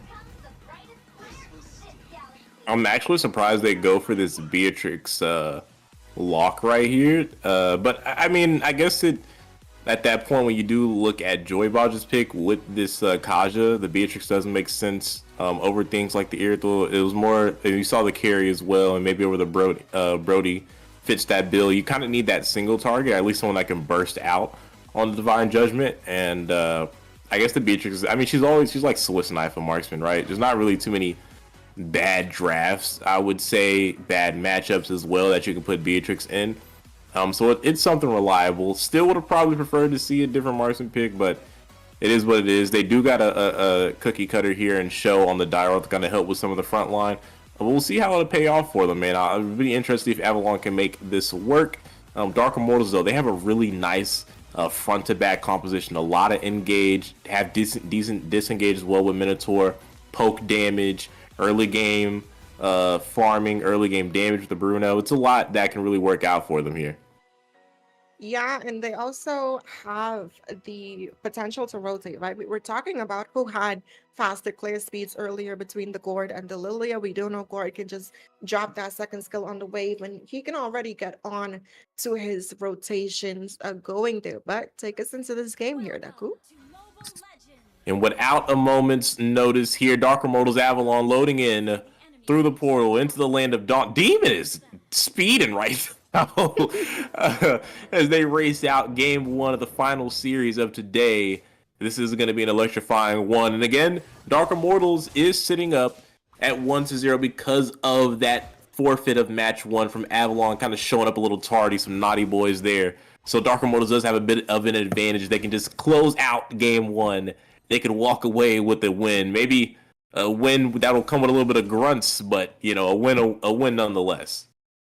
Absolutely right. We did see the Starizla on the rotations. He was able to force out the retribution from Mobile Zane here, but Minotaur being chunked quite low. Demon though is making his appearance be known. He did land that shot, but we're already seeing Yeho though on the invades, and that's just something that the Basha is capable of doing, stealing out some of the jungle. We're already seeing him farm up on that bot side, but if we look at the top side, we're seeing a little bit of focus as well as hovering over this top side to the gold lane here for the side of Avalon. It looks like that's exactly what they want to play for. Joybaj leashing onto the creep to actually let Zane walk up and simply tap that. Now sitting at level 4. And they've actually been able to leash on both of the creeps here from Mobile Zane to be able to take up and steal away. So now a little ahead of Yeho here on the box. You have a hang on. Might be some trouble here for the Minnow. Is going to be forced to use the flicker. That's actually going to be huge. Maybe it'll force out those mobility spells nice and early. Absolutely right, and he's still level 3, so he's not going to be able to have that Minion Fury for this first neutral objective as it does come up. Now, if we look at the rotations that is coming in for the side of Avalon right now, we're seeing Demon kind of let Joybaj there get his level 4 from the mid lane as he does rotate to the EXP lane, but the number advantage is looking in favor of Dark Immortals here. And Yeho needs to focus up. They're committing on the idols here, but needs to try to win out the retribution. Heavy spin comes out. Reggie's too early, and Mobile Zane will secure the 50-50, but here comes the penalty zone for the backside from Cardi. Kopsky will find the first kill with the Mystic Gush, and then the trade show will be able to find a kill. So it's a 2-for-1 in favor of Dark Immortals there. Now, in the top side, if we look at the gold difference, Beatrix already leading by a couple hundreds, and that hundreds can turn into thousands if your team doesn't respond to it. We're seeing him having an easier time going up against this Bruno, kind of zoning him out, sending him back to the space already, right? We do see some rotations coming in here, but the side of Avalon is heavy on these invades here. They're kind of making their presence known. They're slowing down the jungle potential, but in the bot side, the Wrath being able to pick up that solo kill against this Starizla. And right now you can see the pressure coming out from Avalon on the invade, the Divine Judgment, and the Nibiru's Passion will go ahead and put a kill into the hands of Mobile Zane. Heavy spin up against Shikamori here. That'll be another kill. Basic will find his first kill of the game, and Avalon is starting to run away with this one as they're up about almost 4K gold now. Absolutely right. They're looking for Gore. They're not going to be able to find him though, and that's the thing, right? Avalon already being able to secure the first tower down in the bot side, opening up that map a little bit. I'm pretty sure we're going to see a little bit of a no, actually, no swap is going to be coming in. That wouldn't make any sense. Right? Never mind. I take that thought back. But I do like what I'm seeing right now. Usually, you expect a pick like the Basha to be farming quite well, but Mobile Zane already level 8 in comparison to Basha's being on this level 5. But look at their positioning. They're camping these bushes. Demon coming in for some vision, and there they are, making their presence known yet again. Right now, man, I mean, that XP difference in itself lets you know all you need to know about the difference between these two teams. Even though they were already put at match point, it does not matter. Avalon is completely brute forcing their way through Dark Immortals right now. They're basically just playing reactive and coming up short every time. Like, even right there, the jump there was so pointless it actually made no sense. He just offered up a free kill to them, but now that he's 0-3, it's not like he hasn't been doing that already. Heavy spin, I didn't know this was an interaction. The shield Unity's still rolling as the heavy spin is connecting with him, kind of helping him roll up out of danger's way, but Zane going ahead and still stealing this orange buff. You can see they're trying to trade it in the bot side, but he's probably going to die for this as well. The Abysm Strike will go ahead and connect. He won't even be able to pick up the orange buff, so he really went cross-map for no reason, and that's going to help them stretch out that XP difference. Absolutely right. I feel like even with their composition and them being over 3K gold behind, they still have a relatively scaling composition, right? They have the core, they have the Bruno on their side. They can afford to play it slow in the early games because the more they try to invade when their economy is not in their favor right now, they're just boosting the side of Avalon a little bit more. But if they were to deny them from getting more additional kills here, we did see a flicker play there. That Divine Judgment will come up huge. Basic picks up the kill onto Kobski there. They are trying to pressure in onto this mid lane. Don't have a mini wave just yet. There is a fresh one incoming. I wonder if they will go ahead and try to commit. Mobazane has the heavy spin if he doesn't want to try to zone out members from over there. You can see the Astral Recall trying to line up maybe some poke shots. They're actually trying to secure up this purple buff here. And that'll be really easy. Basic taking some shots up against the tower. Still won't be able to make it fall, but slowly but surely chipping away. He actually got his eyes down on the bot side turret here. Absolutely right. We're seeing Joy Bosch letting his presence be known to apply some zoning potential, stalling the minions so they can go ahead and safely secure this tower there. And Dark Immortals just not being able to find much on the map. Again, Yeho might be in an uncomfortable position as a 2v1, and I think he's going to fall here. He is going to fall. Show picks up the kill on to him. He will absolutely make sure of that. And right now, Avalon again, still putting pressure on the mid. Haven't been able to crack the tower just yet. But eventually, with the way they're spacing this map, with the way they're playing these side lanes, pulling attention, it should go ahead and fall before too long. And right now, with Zane actually holding two of these minions, it's only one minion there. This is actually the moment. This is the opportunity they've been waiting for to go ahead and pick up this tower.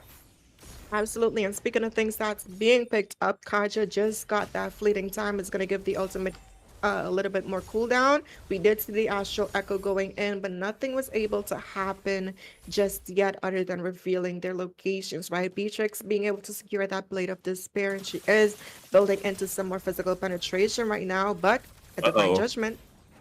Divine Judgment not able to pick up the kill this time. Yeho will connect onto base, but does have the flicker. Penalty Zone will miss the mark. Things being wasted trying to take out the marksman from Avalon, but he just has the impeccable footwork here and the situational awareness to evade death.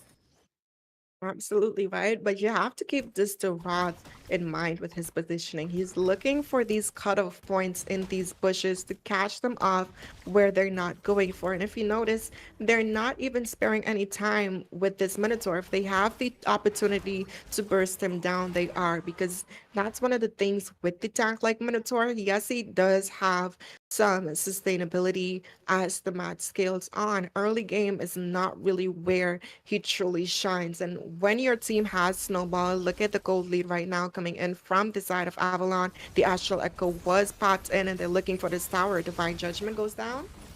This facilitated another kill. That's Adios is here, 7th assist. The show will pick up a double here.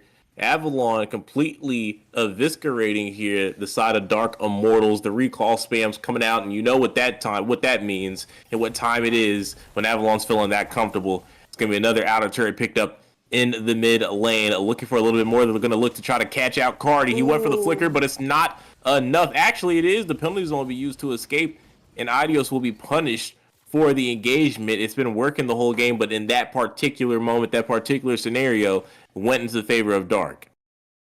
And that's a really good save coming in from Kobski on this Gord, being able to find that stun as well as the Mystic Gush to combo in. Comboed with the tower shots as well to find Joy Bodge there on this Kaja. It was a good attempt, but unfortunately they did have a response. The Astral Echo goes down. I'm not sure if it connected to the Gord. I can't really tell right now, but it didn't really catch anyone on the team. They are going to be able to secure this tower. Beatrix again looking at her items, picking up this Malefic Roar, definitely going to penetrate through some of the lacking defense coming in from the side of Dark Immortals though. But They are looking to open up the space. We're seeing them heavy on the aggression here, and they are going to successfully break into the base of Dark Immortals.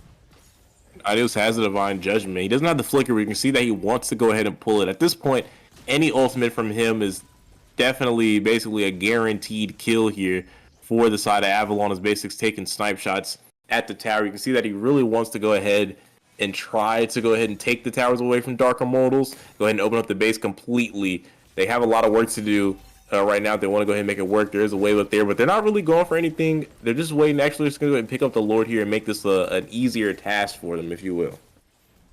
Absolutely right, and I think it's smart. I feel like if they were to stay on the base when you also have the potential to be poked down by Kovsky on this board, you can't really successfully get anything in that moment. So I do like the fact that they decided to be disciplined instead and go to secure that Lord. A concealed play. Oh no. And that's the penalty zone, but now here comes the heavy spin from Moba Zane. Divine Judgment off to the left. They should be able to pick up the kill on Yeho. Basic will go ahead and make sure of it. Cardi next in line potentially with the flicker. Not going to help the Renner shot there. Almost blasting one off the map. Avalon, though, have taken 2 members down. It's 5+1 with the Lord Buddy system pushing down the mid wave. And they're going to lock this in. They're going to take this before Lord even can help them out. Basic will make sure of it, and Avalon will tie this lopsided advantage to Dark Immortals into a 1-1 reset.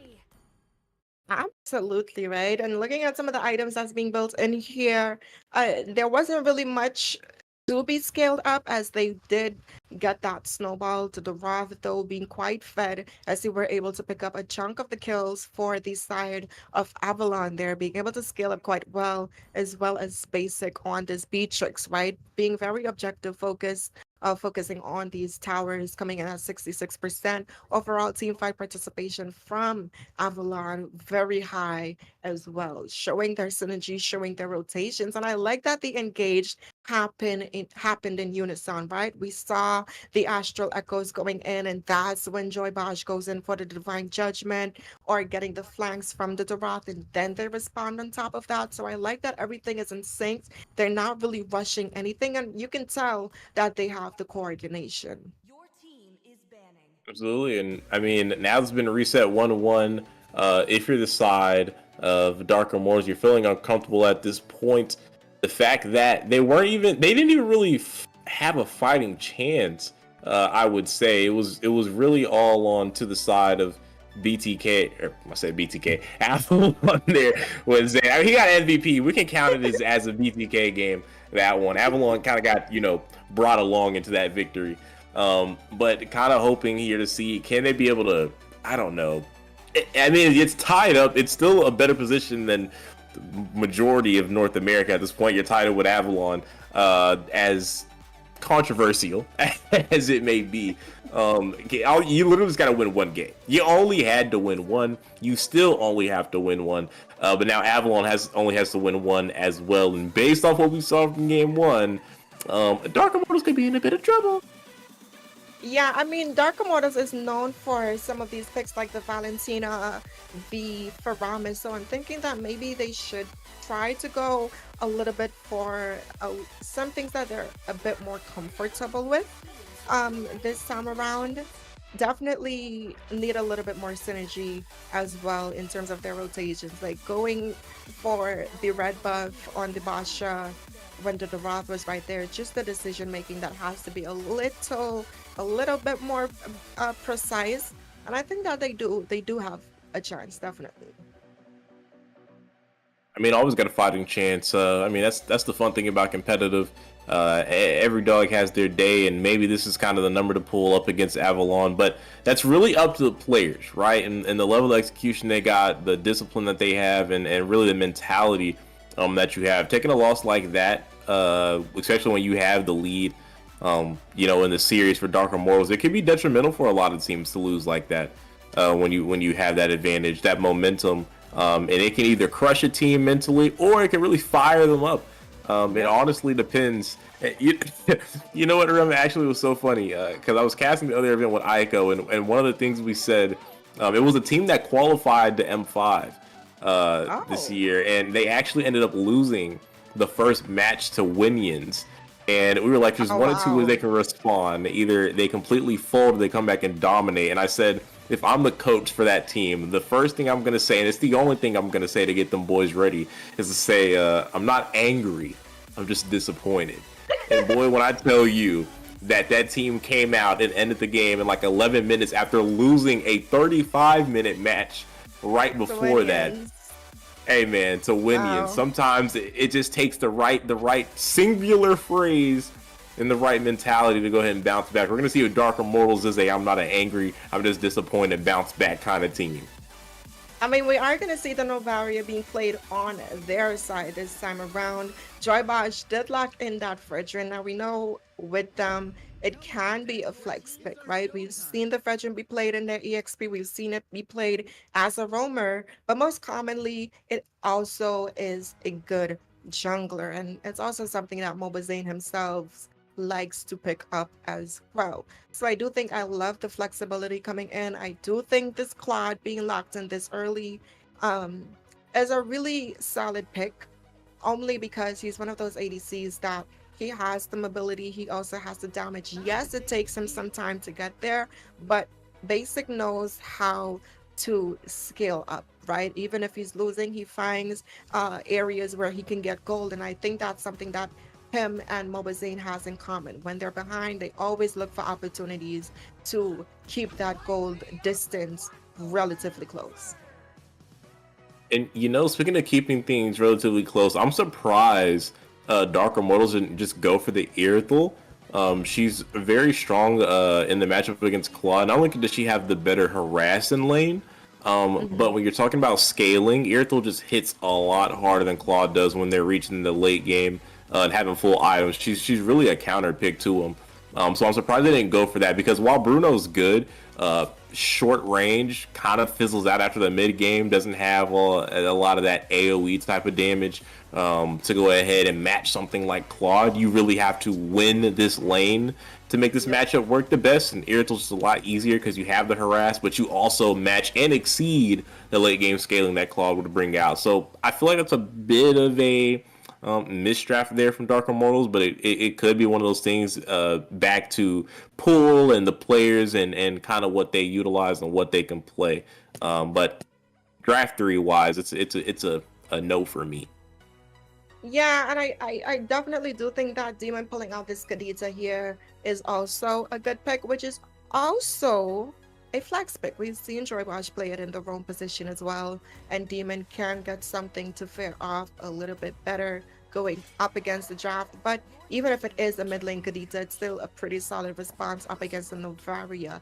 And one thing I will say, I also believe that the Erythel would have been a better pick, because going up against the Kadita, she can move while she's basic attacking, right? It's going to take a lot of prediction to be able to catch a good Erythel player, just for the fact that she has so much mobility in terms of just movement. She doesn't even need a dash, she just has the mobility. But the Bruno, all he has, yes, he has his dash, but all he has, realistically speaking, is the Purify. And once that's baited out, the Fredrin could bait it out, the Claude could bait it out, because it does give you a little bit of speed up to get away. So there's a lot of things that can bait the Purify out, so Demon can actually shine, or the Kadita in general can shine when she does look for some of these pickoffs. And you know, speaking of the pickoffs, and it kind of goes back to what I was saying about the Bruno, with that limited range, it's a lot easier for Kadita to find that as well. Even with the Purify, I mean, you have Fredrin, you have Kadita, it's not that hard to force out that spell. And at that point, it's pretty much free game. The skill 1 from Kadita can pretty much reach anywhere Bruno's using his auto attack from, just because it's just a very minimal range, kind of one of these smaller ranges on the marksman. He kind of fits the same bill as someone like Carry. They're very very short range, very close range. Got to get up close and personal. That's where Kadita wants you, up close and personal, to kind of make those type of plays. But this is interesting. If this Roger doesn't get locked in, that's going to solidify kind of what you were saying about, or should solidify what you're saying about this Roam Fred, unless they do move it over to Show. Actually, no, Show's locking into Arlot, so this could potentially be the Fred Roam if Mobazane is still going to be looking for a jungler here. Absolutely, right? I think It really depends on the last two picks coming in from the side of Dark Immortals. We saw the Alice being played in our earlier in today's series, but now it's also being pulled out. So it's potentially going to be an Alice in that EXP lane, and then they're looking for the Hilda in that roam position. I I'm not too sure how confident I feel about the draft. I feel like they're missing early game damage here. They don't really have, I don't know, I just feel like looking at their draft and then you look at what Avalon has going for them, it just seems like they have a little bit more checkboxes being marked out. That's a lot of questionable decisions in those last picks, man. This Alpha, this Hilda. I'm not sure where they think Hilda's supposed to make a lot of plays as far as the invasions. Yeah, no, I just don't see where it's supposed to come into play. You don't really have the mid lane with the better kill potential either as well to kind of back up Hilda to be looking to do that damage. I don't know. I don't get it. And I love playing Hilda. I think she's a great pick. It kind of slept on pick, but it's just not in the right scenario. But speaking of scenarios, we are going to be loading into the match now for Avalon taking on Dark Immortals. It's match point in between both these teams. The winner here will advance, and a loser at this point will be eliminated from the tournament. From House of Pisces, partnered up with Nighthorde and the MLSA, bringing you this very action and jam-packed event. Absolutely right, and I definitely do agree with what you just said there. So going into this game here, if we are looking at some of the win conditions for Dark Immortals, they have to play for that late game, right? The Alice definitely is going to be a problem in that late game. The Novaria also has pretty decent scaling and poke potential as well as Maxi on this Bruno. The Hilda, like you mentioned, I'm not too sure who she's going to harass. Like, we're already seeing her on these rotations, but she's being late to the delays, so she's not really getting much done here. Yes, she's poking down Joy Bosh here, but that is a Fredrin, you know, that is not the target that you want to be focusing when you run the Hilda in that role position. It kind of makes it a little bit pointless. We do see Show there forcing out the retribution from Yiho on this export pick. But for Avalon, they do have early game. They do have that late game as well. They do have a good front to back composition as well as good dive as well as to disengage. So they definitely just have to play for these early game team fights, and definitely it's going to put Avalon on the path to power. Ooh, we the path to power. Basic picks up a kill, doesn't get traded out. Yiho will find it, but it'll be right back potentially to the side of Avalon. Ideo's trying to run them down, but they just can't close the gap fast enough. So it's a 1-for-1 between both these teams. Absolutely right, and that is the roamer for the gold laner, but up in the top side here. You are seeing a bit of a 1v1. Mobazane coming out on top of it. Shiro dashing over the wall will go ahead and finalize that kill and take down Cardi. And now Avalon will look to advance, move forward, and take control of the river, and also take control of the first turtle simultaneously. Yep, this Hilda's looking to provide vision, I guess. She's definitely not being the one to apply any pressure towards the side of Avalon as they take this first neutral objective pretty much uncontested though, but they're getting Show quite low. They are, but Show's dipping and dashing, and with Fred here, he's got pretty much unlimited passive at this point, as long as the CC is being chained up. And what a knockup. Ooh. Demon picks up the kill with the rough waves. And Avalon, like game one, starting to find their groove, and the momentum is coming in their favor. Absolutely right. We're already seeing a Demon here trying to delay some of the farm with the Kadita. It does have the mobility to escape the shots coming in from the Hilda, but a good Astral Recall landing there from this Novaria. We're seeing a lot of focus being directed towards the bot side. We're seeing Dark Immortals looking for something here. Another good snipe coming in, but unfortunately, they're not going to be able to make anything happen. But Oh, caught in a bad slot. Shikamaru able to escape ooh, with the spread, but Yeho might make a big play. Last Insanity will help Maxi find a kill. Yeho will pick up the other onto Demon. It's a double kill for the gold laner from Dark Immortals, starting to come alive a little bit. Shikamaru gets caught by the final slash show, trades him out, but now might be caught in a bad spot. Is looking to dive on top of Yeho, not able to pick up the kill, basically with a Blaze Duet, with the snipe from the Astral Recall. Cardi chasing him ooh. down. Gonna be able to escape, but now it looks like Show's been left behind. Will he be able to maneuver out of this? Here comes Demon looking for the assist, lands a knockup, Vengeance pops up, and now the 1v2 gets turned around, but no, Cardi still picks up the kill. Landed by the taunt, doesn't have a lot of mana. Looks like he's gonna be able to escape, and he will. What maneuver could possibly be smoother there, Rim? Absolutely right. Being able to kite around and dash around and living to tell another day, but also basic with the power of the BMI being able to escape there. But Joy Baj going in, we do see the last Insanity being baited out before this turtle. And with this knowledge, we're already seeing Mobazane on the invade here. Right, and they're going full on the invade. I think Demon, he does pick up the kill off Scream, but on the screen, Shikamaru being met with a bit of resistance as he's trying to force the invade. Cardi is going to be able to use the instant transmission to get out of the way. Mobazane will now turn his direction towards this turtle. No one to contest him. It'll be a free pickup for Avalon, who needs it to keep this lead in their favor.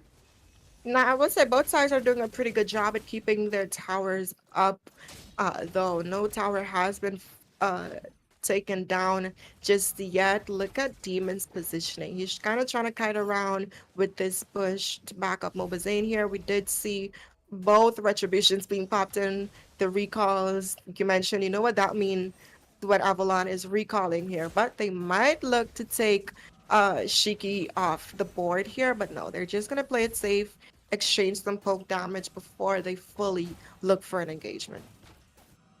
Keep an eye on Demon. He is looking potentially for a flank play. If anyone walks to the bush, that is a bit of a squishy, but he actually gets meta by Shikamaru, so nothing to take there. Switzer in between the CC chain train, Show and him using the demonic gaze. Ido's trying to chase him down, but he runs into the Cyclone. Should be able to get away unless Demon connects, finds the Petrify, finds the knockup. Vengeance shouldn't be able to keep him alive, and it will not, as Demon will take him down with the Rough Wave Recall.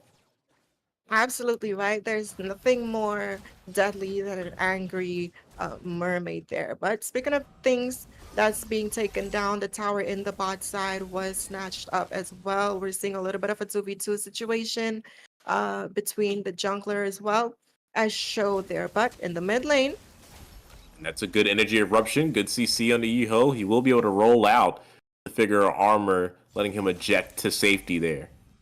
Autobots, roll out. Roll out.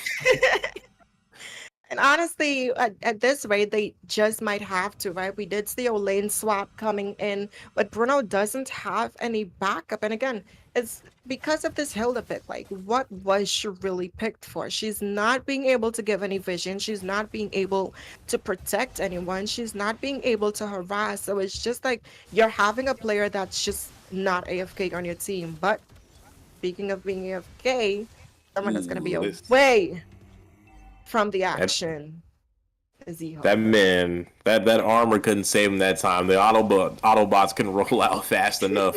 This is now Zane's go ahead and stealing away the orange buff from the side of Dark Immortals. Now Basic chunking away at Shikamaru. Is forced to use that sprint to escape and evade death there. Now Avalon looking to take the outer turret in the mid lane. Concealed play was made and down into the bush. Shikamaru doesn't have the sprint this time. If he gets caught in the CC, he's going to fall, and Adios will take the kill on to the roamer from Dark Immortals there. There's just not any. The heroes don't mesh well at all, right? So you have the Novaria that can increase the hitboxes, but who is it gonna combo with? But speaking of combos here, we're seeing Avalon with their presence being in the jungle of Dark Immortals right now. This EXP laner for the side of Avalon Show being able to cut these lanes against this Bruno and kind of give him a hard time. A killing spree was secured in this bot side, and that's also going to be another tower in their hands. But it's like I was saying, there's no synergy happening with any of these picks, and I just feel like if they had a better roamer, they would have had a chance. I don't understand. I don't see the potential that the Hilda had here. It definitely didn't have any, and we kind of pointed that out as draft was concluding that there wasn't a lot for it to kind of do, a lot for it to profit off of in this match. And I mean, again, that's just one of those things where it comes down to the draft game, right? These wasted picks, picks that just don't fit the certain compositions you're going up against, it could be a bad idea. But look at Demon looking to save Basic with the rough waves. He picks up his 4th kill of the game. Definitely no rust has fallen upon him since NACT concluded. Absolutely right. But speaking of things to be followed upon, Avalon looking to march down onto Dark Immortals, goes with a full-on dive here, trying to jump somebody, trying to make him low. No kill, but pops the immortality. The only one going down is Adios, though Maxi will go ahead and pick up a kill. Was that a recall spam from him? I mean, think he's it in the position, right? He did secure the kill. He hasn't fallen quite yet, and he is Dark Immortal's key to victory. Well, one of them, right? He does have the damage. He is a Bruno, so he does have that scaling potential, but so does this Alice, right? And I feel like as long as they can continue to stall this game, they would potentially be able to. But I like that Avalon is keeping the members of Dark Immortals in check while Claude is working on securing this first Lord of the game. That's right, and it's an easy pickup for the side of Avalon. They could absolutely look to go ahead and maybe close out the game with the first Lord if they play the aggression right. If they're able to synchronize the waves to be able to into a fashion that will let them collapse and end the game, clear out these towers. As you can see right now, Basic's kind of on lane duty. He's taking out that outer turret. Go ahead and proxy the wave there. The minions will take care of that, and now it's just about them kind of getting on the same page to take down Dark. Absolutely right. We're seeing some good poke damage coming out from Novaria, which is being played by Kopska right now, with the Lord marching down the mid lane. It's going to be a final slash, a huge one there. Will it be enough? Demon into the backside. He's actually going to be taken out by Switzer. Basic finds a kill on the Cardi. He's going to be able to trade it out. DPS coming out from Basic with the auto attacks. He finds the double. Will he be able to find the triple? Does find the triple. Will he be able to pick up the Maniac with the Blazing Duet? He can't be able to pick up the Maniac. No, he gets shut down by Kopski, but it does not matter. Avalon with the Lord should be able to end the game right here. No, Lord falls. No minion to end it yet, and I think they're going to have to back away from this one. Dark Immortals, they have successfully defended that. Absolutely. I feel like going in for that potential Maniac play was not the move. It would have looked relatively nice, but unfortunately, he was not able to stay alive long enough so they could push that tower. Now, I did mention that Dark Immortals does have the scaling capabilities. If you look at Bruno, he does have the Malefic Roar as well as his other 2 core items to be able to dish out some of that burst damage, right? Now that he also has the Malefic Roar, he can kind of penetrate through some of the heavy defense that we're seeing being built in for the side of Avalon right now, but another engage here on the bot side. Avalon trying to make the plays. Mobazane finds Kovsky. Traded out. Shikamaru will go ahead and take him down. So it's a 1-for-1. And honestly, when you're down and out right now with Dark Immortals, I think a 1-for-1 is honestly a good trade, because the only one with something to lose here is Avalon, and Dark Immortals, a kill is a kill. It adds to their economy. So I think 1-for-1's always work in the favor of the team that's kind of looking for the comeback. Yeah, especially when it's coming from one of the damage dealers as well. We do know that he's able to put out a lot of true damage. But speaking of damage being true, it's a knock up Vengeance. It won't be able to save Switzer this time. Final Slash will bring one over the wall. Yeeho will take down Show. Double kill from Basic again. He is winning out the team fight for Avalon. This time they might be able to close it out. They do have their marksman, but he's 1 HP. He's going to actually have to force the recall back with a recall from Kopski. He wants to try to find Claw, but not going to be able to catch him. yeah, and Basic just keeps escaping with a slither of HP remaining, right? We're seeing him still being very aggressive despite not having this HP at his favor right now, but that's not going to stop him. He has enough lifesteal. Another engage coming in here. There's another engagement that should be able to win it. Appraiser's Wrath and Mobazane's true damage from Beta will go ahead and make sure that happens. They could look to make the call to just end the game here. And they are actually going to keep the pressure. Just going to let Basic solo the Lord. The rest of the team, though, will see what they can do here. If they can go ahead and end it out. And in between Alpha, in between Fredrin. Oh, wait a minute! Dark Immortals turning the fight around. Rough Ways will be able to save Demon. Alpha Charge will save Mobazane. No one will fall, but boy, was that risky for them to make those kind of plays. But now it's a Basic here that is full HP. The rest of the team, though, has left him. He does have the battle mirror image on the backside to go ahead and escape. He was never in danger. And now it's kind of just toying with him, kind of chipping away at the members from Dark Immortals. And that's kind of the downsides to the export, right? It's either they bait out the last insanity, or they just chunk his shield HP down just enough so he doesn't even have the affordability to do so. But Avalon heavy on this poke. They're trying to keep these waves in check so that they can get the most out of this Lord. It's going to be crashing down the mid side as minions are on the bot side, but Dark Immortal is doing a good job to kind of keep the Lord off of the inhibitor. They definitely did do a great job of dragging that off to the side. That's just how you play with the Lord, kind of force that aggro. Right now, though, Demon finds Maxi. That was a pickoff of all pickoffs. Eho tried to trade in with the last insanity. It was only going to be taken down, forcing the immortality out. He will go ahead and join us up here at the caster's desk. Avalon with the final slash coming out from their XP laner. Basic into the backside with the Blazing Duet. Finds one on the Kopsky. And right here, they can go ahead and end the game. All they got to do is lock the base, but they'll take Switzer down with them right before that. And Avalon with the reverse sweep, even with the unlikely start up against Dark Immortals.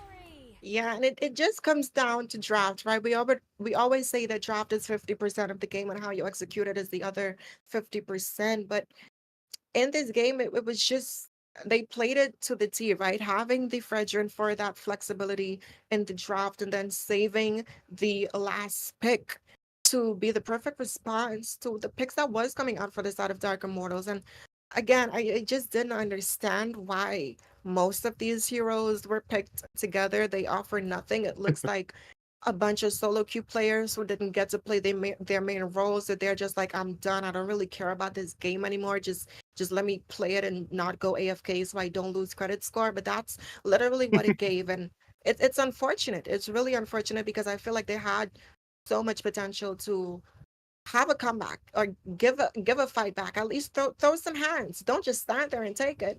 Bat a finger. Get the boxing. You know, yeah. But a good game being played from Avalon overall, obviously. Overall, a great one. And that's going to be it for the last series of the night with Avalon and Dark Immortals. Again, Avalon takes the win. But that's going to be all from us. Let's send this back over to the main man of the hour. Yue, where you at, my man? Yes, sir. We are here, guys. This concludes the House of Pisces X Nighthorde tournament for the top 16s. We actually had one of the quarters match being played today. So tomorrow we will have the rest of the 3 quarter matches coming up. We will send the schedule out pretty much tonight. So guys, be out on the lookout for that. But this is your host, Yue. We're going to see you guys next time. We're going to see you guys tomorrow, actually, for the quarterfinals. And yeah, that's it. You guys all have a good night.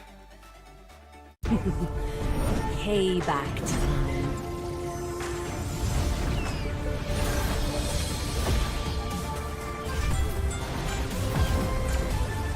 My world is the sky.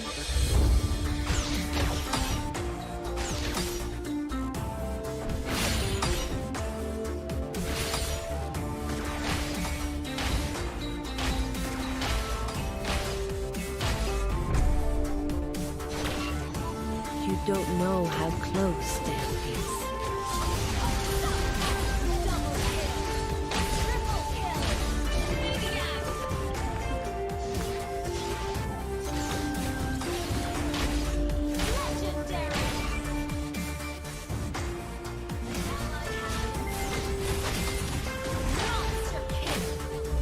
Feel my pain.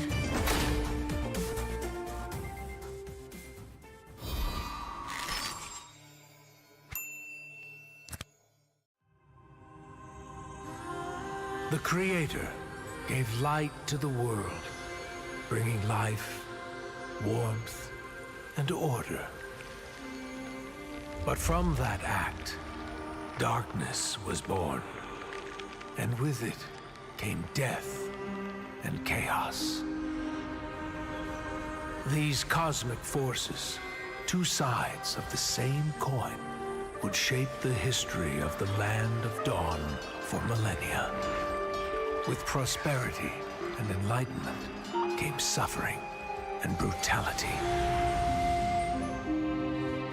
Led by the god of light and the god of darkness, the two opposing forces dragged the fate of all living things into their eternal conflict. But through the sacrifices of countless forgotten heroes, the era of strife finally came to an end. The gods were banished from this world, and peace was restored. Life flourished soon after, and great civilizations sprung up across the world. Eruditio among them. This would be known as the Golden Age. Of course, this is our history that every scholar in Eruditio knows by heart. But when I was swept into the infinite gateway, I looked back and saw something different. I saw the North consumed by the blight of war.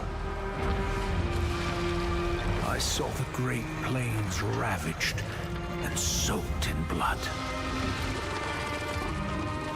I saw the forests and mountains turned against each other. I saw a broken world engulfed in flames. We were foolish to think the gods had been vanquished. Even now, their influence drives us toward destruction. And their return will bring about the great calamity. I can no longer afford to be a bystander, and neither can you, or anyone else who calls this world home. Now is the time to take our stand. So, where do we start?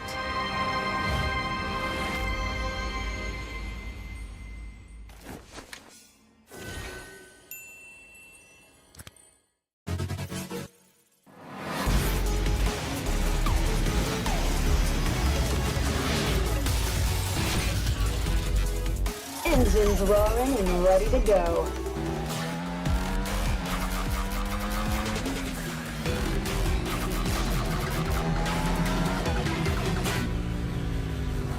Nothing beats the adrenaline.